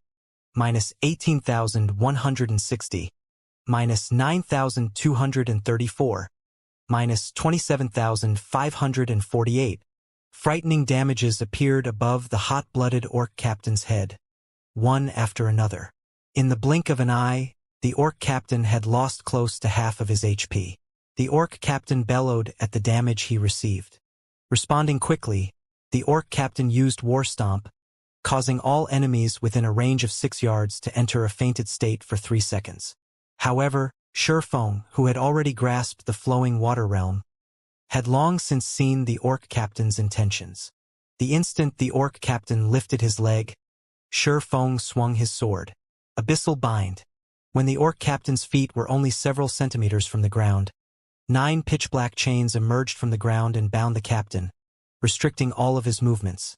Taking this opportunity, Shifeng launched a barrage of attacks towards the orc captain. Due to Abyssal Bind reducing the orc captain's defense by 100%, Shifeng's Flame Burst skill became even more powerful. Now, each attack dealt around minus 20,000 damage, while double critical hits dealt around minus 40,000 damage. Before Shifeng could exhaust the 12 instances of Flame Burst, the hot-blooded orc captain was already dead, dropping a few silver coins and a piece of equipment. From beginning to end, Shifeng took less than 4 seconds to kill the hot-blooded orc captain. Meanwhile, only now did the hot-blooded orc warriors finish climbing the stairs, reaching the top of the rampart. However, there were still more than 60 yards between them. After collecting the drops, Shifeng used Skywheel's sword on the orc warriors who were 40 yards away from him. Golden divine swords descended from the sky, sealing the hot-blooded orc warriors in a radius of 20 yards for 4 seconds. At the same time, the orc warriors each received over minus 4,000 damage, while some received close to minus 10,000 critical damage. With a single attack, the hot-blooded orc warriors lost close to half of their 20,000 HP. While the hot-blooded orc warriors ceaselessly bellowed with anger, Shifeng followed up his attack with Firestorm. Suddenly, heavenly fire descended from the skies, annihilating the company of orc warriors. Items scattered across the ground around the orc warriors' corpses. Meanwhile, Shifeng's experience bar rose at a rate visible to the naked eye. Shifeng marveled at the dropped items on the ground. Fragmented legendary items and epic items really are frightening. Originally, Shifeng thought he would have some troubles dealing with these hot-blooded orc warriors. Now, it would seem that he had worried for nothing. After defeating the first batch of hot-blooded orc warriors, Shifeng had a preliminary understanding of his current strength. He was now confident about what he should do and how far he should go. Previously, he had chosen to lure the group with the least number of orcs as a precaution. Later, so long as he did not lure 2 groups at once, he should be able to defeat an army of 200 or 300 orcs. With this, his chances of obtaining the lightstone forging design should be significantly higher. There sure are a lot of dropped items, Shifeng muttered as he arranged the loot from the orc warriors. He had picked up a total of 6 silver. That was more than half a day's earnings for an elite player. The orc warriors had also dropped plenty of scrap items and materials. In total, he had earned nearly 12 silver from killing a single batch. If a piece of level 40 bronze equipment dropped, he could instantly earn another 80 silver or more. However, this result was only due to Shifeng's 5 points of luck. Otherwise, it was impossible for a group of orc warriors to drop so much money and so many items. Following which, Shifeng continued searching for patrol teams that he could take on while he waited for his skills to cool down. Firestorm, in particular, had a long cooldown of 5 minutes. As soon as the 5 minutes were up, Shurfeng would immediately lure another wave of monsters. Shurfeng required less than 30 seconds to take care of a wave of hot-blooded orc warriors. In other words, he could clear one wave every 6 minutes, and 10 waves in an hour. As the orcs were level 47 monsters, they already gave abundant EXP. In addition, as Shurfeng was challenging monsters of a higher level, he could obtain bonus EXP of up to 20 times. Despite Shurfeng's class doubling the amount of EXP he required to level up, in little more than an hour, he reached level 27. To reach level 28, he just needed to continue grinding for another hour or so. Although the amount of EXP he received was indeed frightening, Shurfeng was more excited over the fact that he had obtained 2 lightstone forging designs. With 2 forging designs, he could nurture 2 gold mines. Also, when Divine Providence's cooldown completed, Shurfeng stopped to open Twilight treasure chests, acquiring plenty of good items. Among them were some recipes for potions such as the Intermediate Strength Potion, Basic Protection Potion, and Basic Magic Damage Potion. These were all potions that players around level 40 would commonly use. Only, the recipes for these potions were impossible for current players to obtain. In addition, Shurfeng had also obtained some level 30 secret silver and fine gold equipment, which he intended to use to replenish the guild's warehouse.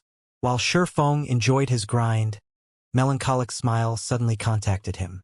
Through the screen, Shurfeng could tell that, though Melancholic Smile seemed somewhat tensed, there was a hint of pride and excitement in her eyes. Guild leader, just as you predicted. Overwhelming Smile paid us a visit, though I've already chased them away. The other guilds have also agreed to cooperate with us, Melancholic Smile said slowly. Also, just as you expected, after we chased them away, they immediately began contacting our guild's forgers and forging apprentices. Although Uncle Ironheart and Coco rejected their offers, many of the forging apprentices in the guild were unable to resist the tempting offers and have already applied to dissolve their contract with us to join Overwhelming Smile.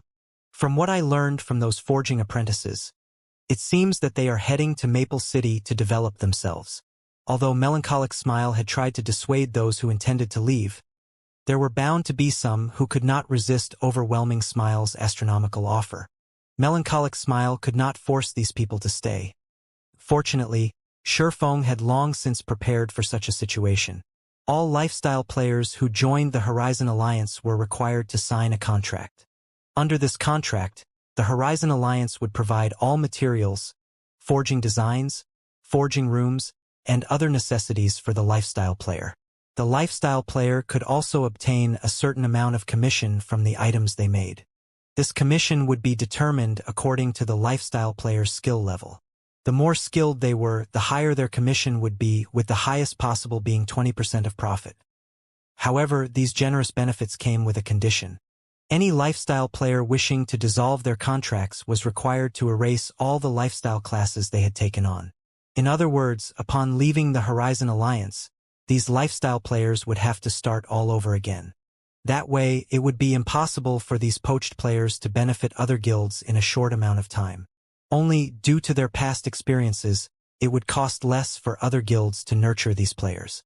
It was not easy for a lifestyle guild to nurture a lifestyle player. The initial investment included materials and forging designs, particularly those rare forging designs. These items required immense effort to obtain. So, how could they possibly let others take advantage of them? Any lifestyle player who had learned rare forging designs was also required to compensate the Horizon Alliance for this loss. Normally, few lifestyle players would willingly choose to develop themselves elsewhere. However, with Overwhelming Smile's reckless poaching, there were bound to be some who could not resist the temptation. Heading to Maple City, huh? Shurfeng pondered for a moment before saying, "It seems that they plan to develop trade in Maple City before joining the competition in White River City." Although Overwhelming Smile had been nurturing their own lifestyle players all this time as well, without their own shop, it was not only very inconvenient to sell their products, but the cost of the items would also increase. In particular, by selling their items through the auction house, they would incur a massive processing fee. For small items, they might not even recover the cost, let alone make a profit. Maple City was Overwhelming Smile's domain. It was very easy for the guild to develop its trade there, and the same went for acquiring land and reputation. By the time Overwhelming Smile possessed sufficient capital, it would be a lot easier for it to deal with the candlelight trading firm.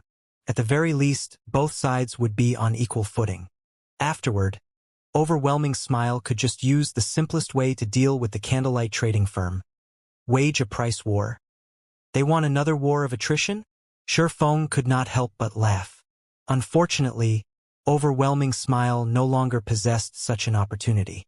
Feng then said, "Smile, instruct someone to begin purchasing advanced stones and magic essences in bulk, and don't just buy from White River City. Buy from other cities as well. Buy as many as you can. However, this must be done secretly. Do not let other guilds discover our actions." Although the candlelight trading firm held a significant advantage due to the basic strengthened armor kits, the production volume for the kits was simply too low. It lacked competitiveness. However, it was a different story for light stones. "Okay, I'll head out and buy them myself right now," Melancholic Smile said. After Feng gave his instructions, he resumed grinding for more forging designs. For the next several dozen hours, Feng grinded the hot-blooded orc warriors like a madman. During this time, his experience bar rose rapidly, his level increasing from level 27 to level 30. His leveling speed was simply unmatched. However, compared to the EXP spent on increasing his own level, Feng had expended even more EXP on the 7 Luminaries ring. He had leveled up the 7 Luminaries ring twice, upgrading it to level 7. Just as Feng was about to investigate the level 7 Luminaries ring's new power, suddenly, the gates of the Towers of Death opened. In the next moment, a roar that shook even the heavens emerged from behind the gates. As the roar grew louder, Feng saw a massive orc walk out. This orc wore exquisite armor and had a black cape draped over his back. Upon the appearance of this massive orc, the orcs outside the Towers of Death went into a frenzy. It was as if they were welcoming the arrival of their king. "Why has the Orc King appeared here?" Feng could not help his surprise. The valiant and extraordinary Orc King slowly walked up to an altar before the Towers of Death, constantly muttering incantations as he approached the pitch-black altar. Suddenly, countless blood-red runes emerged from the altar. The sky also dimmed as strong winds blew. Countless hot-blooded orcs gathered beneath the altar. If one looked down from the ramparts, they would discover a black mass of tens of thousands of orcs within the fortress walls. After these orcs gathered around the black altar, they fell to their knees and prayed. This spectacular scene amazed even Feng. Just what are they trying to do? Feng was utterly confused. The Towers of Death of the Twin Tower Highlands were, in reality, a level 50 100-man team dungeon. In the past, Feng had raided this dungeon many times, so he had a relatively good understanding of the Towers of Death. However, today was the first time Feng had seen something this odd. In particular, the Orc King who had emerged from the Towers of Death was the final boss of the dungeon, Orc King Trezek. When challenging the Hell mode difficulty of the dungeon, Orc King Trezek was a level 54 Grand Lord. Meanwhile, the Orc King Trezek standing on the altar right now was a level 60 mythic monster. Monsters in God's domain occupied multiple ranks. From weakest to strongest, these ranks were Common, Elite, Special Elite, Chieftain, Lord, High Lord, Great Lord, Grand Lord. Standing above Grand Lord was Mythic. Orc King Trezek, Mythic Monster, Level 60, HP 90, 000, 000/90, 000, 000. Upon seeing the Orc King's information, even Feng could not believe his own eyes. A mythic monster. A mythic monster was slightly stronger than even a Tier 4 class. Moreover, with that ridiculous amount of HP, any Tier 4 party of the same level that attempted to raid Orc King Trezek would be beaten senseless. At the very least, a 50-man team of Tier 4 players was necessary to raid the Orc King. Tier 4 classes already stood at the top of God's domain. It was extremely difficult to reach this tier, so how could it possibly be easy to gather 50 Tier 4 players? Not to mention, players could only begin challenging their Tier 2 class change quests at level 50. They were still far from reaching Tier 4. To players below level 60, Orc King Trezek was practically invincible. However, it was because of this that Shurfeng's interest grew. The final boss of the Towers of Death had actually left the dungeon to pray. Moreover, the boss's rank had risen to mythic. There was no way Shurfeng could grind the hot-blooded orcs at the moment. The area beneath the ramparts was packed with warriors and captains right now. If he attacked any one of them, he might attract every monster beneath the walls, including the Orc King Trezek. They would annihilate him, leaving no room for escape. I'm interested to see just what this is about. In any case, Shurfeng was not in a hurry. He took a seat in the corner of the wall and observed the situation at the altar. However, the orc's prayer was relatively long. Even after over half an hour, these orcs continued to pray. Out of frustration, Shurfeng began arranging the contents of his bag. After grinding for dozens of hours, Shurfeng had lost count of how many hot-blooded orc warriors he had killed. The items they had dropped had nearly filled his bag. Had he not thrown away some of the worthless scrap items, not even his super-large bag would be able to hold all of the loot. Shurfeng had to admit that the Towers of Death were indeed an efficient place to farm lightstone forging designs. With the addition of his 5 points of luck, his harvest was even more frightening. In total, Shurfeng had obtained 141 lightstone forging designs. He had also collected close to 30 gold and some random scrap items and materials. If ordinary players came here to grind, they could definitely make a fortune overnight. 30 gold coins. Although the value of gold coins continuously depreciated, each gold coin was still worth more than 7,000 credits. In other words, Shurfeng had earned nearly 210,000 credits in a single day. However, none of these were Shurfeng's greatest prizes. His most valuable gain was the promotion of the 7 Luminaries ring and the equipment he had obtained from opening treasure chests. After upgrading the 7 Luminaries ring to level 7, its skills all received massive transformations. If not for the ring's information labeling it as an epic item, Shurfeng would have thought it was a fragmented legendary item. 7 Luminaries ring, replica, ring, epic rank, level 20, level 80, current level 30, equipment requirement, strength 200, attributes will be adjusted according to user's level, strength plus 64, agility plus 60, intelligence plus 52, endurance plus 60, vitality plus 55, damage plus 10%, maximum HP plus 15%, ignore levels plus 10, all skills plus 2 levels, all items level requirement reduced by 5 levels. Additional skill dash, 7 Luminaries aura. There are 7 different auras: earth, water, wind, fire, time, illusion, and space. Only one aura can be used each time, and there will be a cooldown of 1 minute when changing between auras. Aura of Earth level 7 requires 200 million EXP to upgrade to level 8. Defense increased by 60%, damage taken reduced by 55%. Activatable skill dash, absolute defense. Become immune to all damage for 5 seconds. Cooldown, 1 minute 20 seconds. Aura of Water level 7 requires 200 million EXP to upgrade to level 8. Received healing increased by 100%, cast consumption reduced by 50%. Activatable skill dash, Life Bloom. Heals selected target for 30% HP every second for 40 seconds. Cooldown, 1 minute 30 seconds. Aura of Wind level 7 requires 200 million EXP to upgrade to level 8. Movement speed increased by 60%, attack speed increased by 60%, agility increased by 50%. Activatable skill dash, Wind Rider. Enables temporary flight and movement speed increase of 220% for 24 seconds.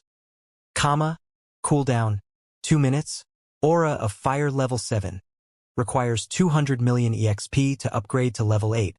Damage increased by 50%, target's defense reduced by 60%. Activatable skill dash, Firestorm. Inflicts 1000% damage within a range of 30 by 30 yards for 6 seconds. Cooldown 5 minutes. Aura of Time level 7 requires 500 million EXP to upgrade to level 8. Cooldown of all skills reduced by 40%, Enemies within a 150-yard radius will have their movement speed and attack speed reduced by 40%, and cooldown of skills increased by 50%. Activatable skill dash, absolute time. Prevents enemies within a radius of 100 yards from using any skills or tools for 24 seconds. Cooldown, 2 minutes 30 seconds. Aura of Illusion level 7 requires 500 million EXP to upgrade to level 8. All attributes increased by 40%. Enemies within a 200-yard radius will have all their attributes reduced by 40%. Activatable skill dash, Fantasy World. Immunity to all magic damage and 20% of magic damage received will be converted to healing to recover players' HP for 20 seconds. Cooldown, 3 minutes. Aura of Space level 7 requires 500 million EXP to upgrade to level 8. Immunity to all control and restricting effects. Activatable skill dash, Space Movement. Instantly move to any location within a radius of 600,000 yards. Cooldown 4 minutes. After the 7 Luminaries Rings promotion, just one of its auras could rival the attributes of a fragmented legendary item. Meanwhile, the 7 Luminaries Ring had 7 interchangeable auras. Calling it a fragmented legendary item was by no means an exaggeration. Aside from the 7 Luminaries Ring, Shifeng valued the Tier 1 set equipment he had gained from the Twilight treasure chests. First, Shifeng obtained another 2 set pieces of the Inyang Walker set equipment for Tier 1 Guardian Knights, putting him at a total of 3 set pieces. In addition, he had also obtained the Mana Storm set equipment for Tier 1 Elementalists. Unfortunately, he only had 2 set pieces. He had also fortunately obtained 3 set pieces of the Dark Melody set equipment for Tier 1 Assassins. He had 1 set piece of the Forest Guard set equipment for Tier 1 Rangers. He had also gained 2 set pieces of the Hurricane set equipment for Tier 1 Swordsman. Finally, he obtained 1 set piece of the Brave Heart set equipment for Tier 1 Shield Warriors. Shifeng had only gone through a small portion of the Twilight treasure chests in his possession. It was fully possible for him to collect a Tier 1 set equipment for every class.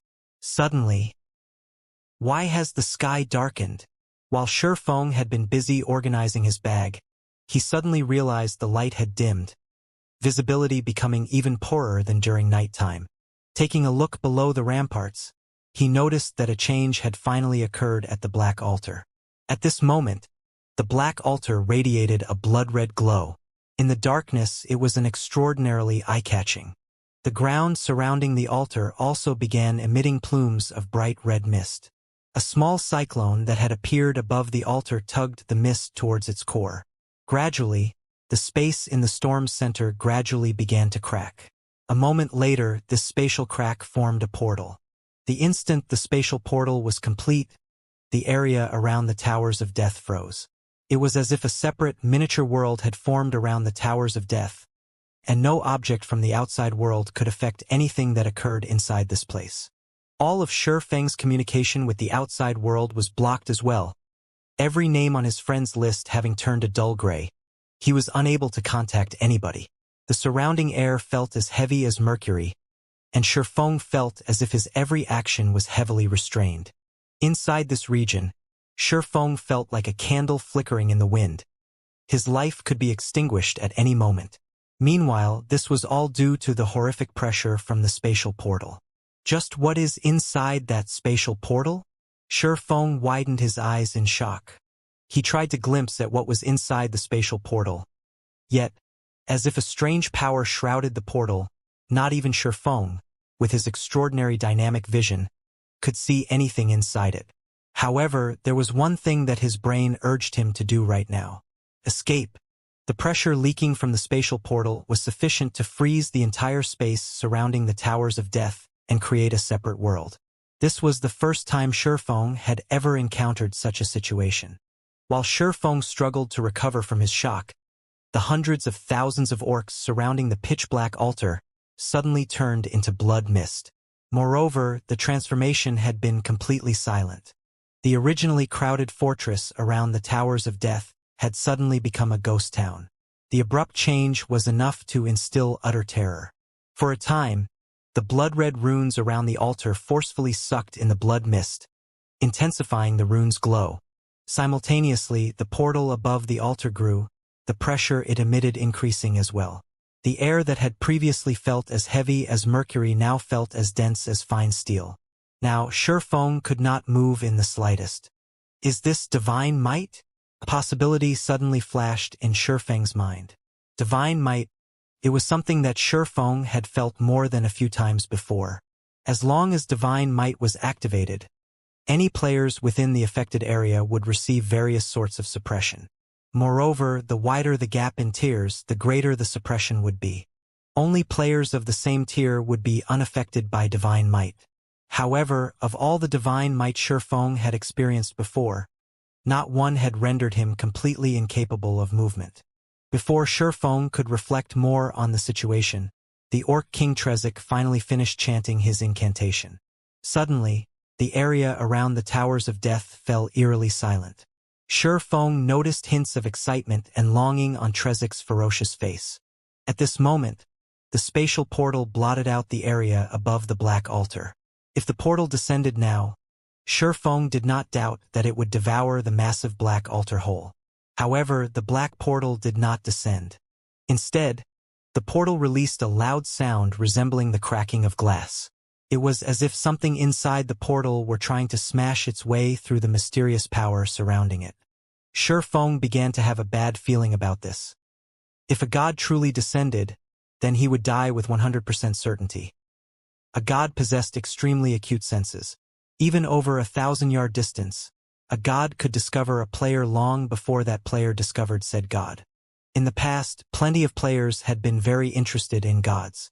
Unfortunately, many Tier 4 players had not been able to get even 3,000 yards close to the gods before the divine beings swatted them like flies. Meanwhile, Tier 5 players had survived the wrath of gods, but only Tier 6 players qualified to challenge them. Even then, they only qualified. At this moment, Shifeng was less than 2,000 yards away from the altar. If a god descended, it would discover him immediately and send him to his death with a single slap. It shouldn't be able to descend, right? Shifeng could feel that the mysterious power surrounding the spatial portal was already at its limits. In the blink of an eye, a gigantic hand that blotted out the sky suddenly emerged from the portal. In the face of this hand, even the massive altar seemed like a small toy. Fortunately, the instant this hand descended, countless golden chains suddenly emerged from the sky. These golden chains immediately bound the hand, preventing it from moving.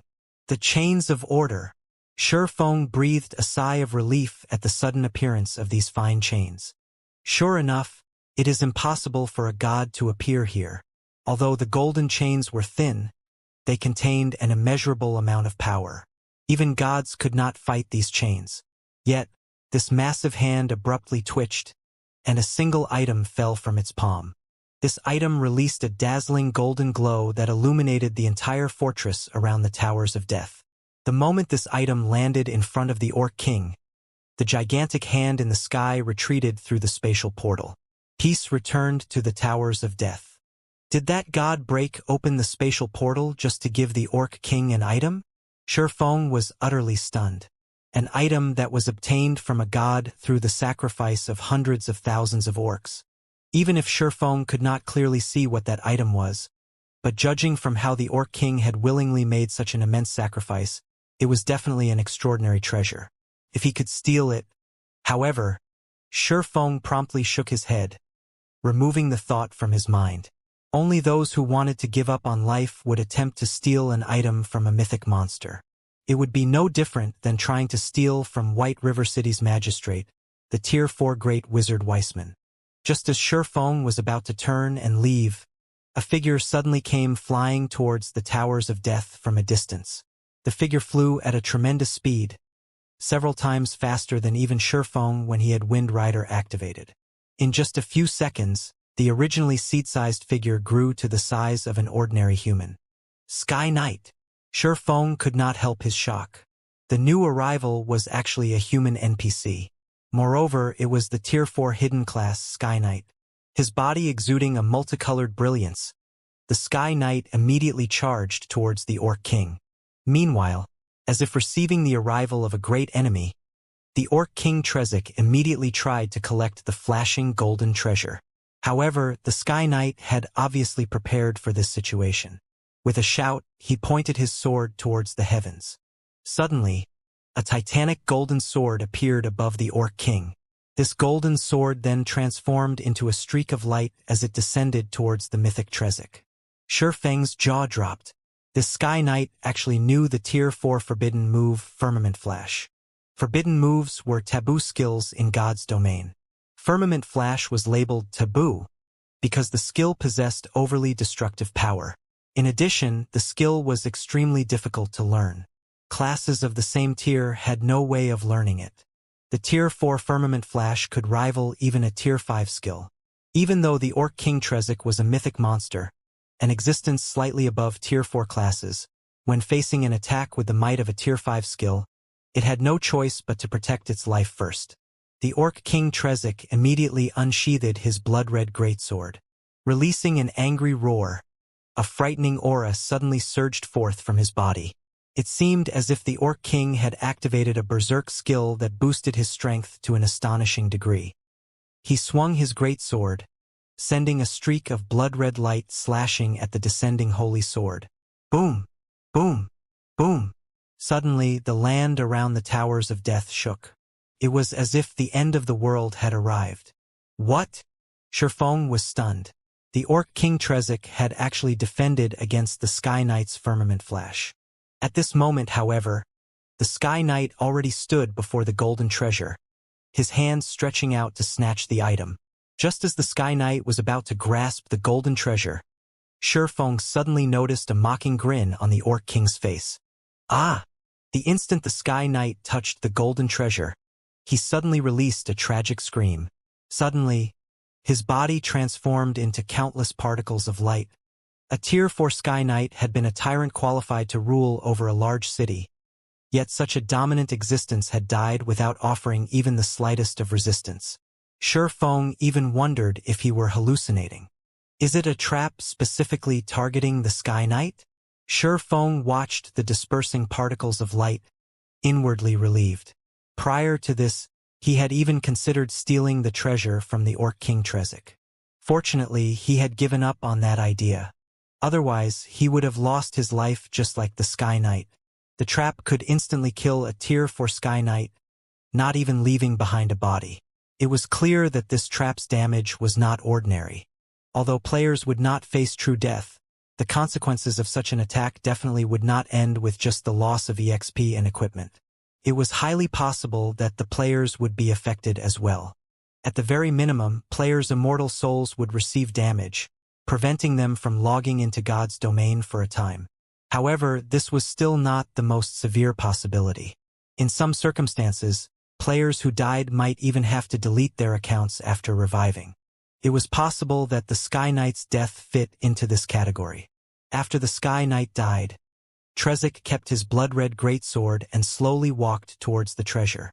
Looking at the treasure with its golden divine glow, a grin on the Orc King's ferocious face, Trezec then began chanting his incantation once again. Suddenly, golden runes formed around the treasure, wrapping around the item, as if sealing it. Is it not a trap?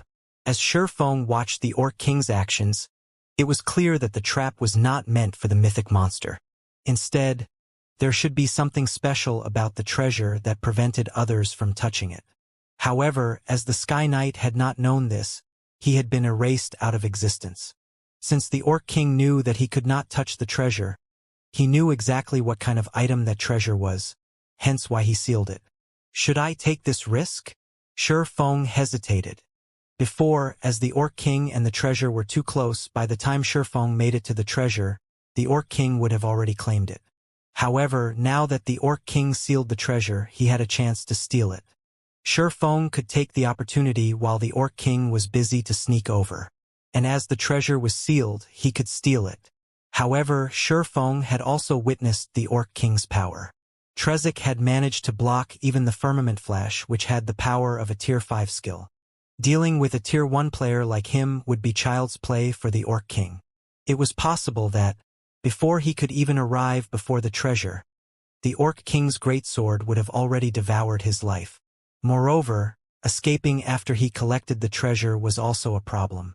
With the Orc King Trezik's attributes, even if Shurfeng's speed were several times faster, he would not escape from the Orc King's clutches. Seeing as the number of golden runes surrounding the treasure had gradually increased, it was clear that the time remaining for the completion of the treasure's seal grew shorter and shorter. Shurfeng looked at the 7 luminaries ring wrapped around his finger. Suddenly, he activated gravity liberation and jumped down from the wall. He then made a dash for the black altar. It would be a pity if he did not at least try to steal a treasure that could tempt even a tier 4 NPC. Moreover, after the 7 luminaries ring had upgraded to level 7, the ring's skills had undergone massive improvements. Shurfeng could totally give stealing the treasure a try. Above the black altar, Orc King Trezik focused on chanting his incantation.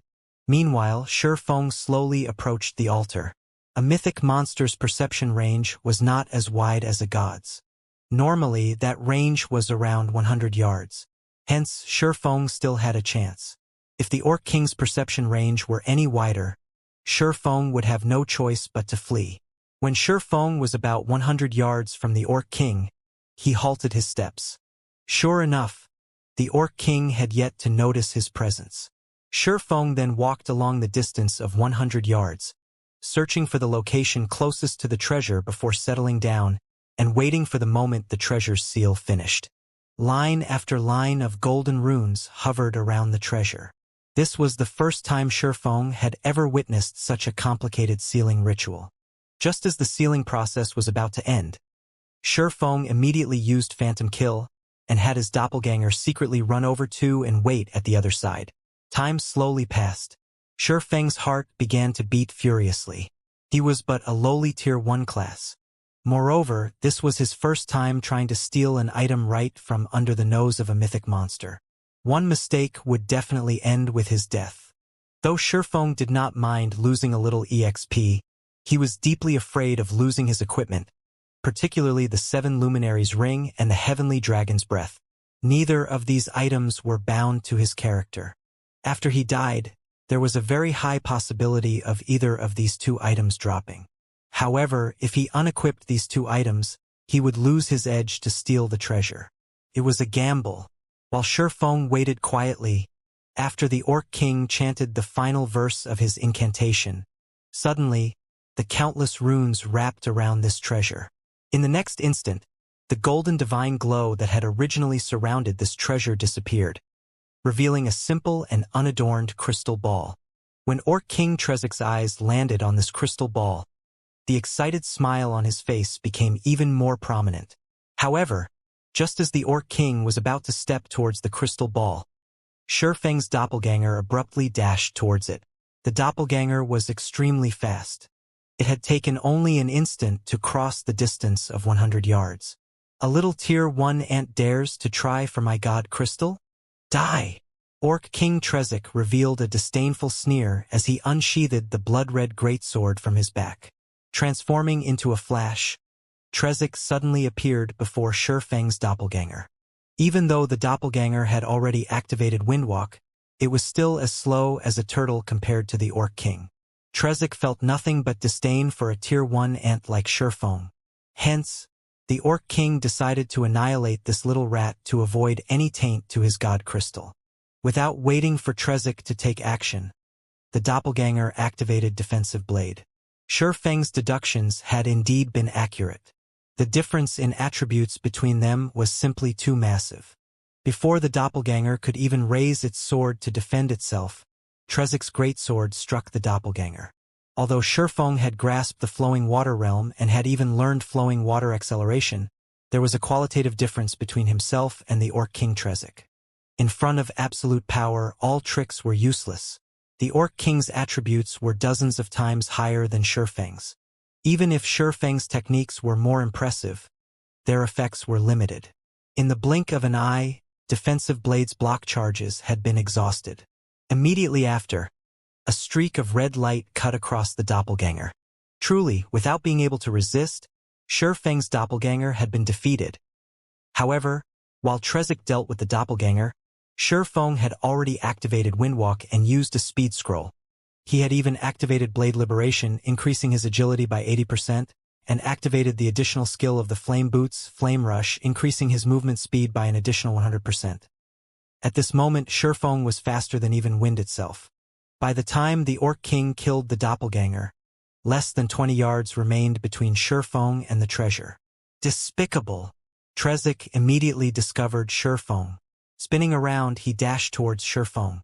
Although Shurfeng was very fast, 2 to 3 times faster than his doppelganger, compared to the Orc King, however, he was still as slow as a snail. Sure enough, just as Shurfeng was around 3 yards away from the treasure, Trezek suddenly appeared behind him, his great sword swinging down at the little rat. However, Shurfeng had long since prepared for this moment. Before this, he had activated the Aura of Earth. At the instant he was discovered, he used absolute defense, becoming invulnerable for 5 seconds. Now that Shurfeng was invincible, he did not have to worry about any attacks towards him. While shouldering the Orc King's attacks, he grabbed the crystal ball and stuffed it into his bag. Trezek grew indignant at this sight. The violent aura that surged forth from his body caused even Shurfeng to grow breathless. If he were not in an invulnerable state right now, he would have long since died. With the God Crystal in hand, Shurfeng immediately swapped the Aura of Earth to the Aura of Space and activated space movement. He then jumped into the spatial crack that appeared and left the Towers of Death. Darkness arrived in God's domain once more. The lights in White River City shone brilliantly. After the night had arrived, aside from a small number of experts and elite parties grinding in the fields, the majority of players could only head back to the city to rest. While it was lively in White River City, the liveliest area, without a doubt, was the Candlelight Trading Firm. As for the reason behind the Candlelight Trading Firm's popularity, that was due to the basic strengthened armor kits. Although the basic strengthened armor kits were not as powerful as the basic mana armor kits, the latter was simply too scarce. It could not compete with the large number of basic strengthened armor kits available at the Candlelight Trading Firm every day. Inside a high-class bar a short distance from the Candlelight Trading Firm, Feng Xianyang sat on the second-floor open-air terrace, gazing at the Candlelight Trading Firm with a smile on his face. "I want to see just how long you can hold out," Feng Xianyang laughed, his expression clearly displaying his arrogance. Initially, Feng Xianyang had been slightly worried that the Candlelight Trading Firm's flourishing business would show no signs of ending. If that were so, it would not be easy to deal with the firm in the future. However, during the process of poaching the firm's workers, Feng Xianyang had discovered a secret, a fatal weakness of the trading firm. And that secret was that only 3 people in the trading firm knew how to produce the basic strengthened armor kit. With just 3 people, it was simply impossible to satisfy the demands of the large number of players in White River City. Even if it were possible, a long time would be required to do so. By then, players would have outgrown their need for the kits. Knowing this fatal secret, Feng Xianyang began to spend large sums of money to purchase the basic strengthened armor kits, buying as many as he could. First, he wanted to deplete the Candlelight Trading Firm's stockpile. As long as the firm no longer had any basic strengthened armor kits remaining, the firm's popularity would fall and limit its business. Although he had to invest a massive sum of coins, the basic strengthened armor kits he bought were not completely useless. On the contrary, they were particularly helpful when raiding team dungeons. Secondly, aside from striving to establish their own guild residences, the various guilds in Star Moon City also strive to accumulate sufficient money to purchase the city's golden lands. Other than that, these guilds were also continuously raiding large-scale dungeons, improving their guild's popularity and equipment. Meanwhile, other than giving the basic strengthened armor kits to his own teams, Feng Xianyang also set aside a portion, selling them to other cities. There was no Candlelight Trading Firm branch in other cities, so there were no basic strengthened armor kits available there. With Underworld's channels, Feng Xianyang had sold these kits to the various guilds of other cities. When these guilds saw the kits, they fought tooth and nail to purchase them. As a result, he made a huge profit by reselling the kits. It was truly killing 2 birds with 1 stone.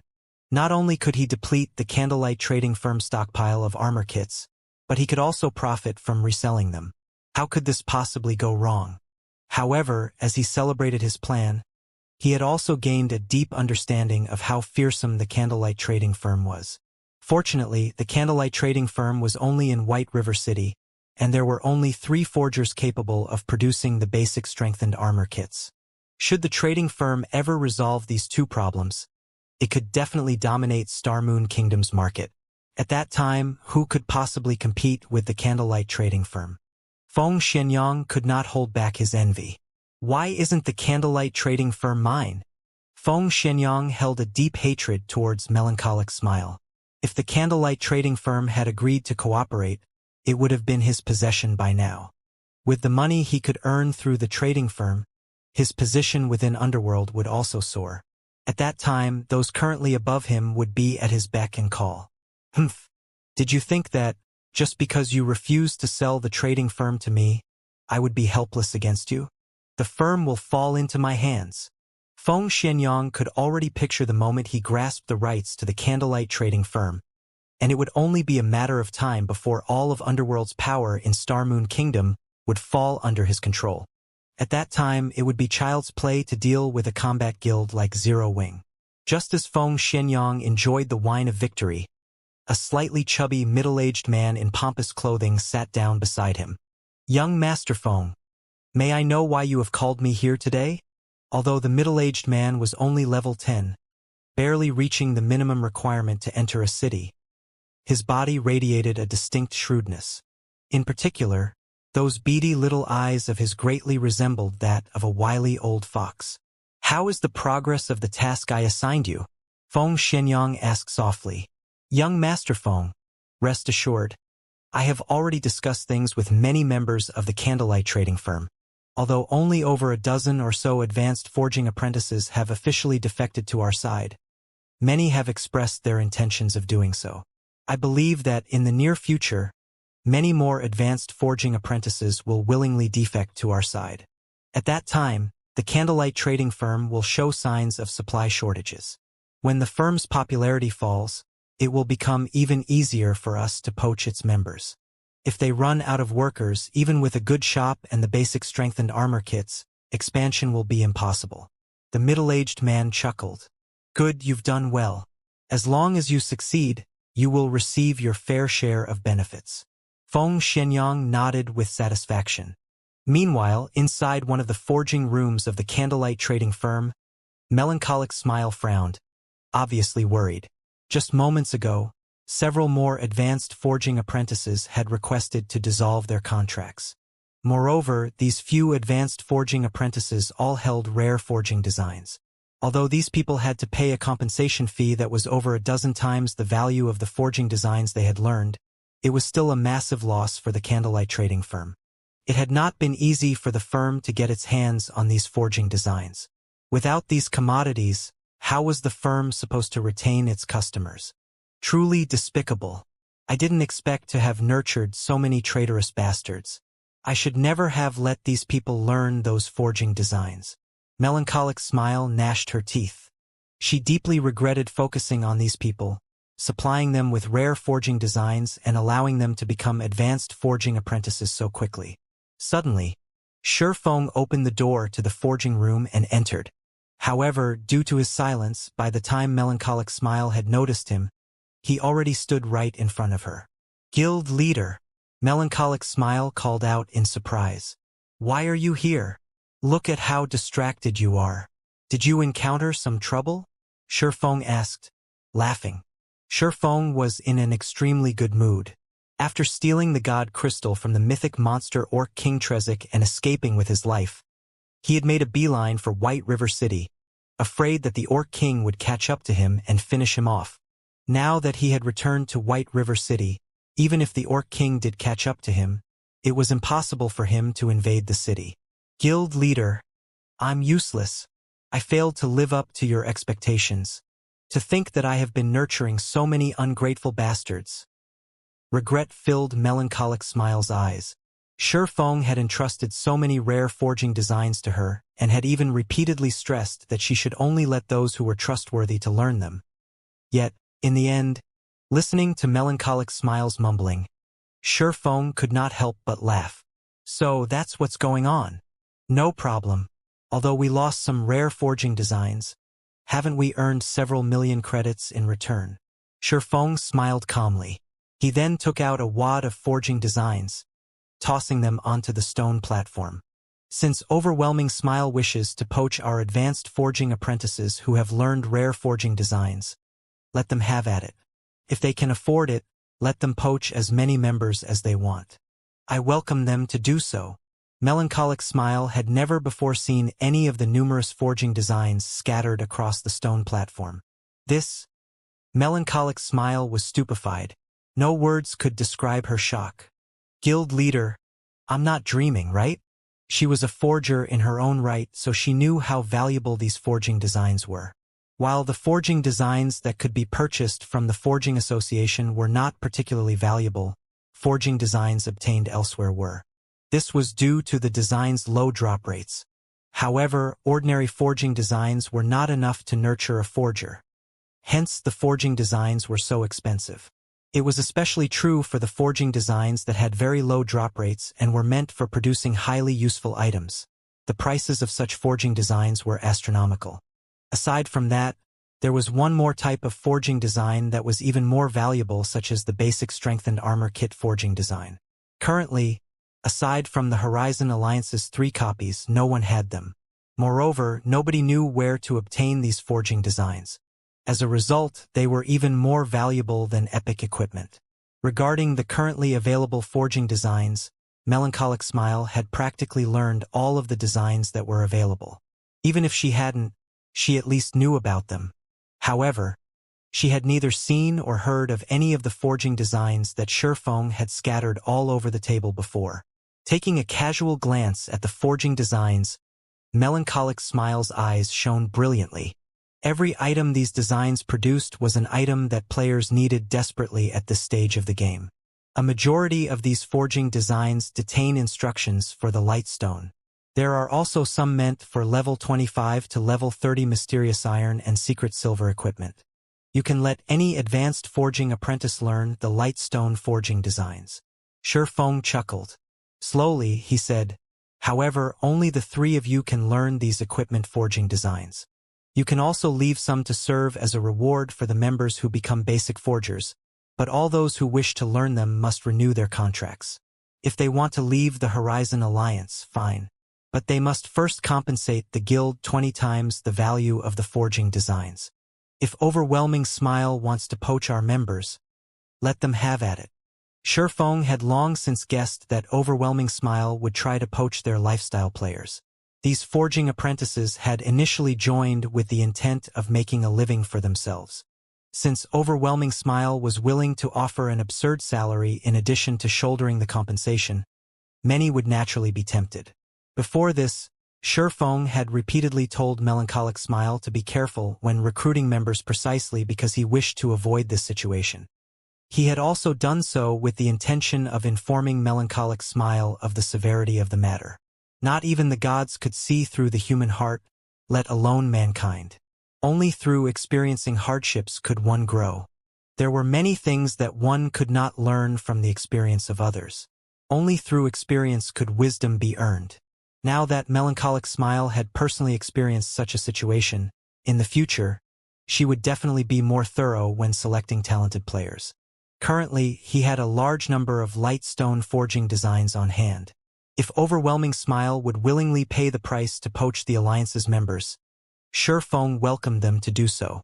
The Lightstone forging designs were very common. In the past, each forging design only sold for several gold. Moreover, that was when most players had reached level 45. These forging designs were not particularly valuable. Only current players' levels were not high enough yet to obtain them, resulting in their value increasing significantly. Based on Shifeng's initial estimates, each Lightstone forging design should be worth around several dozen gold. If he wished to acquire more Lightstone forging designs, he could obtain a ton of them anytime he wanted. This way, he would not have to wait for the profits of the Lightstones to slowly roll in. Just the 20 times compensation Overwhelming Smile had to pay for poaching each member could make a ridiculous amount of credits. He could make a fortune just by selling advanced forging apprentices. Guild leader, I will definitely be more careful when selecting who I allow to learn these forging designs. Melancholic Smile was immensely excited when she looked at the light stone forging designs scattered across the stone platform. However, her greatest joy was due to Shi Feng's forgiveness and encouragement. "It's fine. Just pick them at random. Even better, choose those who already have the heart to defect to Overwhelming Smile. Let Overwhelming Smile poach as many as they can. Otherwise, how will I make money?" Shi Feng laughed. But, for a moment, Melancholic Smile wanted to dissuade Shi Feng. However, when she looked at the forging designs on the table, she suddenly came to a realization. "I'll carry out your orders, then, guild leader." To others, the light stone forging design might be a treasure. However, judging from Shi Feng's behavior, it seemed that they were not valuable in the slightest. Only others did not know this yet. They would be senseless fools if they did not profit off of Overwhelming Smile's greed while they had the chance. A moment later, Melancholic Smile had picked out 3 advanced forging apprentices. Of them, 2 seriously considered defecting to Overwhelming Smile. They only held out for the right price.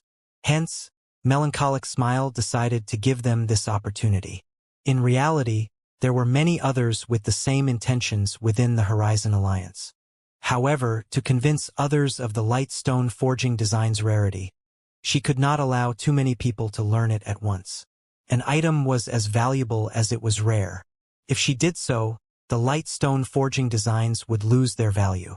As long as these 2 advanced forging apprentices learned how to produce the light stones, their personal value would immediately skyrocket. In addition to the 2's willingness to defect, Overwhelming Smile would try to poach them at all costs.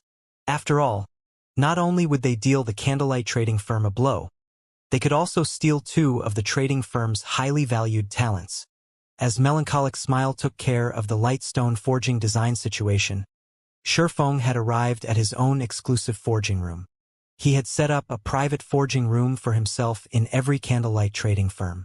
Other than himself, no one was allowed into these rooms. He wanted to ensure that he would have access to a forging room at all times. Inside the quiet forging room, Shi Feng carefully retrieved the god crystal from his bag. The translucent crystal ball on the stone table looked simple and ordinary. No matter how he looked at it, it was just an ordinary crystal ball. However, Orc King Trezek had sacrificed hundreds of thousands of his subordinates to obtain this treasure. Moreover, this treasure had even managed to kill a Tier 4 Sky Knight, who had learned a forbidden move, instantly. The crystal ball's worth was clear. Just what is this thing used for? Shi Feng could not see anything special about the orb despite observing it carefully for a long time. Moreover, the god crystal's information stated that it was only a common item. Aside from that, no other information was displayed. It was also not in an unknown or unappraised state. Is there some hidden information about it? The more Shi Feng thought about it, the more he felt it was possible. There were many amazing items in God's domain that might look ordinary, but in reality, contained power that could even shake the heavens. In the past, there had been a player who had purchased a piece of dilapidated armor at a bazaar, only to discover that the armor was actually an epic-ranked armor. Such situations often occurred in God's domain. Only after triggering special conditions could one reveal the true value of a treasure. Shi Feng then used Omniscient Eyes. After more than half a minute had passed, however, there was still no reaction. He could not glean anything more about the crystal ball. Is the level of my identification skill insufficient? Shi Feng muttered in surprise.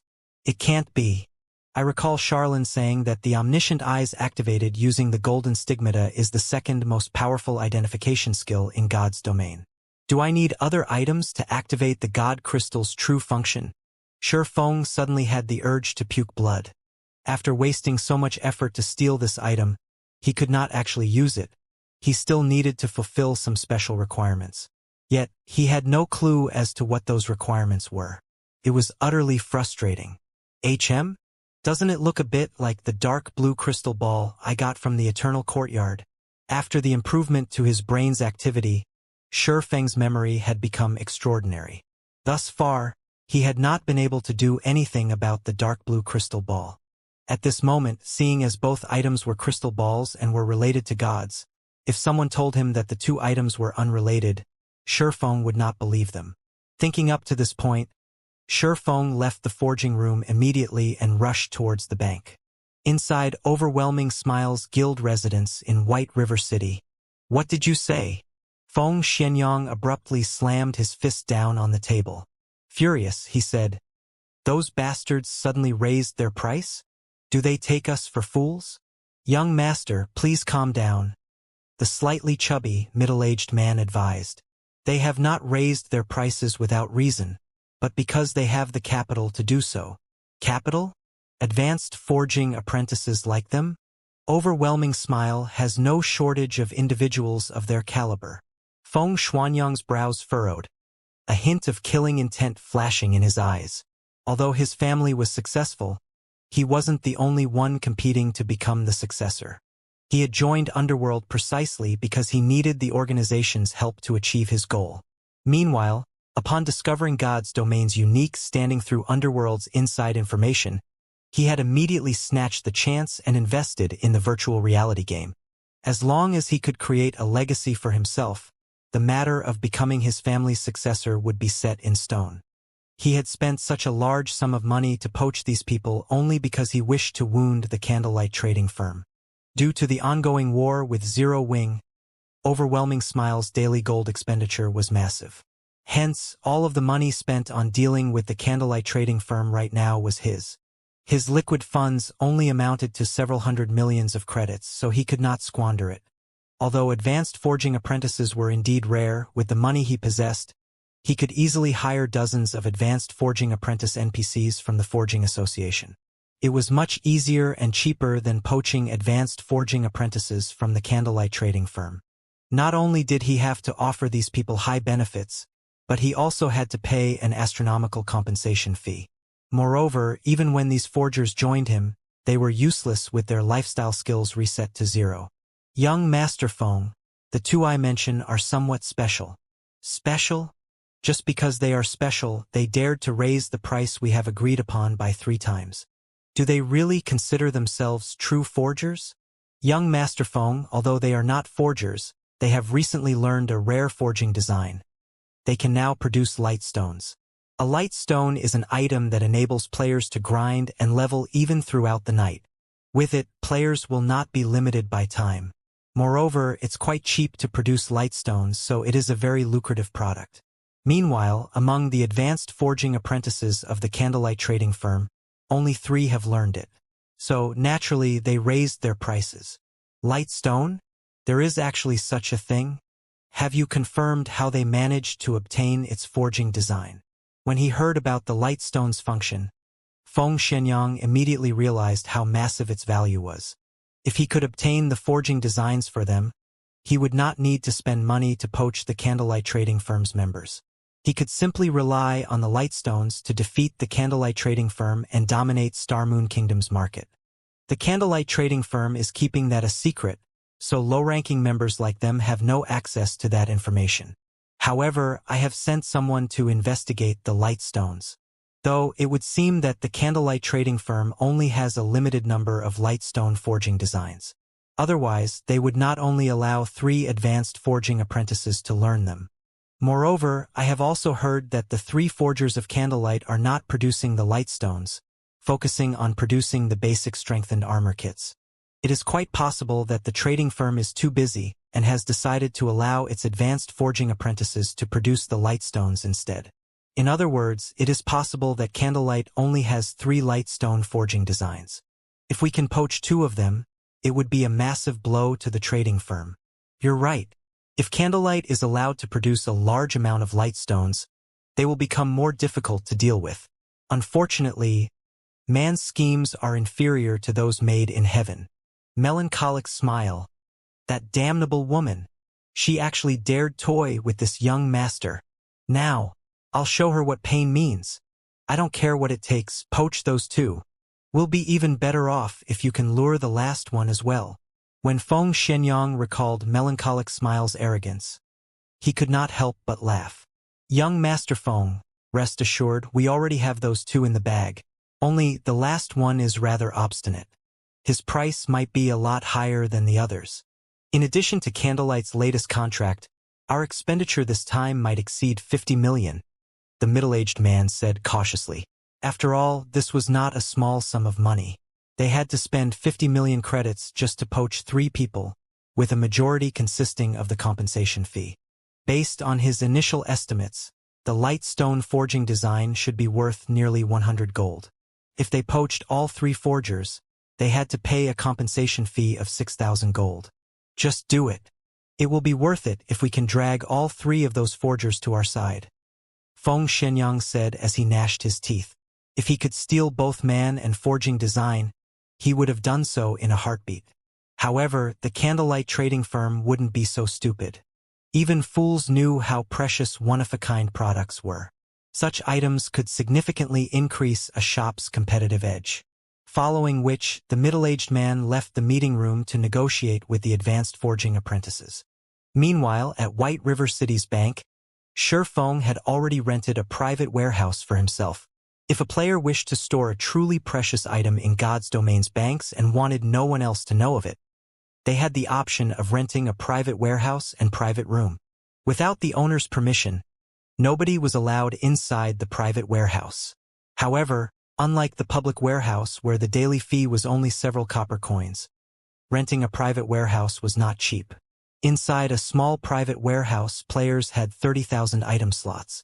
Each day's rent was 30 silver, and there was a minimum rental period of 1 month, which would be a total of 9 gold. There was a discount if players rented the warehouse for 3 months, but even then, they would still have to spend 25 gold. A medium private warehouse had to 100,000 item slots, and the daily fee was 1 gold coin. Renting for 1 month cost 30 gold, while renting for 3 months cost 85 gold. A large private warehouse held up to 500,000 item slots, and the daily fee was 4 gold coins.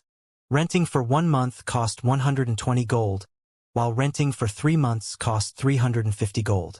Normally, ordinary players would not rent a private warehouse at all. However, as players reached higher levels, it would become much easier to earn coins. Many players who conducted business would usually rent a private warehouse. Shi Feng had rented 2 large private warehouses without hesitation. Moreover, he had rented both for 3 months. One was for himself while the other was for the guild. This way, Aqua Rose and the others would not have to worry about spies from other guilds while retrieving items of great importance. Such incidents had not been uncommon in God's Domain in the past. There were many guilds that had not rented a private warehouse, and as a result, other guilds had learned some of their secrets. As a precaution, Shi Feng had to rent one for the guild, no matter what. Shi Feng then entered his private warehouse. Rows of cabinets lined the warehouse's interior, neat and orderly. Shi Feng immediately moved all of the items from his public warehouse to his private warehouse. The private warehouse was very human-like, and immediately, it intelligently categorized all of the items, saving Shi Feng the trouble of arranging them himself. Shi Feng then opened a cabinet. Inside the cabinet, there was a single dark blue crystal ball. This crystal ball was none other than the one Shi Feng had obtained from the Eternal Courtyard. However, this crystal ball was too powerful. Even with Shi Feng's extremely high resistance, he lost 1,000 HP every second just by coming into contact with it. If ordinary players touched it, they would most likely die on the spot. Death upon touching? Shi Feng recalled the situation when he had obtained the deep blue crystal ball. Suddenly, he came to a realization. Wasn't it the same situation when he had stolen the God Crystal from the Orc King? Only, as the God Crystal had not been sealed yet, the Tier 4 Sky Knight had died instantly when he touched it. I wonder if it is possible? Shi Feng was slightly nervous as he took out the God Crystal from his bag. Carefully, he placed it inside the cabinet, beside the dark blue crystal ball. He wanted to see just how these 2 crystal balls would react when placed together. The instant Shi Feng placed the God Crystal inside the cabinet, the 2 crystal balls suddenly released a blinding glow, illuminating the private warehouse. The powerful pressure the 2 orbs gave off had caused Shi Feng's body to feel heavy. Divine might! Shi Feng could not help his shock. Right at this moment, the sound of a system notification rang out by his ears.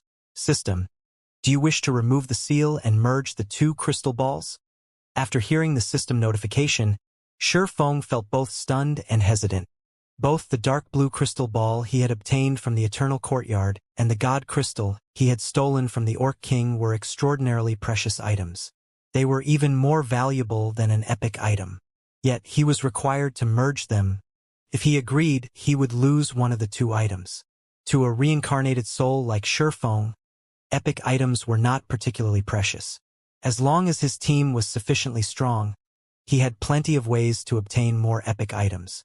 However, one could not obtain items above epic rank with strength alone. A certain amount of luck and opportunity were required as well. If he disagreed, he would have to look for some other way to activate the two items. Forget it. Let's just go for it. Shurfeng gnashed his teeth as he agreed to the merger. Suddenly, the two crystal balls transformed into two bubbles of liquid. The crystal ball Shurfeng had obtained from the Eternal Courtyard transformed into a blue liquid, whereas the transparent crystal ball Shurfeng had stolen from the Orc King transformed into golden liquid. The two liquids then merged, and as if they tried to devour one another, the newly formed liquid turned blue in one moment and gold in the next. Meanwhile, the divine might exuded by the both grew stronger as more time passed. Is this really a merger? Immersed in the divine might from the two liquids, Shurfeng's discomfort was unbearable. After several minutes of resisting each other, the two liquids finally became one. The dark blue crystal ball from the Eternal Courtyard had emerged victorious. After merging, the shape of the crystal ball had also changed. Instead of a crystal ball, it was now a dark blue metallic cup. Countless tiny blue runes were engraved around the cup's exterior. There was also a faint purple ring of light flowing around the cup. At this moment, the cup's divine might was far stronger than the one Shurfeng had felt before. So powerful! Shurfeng exclaimed. He even dared to guarantee that this was the most powerful item he had ever seen. Even the fragmented legendary ranked Heavenly Dragon's Breath was far from matching this blue metallic cup. If not for this place being a private warehouse, he would have definitely caused a commotion inside the bank's hall. Meanwhile, any players caught within the blue cup's divine might would find it impossible to move. After all, if even a Tier 1 Blade Saint like himself struggled, Tier 0 players didn't have a prayer. If he could control this blue cup, he would have no problems dealing with even an army of thousands of elite players. Immediately, Shurfeng checked the cup's information. However, just after Shurfeng clicked to check the cup's attributes, he received -5,000 frost damage, even with his finger still a distance away, instantly losing half of his HP. Damn! Isn't this a little too intense? Shurfeng looked at his completely frozen hand, a layer of purple frost covering his entire arm. If his finger had moved even a little closer to the cup, he would most likely have lost his life on the spot. Shurfeng then took a look at the cup's attributes. Holy Grail, legendary item. Legend has it that the Holy Grail belongs to the Goddess of Life, and that it holds the power to bestow eternal life. However, after Ragnarok, the god of war had destroyed the Holy Grail and placed it in the Eternal Courtyard. The Holy Grail's restoration requires sufficient God's power. Only with an eternal heart can one truly hold the Holy Grail. Activatable skill dash, Power of Evolution. Sacrifice one's own life force to evolve an item of the player's choice. However, there is a small possibility that the evolution process will fail. An evolved item's quality cannot exceed the fragmented legendary rank. Cooldown, 10 days. By the time Shurfeng finished reading the cup's attributes, his jaw hung to the floor. Legendary item. This was the first time he had ever actually seen one. Although the Holy Grail was neither a weapon nor a piece of equipment, among the various types of items found in God's domain, tools such as the Holy Grail were the most difficult to obtain. They were far rarer and more precious than weapons or equipment. Moreover, looking at the Holy Grail's description, it was obvious its rank could still be increased. However, he needed power of God to do so. Items such as the God Crystal should be able to supply it. However, looking at the streams of light overflowing from the Holy Grail, Shurfeng could not help but laugh bitterly. Although he had completely unsealed such an amazing item, he could not touch or control it. Shurfeng had also never heard of an item called the Eternal Heart before. Just how and where was he supposed to obtain one? Fortunately, he could still use the power of evolution. After all, he didn't have to control the Holy Grail to use the skill. He only needed to sacrifice some of his life force. The term life force referred to a player's HP. For all Shifeng cared, the Holy Grail could have as much of his HP as it wanted. HM? That's not right. Shifeng thought it over for a moment, feeling that something was amiss. A skill capable of evolving an item. Such an OP skill should not only require a sacrifice of HP. Even the skill's 10-day cooldown was insignificant. God's domain always followed the rule of equivalent exchange. However, this was obviously not an equivalent exchange. Otherwise, even if the success chance wasn't 100%, having an opportunity to obtain a fragmented legendary item once every 10 days was still astounding. Obviously, Shifeng wanted to try it. The Holy Grail had a cooldown of 10 days. If he did not activate it now, wouldn't it be a waste? Which item should I evolve? Shifeng looked through his warehouse and bag, feeling very indecisive. He only had one chance to evolve an item every 10 days. If the item he evolved now had little use to him, he would suffer a huge loss. Should I evolve the 7 Luminaries ring? Shifeng could not help but stare at the 7 Luminaries ring around his finger. As the replica of a godly relic, it was already frighteningly powerful, even at only epic rank. If the ring were upgraded to fragmented legendary rank, it would be godlike. No, Shifeng immediately shook his head. If he upgraded the ring to fragmented legendary rank, the equipment requirement would definitely soar. He wouldn't be able to equip the ring. The impact on his current strength would be painful. Moreover, Shifeng did not doubt that the success rate of evolving an item to fragmented legendary rank would be abysmally low. It would be a huge pity to waste an opportunity to evolve an item. The best choice he could make right now was to evolve a dark gold item to an epic item. With this idea, Shifeng shifted his gaze to the Purgatory's shadow. As a dark gold weapon, if he could promote it to an epic weapon, then it would increase his overall combat power significantly. At that time, even Summer Sunshine would easily suffer defeat at his hands. As the leader of a guild, however, his first and foremost priority was to increase his guild's strength. Currently, his personal strength was sufficient. Even if he became slightly stronger, it would not impact the guild. Suddenly, a streak of light flashed past Shifeng's eyes. That's right. How could I forget? There's still the Icarus's heart. Shifeng laughed. If he evolved Icarus's heart, it would help the guild tremendously. Just the meager 5 points of luck it provided had allowed him to obtain so many Tier 1 set equipment. If he could evolve Icarus's heart further, raising the luck it provided even a little, couldn't he obtain even better items? Although Icarus's heart was already capable of evolving, he needed the souls of Lord-ranked monsters to do so. Even so, based on Shifeng's estimates, he should only be able to evolve Icarus's heart to dark gold rank at maximum. After all, it was an item he got from a dark gold treasure chest. It was utterly impossible for him to obtain an epic ranked necklace. I'll choose you. Shifeng smiled as he removed Icarus's heart from his neck. He then adjusted the 7 Luminaries ring to the aura of water and activated Life Bloom, healing himself. Previously, he had received a significant amount of damage just by approaching the Holy Grail. He would have to touch it again, so he had to heal himself back to full HP. He could not afford to miss any. In a moment, Shifeng's 10,000 plus HP recovered to full. Shifeng then tapped on the touchscreen that was very close to the Holy Grail, choosing to use Power of Evolution. The instant his finger collided with the touchscreen, Shifeng lost 7,000 HP. However, Life Bloom quickly regenerated a significant amount of the missing HP. Only when he recovered to full HP did Shifeng proceed to select Icarus's heart as the target of evolution. System, are you willing to permanently lose 400 HP to evolve the Icarus's heart? Crap, that's the requirement? Shifeng could not help but curse. It was actually a permanent loss. No wonder it could allow an item evolve to a maximum of fragmented legendary rank. In God's domain, aside from leveling up, it was extremely difficult for players to obtain permanent attributes. Losing 400 HP, or the equivalent of 20 endurance points, would significantly weaken a player. Even Shifeng would mourn the attribute loss, let alone other players. However, Despite having seen the true side of the power of evolution, Feng still chose to sacrifice 400 HP, albeit begrudgingly.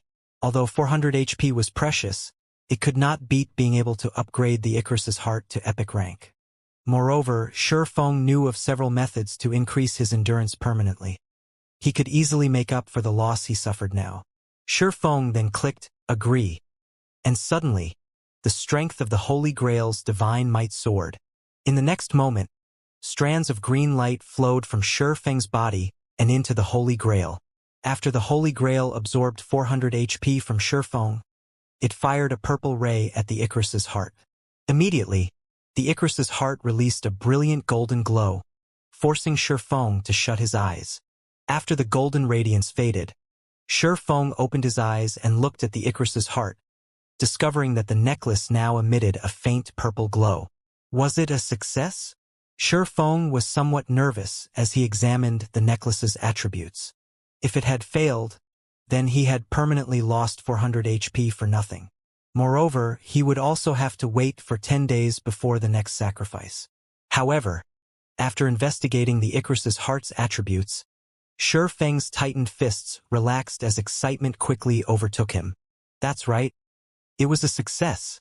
Icarus's heart, necklace, mysterious iron rank can be evolved. Equipment requirement. All attributes 120, level 20, level 80, currently level 30. All attributes plus 18, luck plus 7, additional skill dash, divine providence. Temporarily increases player's luck by 25 points for 30 seconds. Cooldown, 45 minutes. Evolution condition. Absorb the life force of 300 players to evolve to secret silver rank. 0/300. After evolving, Icarus's heart's rank had upgraded from bronze to mysterious iron. The luck it provided had increased from 5 points to 7 points. Aside from that, divine providence's cooldown had decreased from 1 hour to 45 minutes. This would save Feng a lot of time. However, the best improvement by far was the change to the evolution conditions. Originally, the Icarus's heart required Feng to kill Lord-ranked monsters. Moreover, it required 100 kills.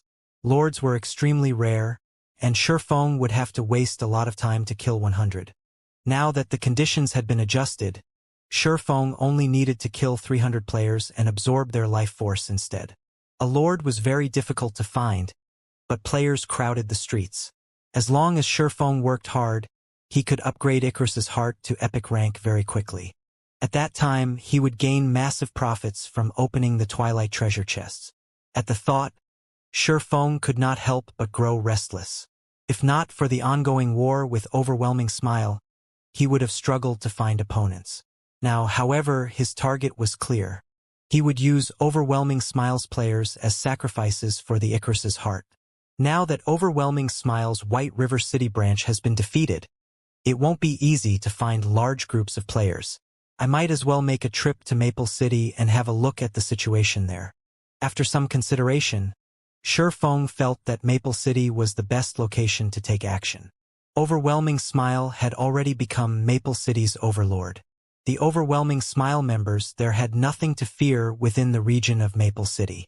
It would be far easier for Feng to find targets there than in White River City. Feng then slipped the Icarus's heart over his head and headed for White River City's teleportation hall.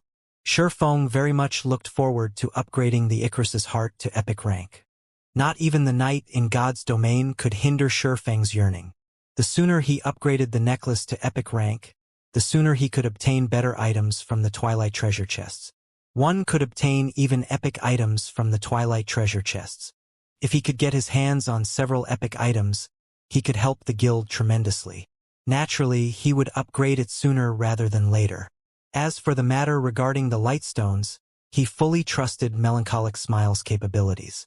Feng believed that it wouldn't be long before the Lightstones raked in a massive income. Just as Feng arrived before the teleportation hall, the sound of his communicator rang near his ears. The caller this time was none other than Gentle Snow, who had been busy consolidating her power as the new guild leader of Ouroboros. Although Gentle Snow had chased away her biggest competitor, Chao Chenghua, the resulting internal struggles within Ouroboros had resulted in the first-rate guild falling apart. If Gentle Snow wished to consolidate her power, she would need to spend a lot of time and effort to do so. In addition, a more powerful opponent, the first-rate Guild Star Alliance, lurked, waiting to strike. Feng had never thought that Gentle Snow would have the spare time to contact him with the burdens she currently shouldered. Guild Leader Black Flame, may I ask if you have the time to speak right now? In the video call, Gentle Snow still wore the calm and elegant smile she usually displayed. She looked like a goddess that was high above mortals. Felt as if she were in control of everything. However, though she appeared completely fine on the surface, her act did not deceive Feng. He could feel that Gentle Snow had grown frilier than before. Seeing a superwoman like Gentle Snow so exhausted, one could just imagine how terrible Ouroboros' current situation was. However, giving the situation some thought, Feng felt that such an outcome was expected. Gentle Snow had just taken control of Ouroboros. The number of people she could trust was limited. Meanwhile, after ruling Ouroboros for so many years, Chao Chenghua would not give up so easily after being kicked out of his position. In addition to a great enemy like the Star Alliance threatening the guild, it would be very difficult for Gentle Snow to cope. Miss Snow, there is no need to mince words. Our guilds are allies, so feel free to speak your mind. Feng spoke candidly. Gentle Snow revealed a bitter smile on her pure and delicate face upon hearing Feng's words. Guild Leader Black Flame's senses are as sharp as always. I'll speak openly, then.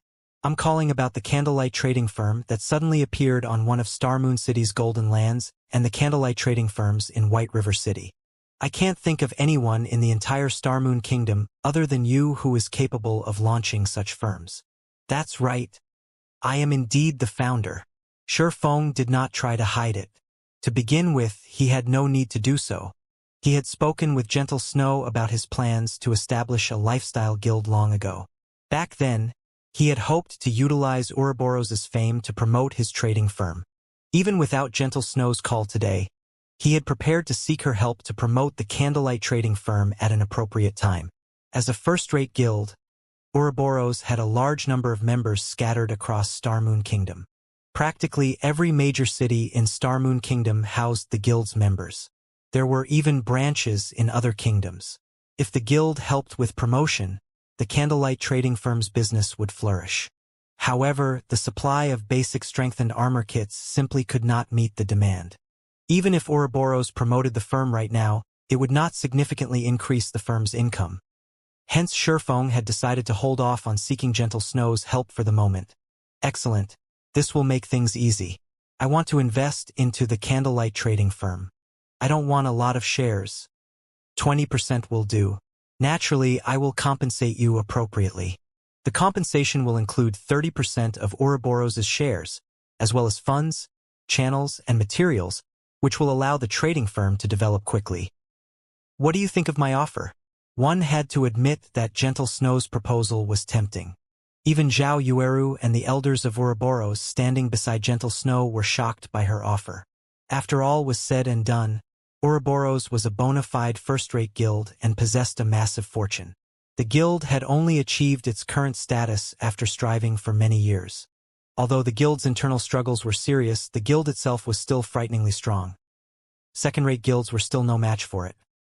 Yet, just for 20% of the shares of a trading firm, Gentle Snow actually intended to trade 30% of Ouroboros' shares for 20% of the trading firm, in addition to providing various funds and channels. This decision was simply insane. Snow, have you gone mad? You only hold 50% of Ouroboros' shares right now, yet you're actually going to give Black Flame 30%? What will you do if Black Flame joins hands with Chao Chenghua? Zhao Yueru persuaded her friend softly. Although Zhao Yueru trusted Black Flame, 30% of Ouroboros' shares was simply too important. If utilized properly, Gentle Snow could easily persuade more of the guild's elders to her side. That way, Chao Chenghua would not be able to impact the guild so easily. Utilizing the guild's shares to boost Gentle Snow's strength and solidify the guild was far more valuable than obtaining 20% of the candlelight trading firm's shares. That's right, young Madam Snow, you have to consider this carefully. Those shares are the last resort left by young master for you to keep Chao Chenghua in check. Although Chao Chenghua can no longer play God's domain, in the real world, his authority in the company has not been affected in the slightest. If you give those shares to someone else and lose this protective talisman, he can easily join hands with the other shareholders of the company to oppose you. A man nearing his 50s in butler clothing similarly attempted to persuade Gentle Snow. You don't have to say any more. I know what I am doing. Gentle Snow shook her head, waiting for Shifeng's reply. She was no fool. She knew this was not a worthwhile transaction. Even so, she insisted on conducting such a trade to deepen the relationship between their two guilds. Although she was the guild leader of Ouroboros and one of the major shareholders of the company, neither her authority nor her words were of any use. Unfortunately, although she had tried to nurture plenty of people herself, there were too few capable personnel under her command. It was especially true for experts in God's domain. Chao Chenghua had managed Ouroboros for many years now, so he had previously had the time and resources to nurture plenty of experts. Due to her premature victory over Chao Chenghua in God's domain, he had decisively ordered all of the experts under him to abandon the guild. In addition, Chao Chenghua had also roped in many of the guild's elders and had secretly been transferring personnel out of the guild, gradually splitting Ouroboros in half. If Ouroboros split in half, then the shares she had on hand would be meaningless. Hence, she might as well use it to pull Zero Wing to her side. Although Zero Wing seemed only to occupy a single city right now and looked to be inferior to many second-rate guilds, Zero Wing City had the second highest population in Starmoon Kingdom. That was far better than occupying 3 to 5 minor cities with a population of only several 100,000 players. In particular, after seeing Yi Feng's and Violet Cloud's performance, although Zero Wing was still a fledgling guild right now, Gentle Snow had seen Zero Wing's small but sharp fangs. When the time was right, Zero Wing would rip apart all enemies in its way and become Starmoon Kingdom's overlord.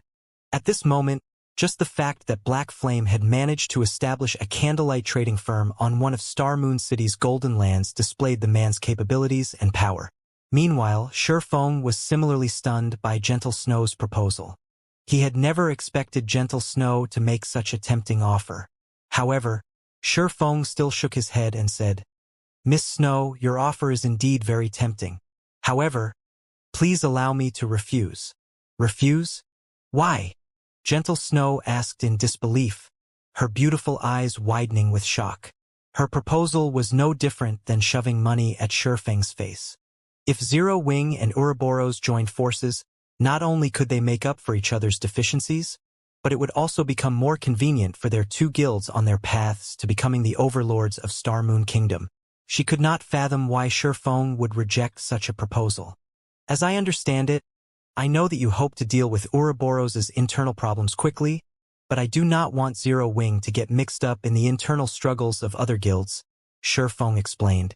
"However, I have another proposal that Miss Snow might be interested in." "Another proposal?" Gentle Snow could not help but ask curiously.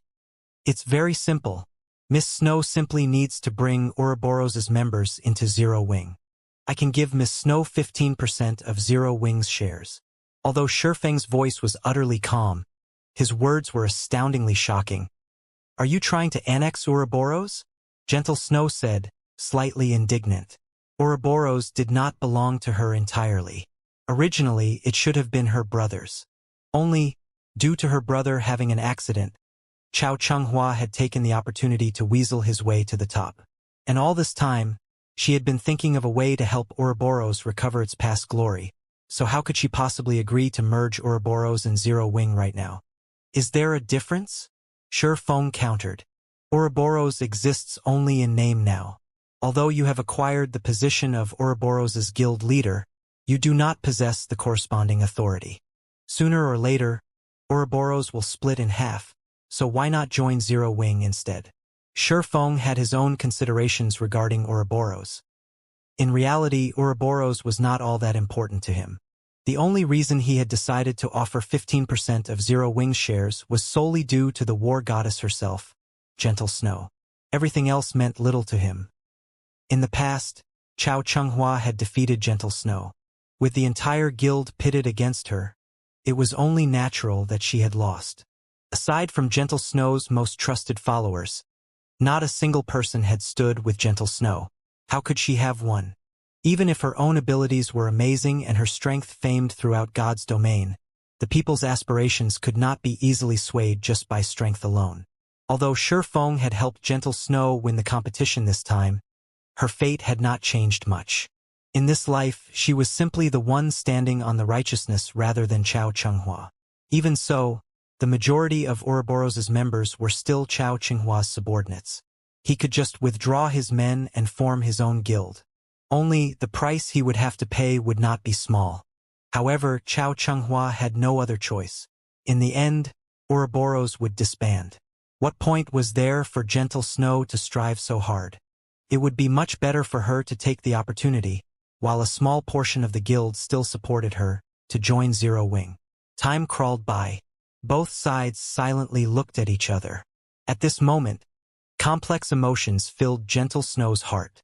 She had won the competition but lost the guild. This sentence fit her situation perfectly. Despite her desperate efforts to preserve the guild, at the end of the day, she could not escape her fate. Fate makes fools of the people, Gentle Snow quietly exclaimed. She then looked at Zhao Yueru and the several guild elders beside her. They were all people whom she trusted the most. By the time Chao Chenghua extracted all of his underlings from Ouroboros, the guild would only exist in name. At that time, it would be very difficult for the guild to continue in Star Moon Kingdom. After all, Ouroboros and the Star Alliance were sworn enemies. Even if Ouroboros only existed in name, the Star Alliance would not let it off the hook. Only when the guild had thoroughly erased Ouroboros from God's domain would it rest. After some time, Gentle Snow released a small sigh. Shifeng could see the helplessness Gentle Snow struggled with through the screen. However, her reaction was only natural.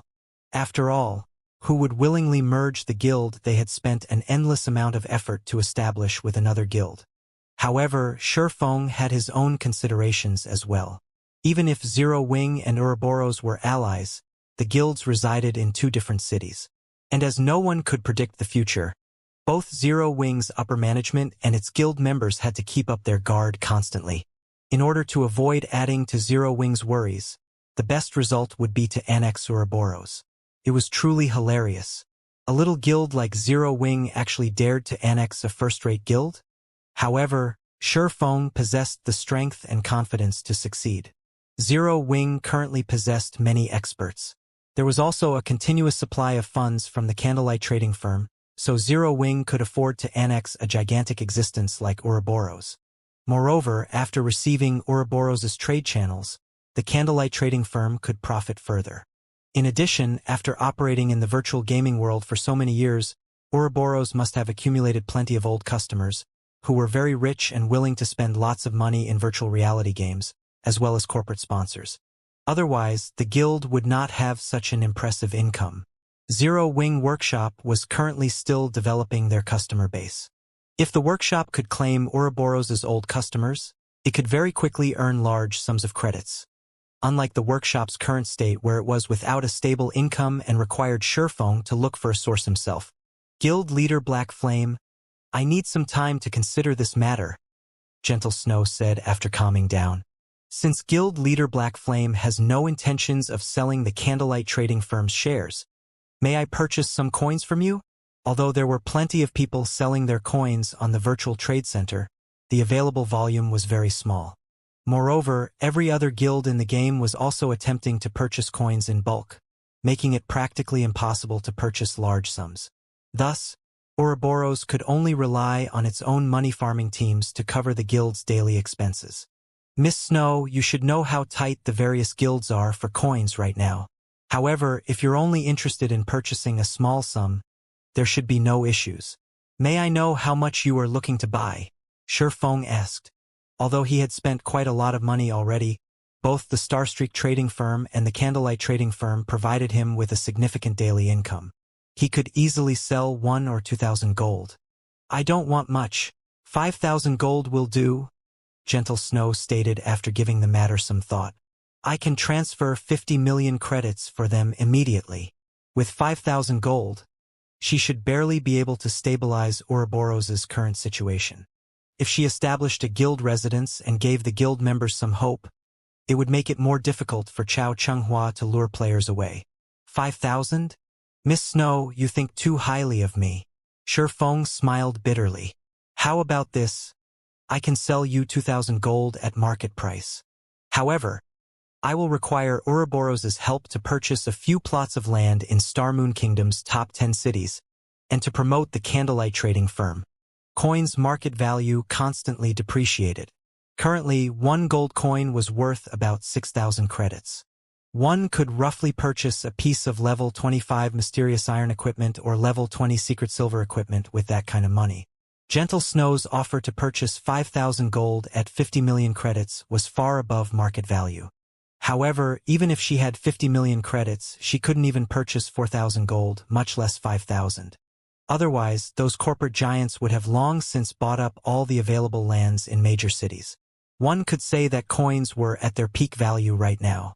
If one could purchase a good plot of land now, they could earn back the money spent by 10 or even dozens of times.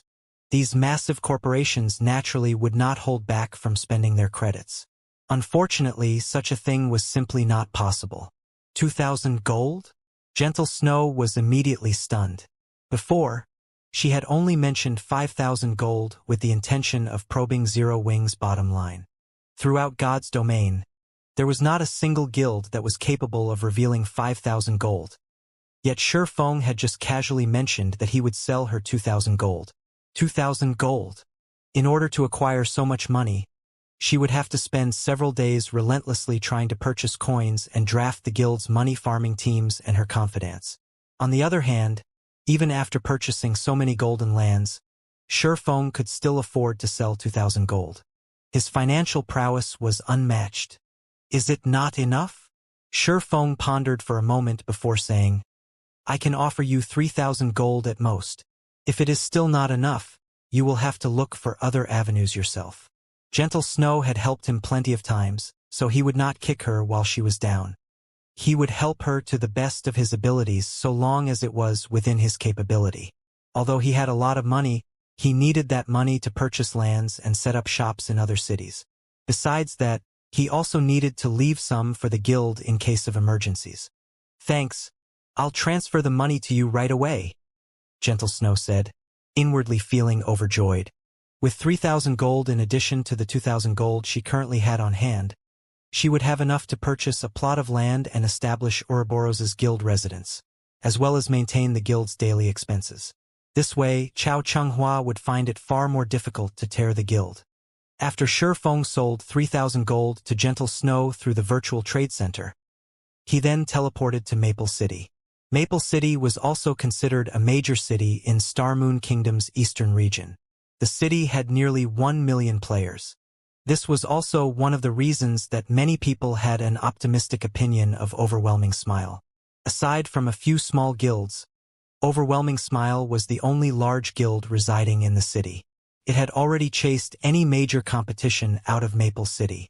One could say that Overwhelming Smile had fortified itself in Maple City. It would be very difficult for other guilds to cause even the slightest bit of trouble here. At this moment, as Shi Feng wandered through Maple City's streets, the majority of the players he saw on his walk consisted of Overwhelming Smile's members.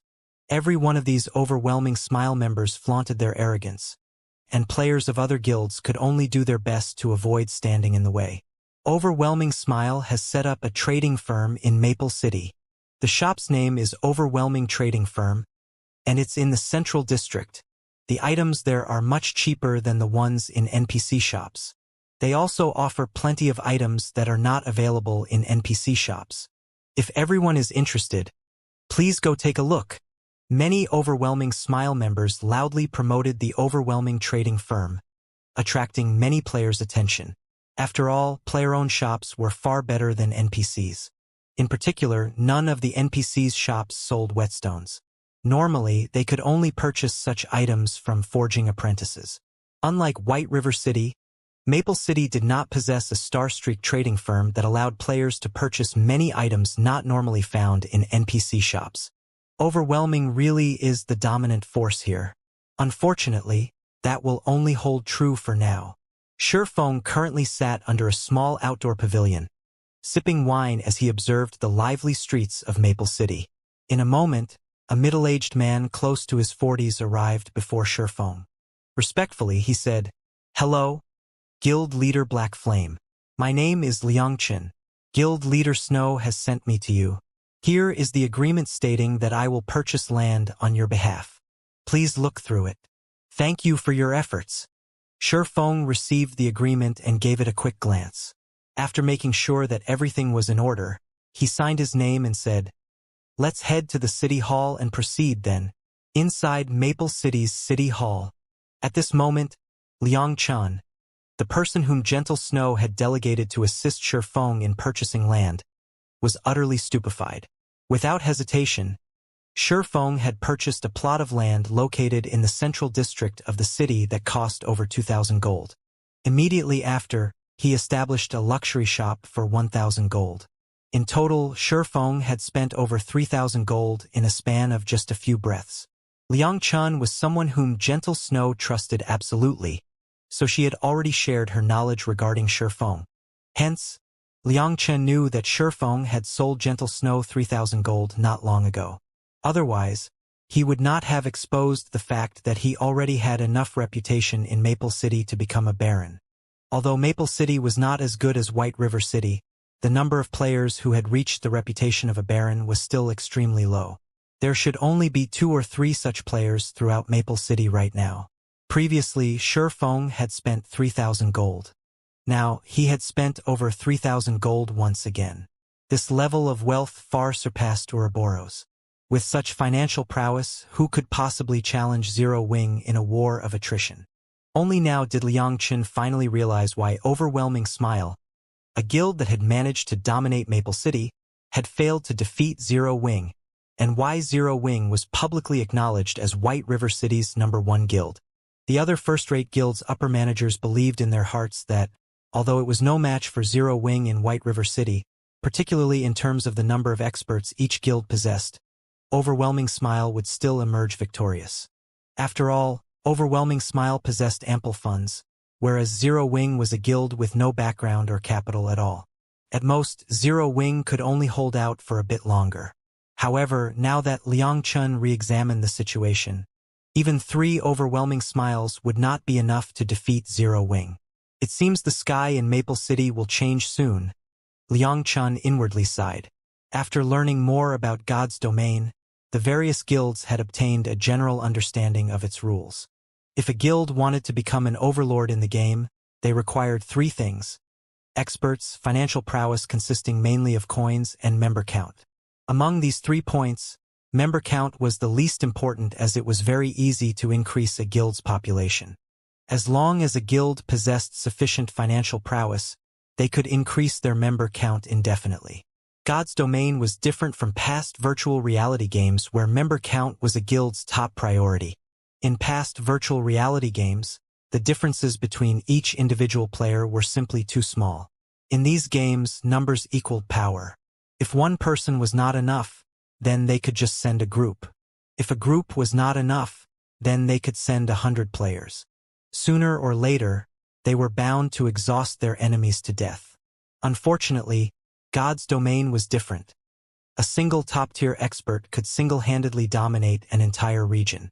Moreover, unlike in past virtual reality games, the top-tier experts of God's Domain were not easily produced. In the past, one could easily become a top-tier expert if they had sufficiently powerful equipment.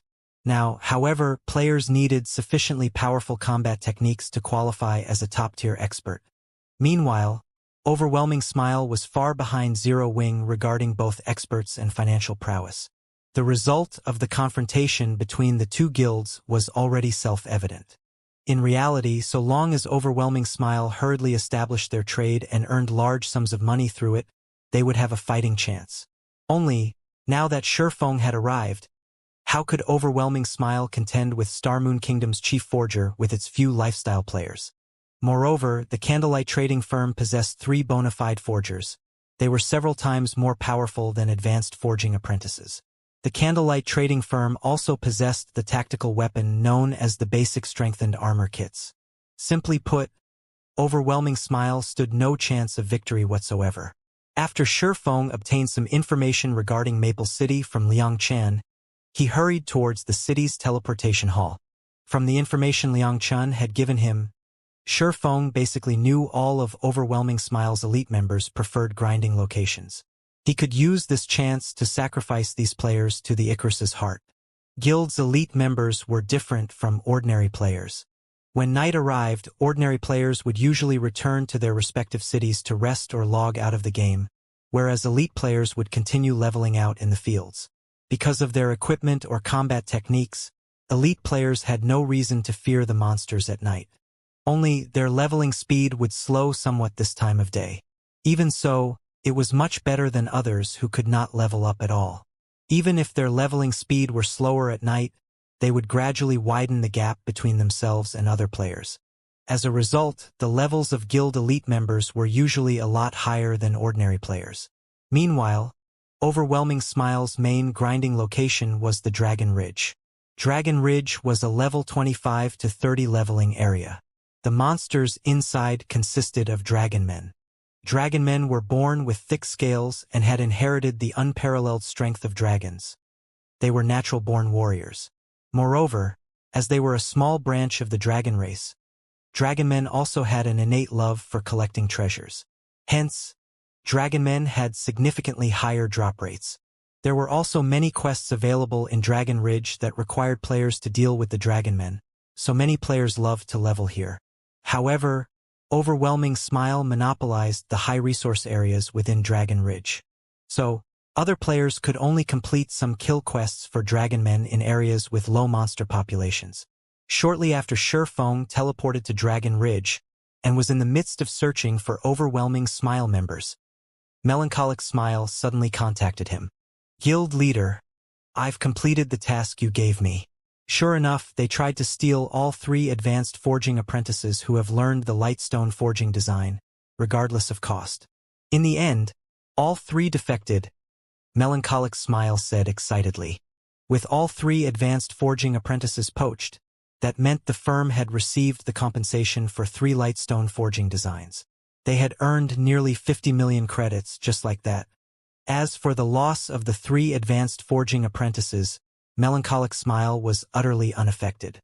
After the Candlelight trading firm had developed itself, the benefits it provided its members were extremely good. The firm's forgers also received an unlimited supply of materials. As long as they worked hard, they could earn a lot of money.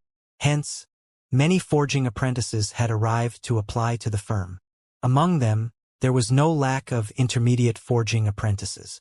As long as the firm nurtured them a little, it would have another batch of advanced forging apprentices in no time. Although Overwhelming Smile had successfully stolen many players from the Candlelight trading firm, the firm's advanced forging apprentice count had not decreased since its establishment. On the contrary, they had accumulated more forgers. Good. Shifeng similarly smiled. With this sum and what he received from Gentle Snow, he could soon carry out his expert training plan. Right? How many light stones have been produced so far? I have secretly recruited dozens of advanced forging apprentices in other cities, and they are frantically producing light stones in their respective cities' forging associations. They are still unfamiliar with the production process at the moment, so their production is somewhat slow. Even so, we already have several hundred stones. In 1 or 2 days, we should accumulate up to 20,000 pieces, Melancholic Smile said confidently. At that time, Candlelight will become a household name. I guarantee that Candlelight will become Star Moon Kingdom's #1 trading firm. Melancholic Smile had spoken these words not out of arrogance, but because the light stone's value was simply immeasurable.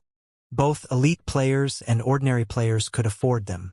Considering the number of players producing the light stones right now, they could supply several cities' worth of players. After Melancholic Smile finished her report, Shifeng had stealthily arrived at the inner region of Dragon Ridge. At this moment, one could see lights flickering occasionally through the dark and quiet forest, coupled with the sounds of explosions. The cause of these phenomena was none other than Overwhelming Smile's elite players grinding dragonmen. These Overwhelming Smile elites were very organized. Forming groups of 20, The team of 100 took turns battling the Dragonmen army. They fought with great efficiency. While one group fought, the others would rest and remain vigilant of their surroundings, preventing other monsters from ambushing them. "You guys will be it." Shifeng smiled. Overwhelming Smile's 100-man team currently grinded a Dragonmen nest in shifts. In the Dragon Ridge, Dragonmen nests were considered treasure lands.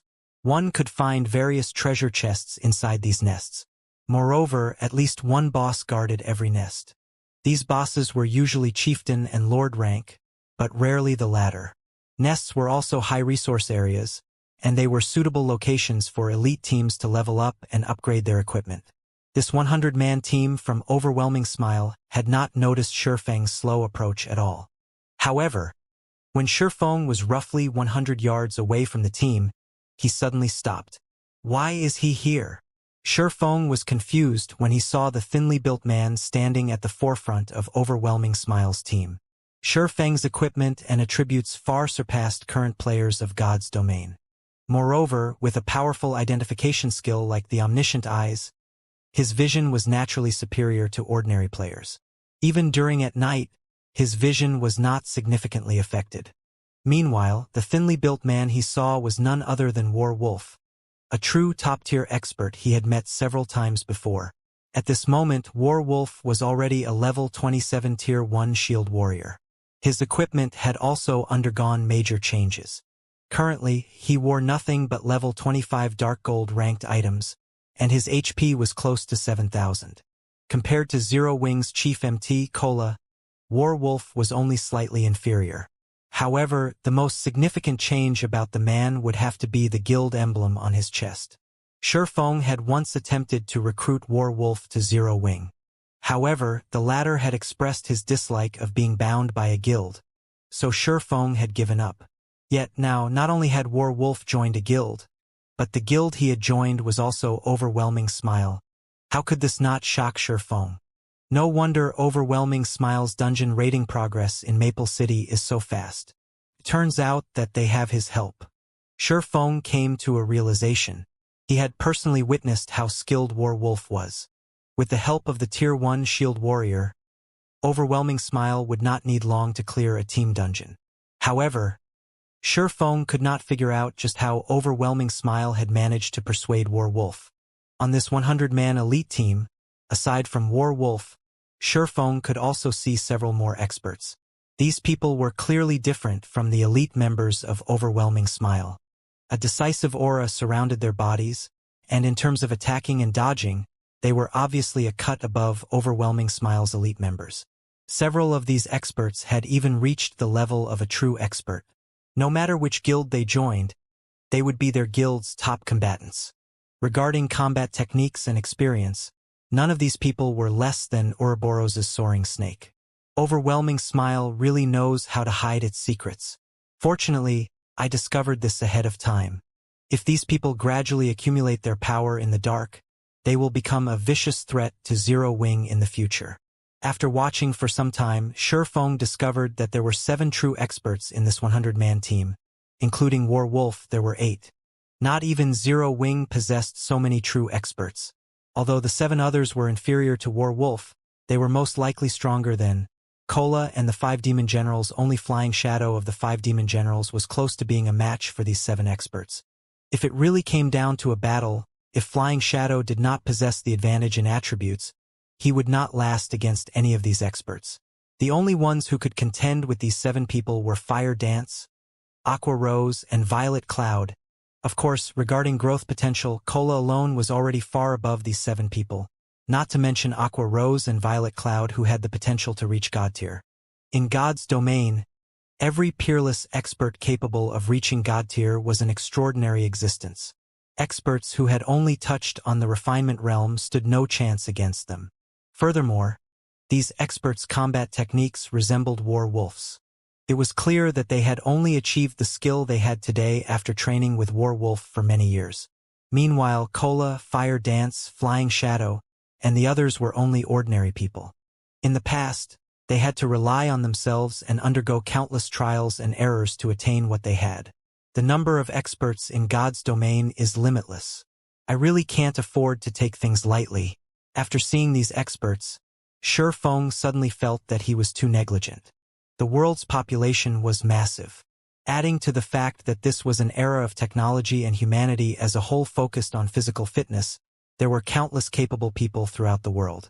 Even though he had been the guild leader of a second-rate guild in the past, he had only seen a small fraction of God's domain. He was just a frog at the bottom of a well.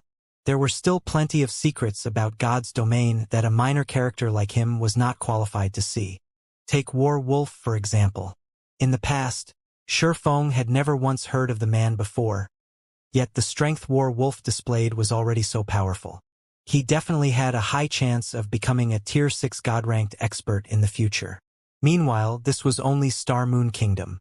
There were hundreds of kingdoms and empires in God's domain, and kingdoms held the fewest experts. One could just imagine how many experts and secrets there were in God's domain that he was still unaware of. It seems that I'll have to proceed with the experts' training plan quickly. Although Shi Feng had wanted to train Fire Dance and the others, pushing them into the refinement realm to become true top-tier experts as soon as possible, he was simply too busy to do so. He also did not have the appropriate facilities or supplies. Hence, he had told Fire Dance and the others to train by themselves for now. Seeing that War Wolf and his team ventured deeper into the Dragonman's nest, Shi Feng did not rush to take action. Instead, he followed after the team secretly, waiting for the opportune moment to strike. It was not because Shi Feng was incapable of killing these players. Rather, he hoped to take care of these experts in one go. It was especially true for War Wolf. Before, although War Wolf was not his friend, they had not been enemies either. Now that War Wolf had joined Overwhelming Smile, however, that meant that War Wolf stood against Zero Wing. Naturally, Shi Feng could not let him go. However, Shi Feng was only one man. Facing a team of 100 players, if these elites focused on escaping with their lives, how could Shi Feng possibly kill every one of them? Not to mention, there were 8 top-tier experts in their midst. Among them, there was also a thorny existence like War Wolf. If War Wolf and the 7 other experts cooperated to deal with him, even Shi Feng would face the threat of death. Hence, Shi Feng was not in a hurry to attack. First and foremost, a good hunter required patience. A hunter also needed to have a firm grasp of timing. The first ambush was particularly important. Shi Feng had long since become familiar with ambushing his enemies. Unfortunately, the terrain was simply too spacious. Forests also covered the surrounding environment, making it easy for players to escape and hide their trails.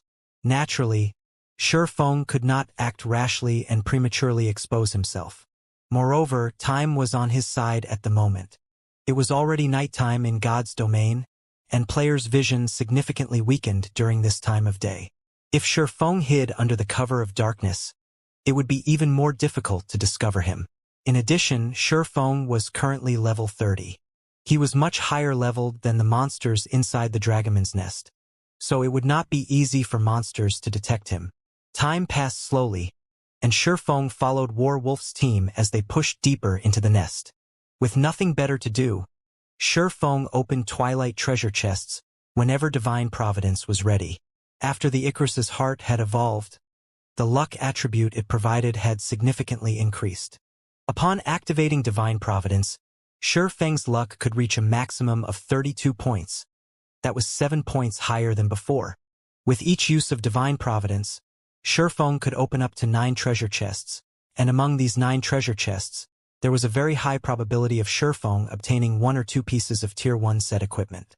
After Shi Feng had tailed War Wolf's team for close to 4 hours, he had completed the Hurricane set equipment, the Tier 1 set equipment for Swordsman. As expected of a godly tool, I've only gone through half of the treasure chests and already I've completed a set of Tier 1 set equipment. If I can upgrade the Icarus's heart to epic rank and open up the remaining Twilight treasure chests, I might complete the Tier 1 set equipment for all classes. Shi Feng grew excited as he smiled at the brand new Hurricane set equipment inside his bag. As a Tier 1 set equipment for Swordsman, the Hurricane set was only inferior to an epic set equipment. It was far superior to the level 20 Dark Gold ranked Dragonclaw set equipment he currently wore. Moreover, unlike the Dragonclaw set, The hurricane set specifically catered to swordsmen.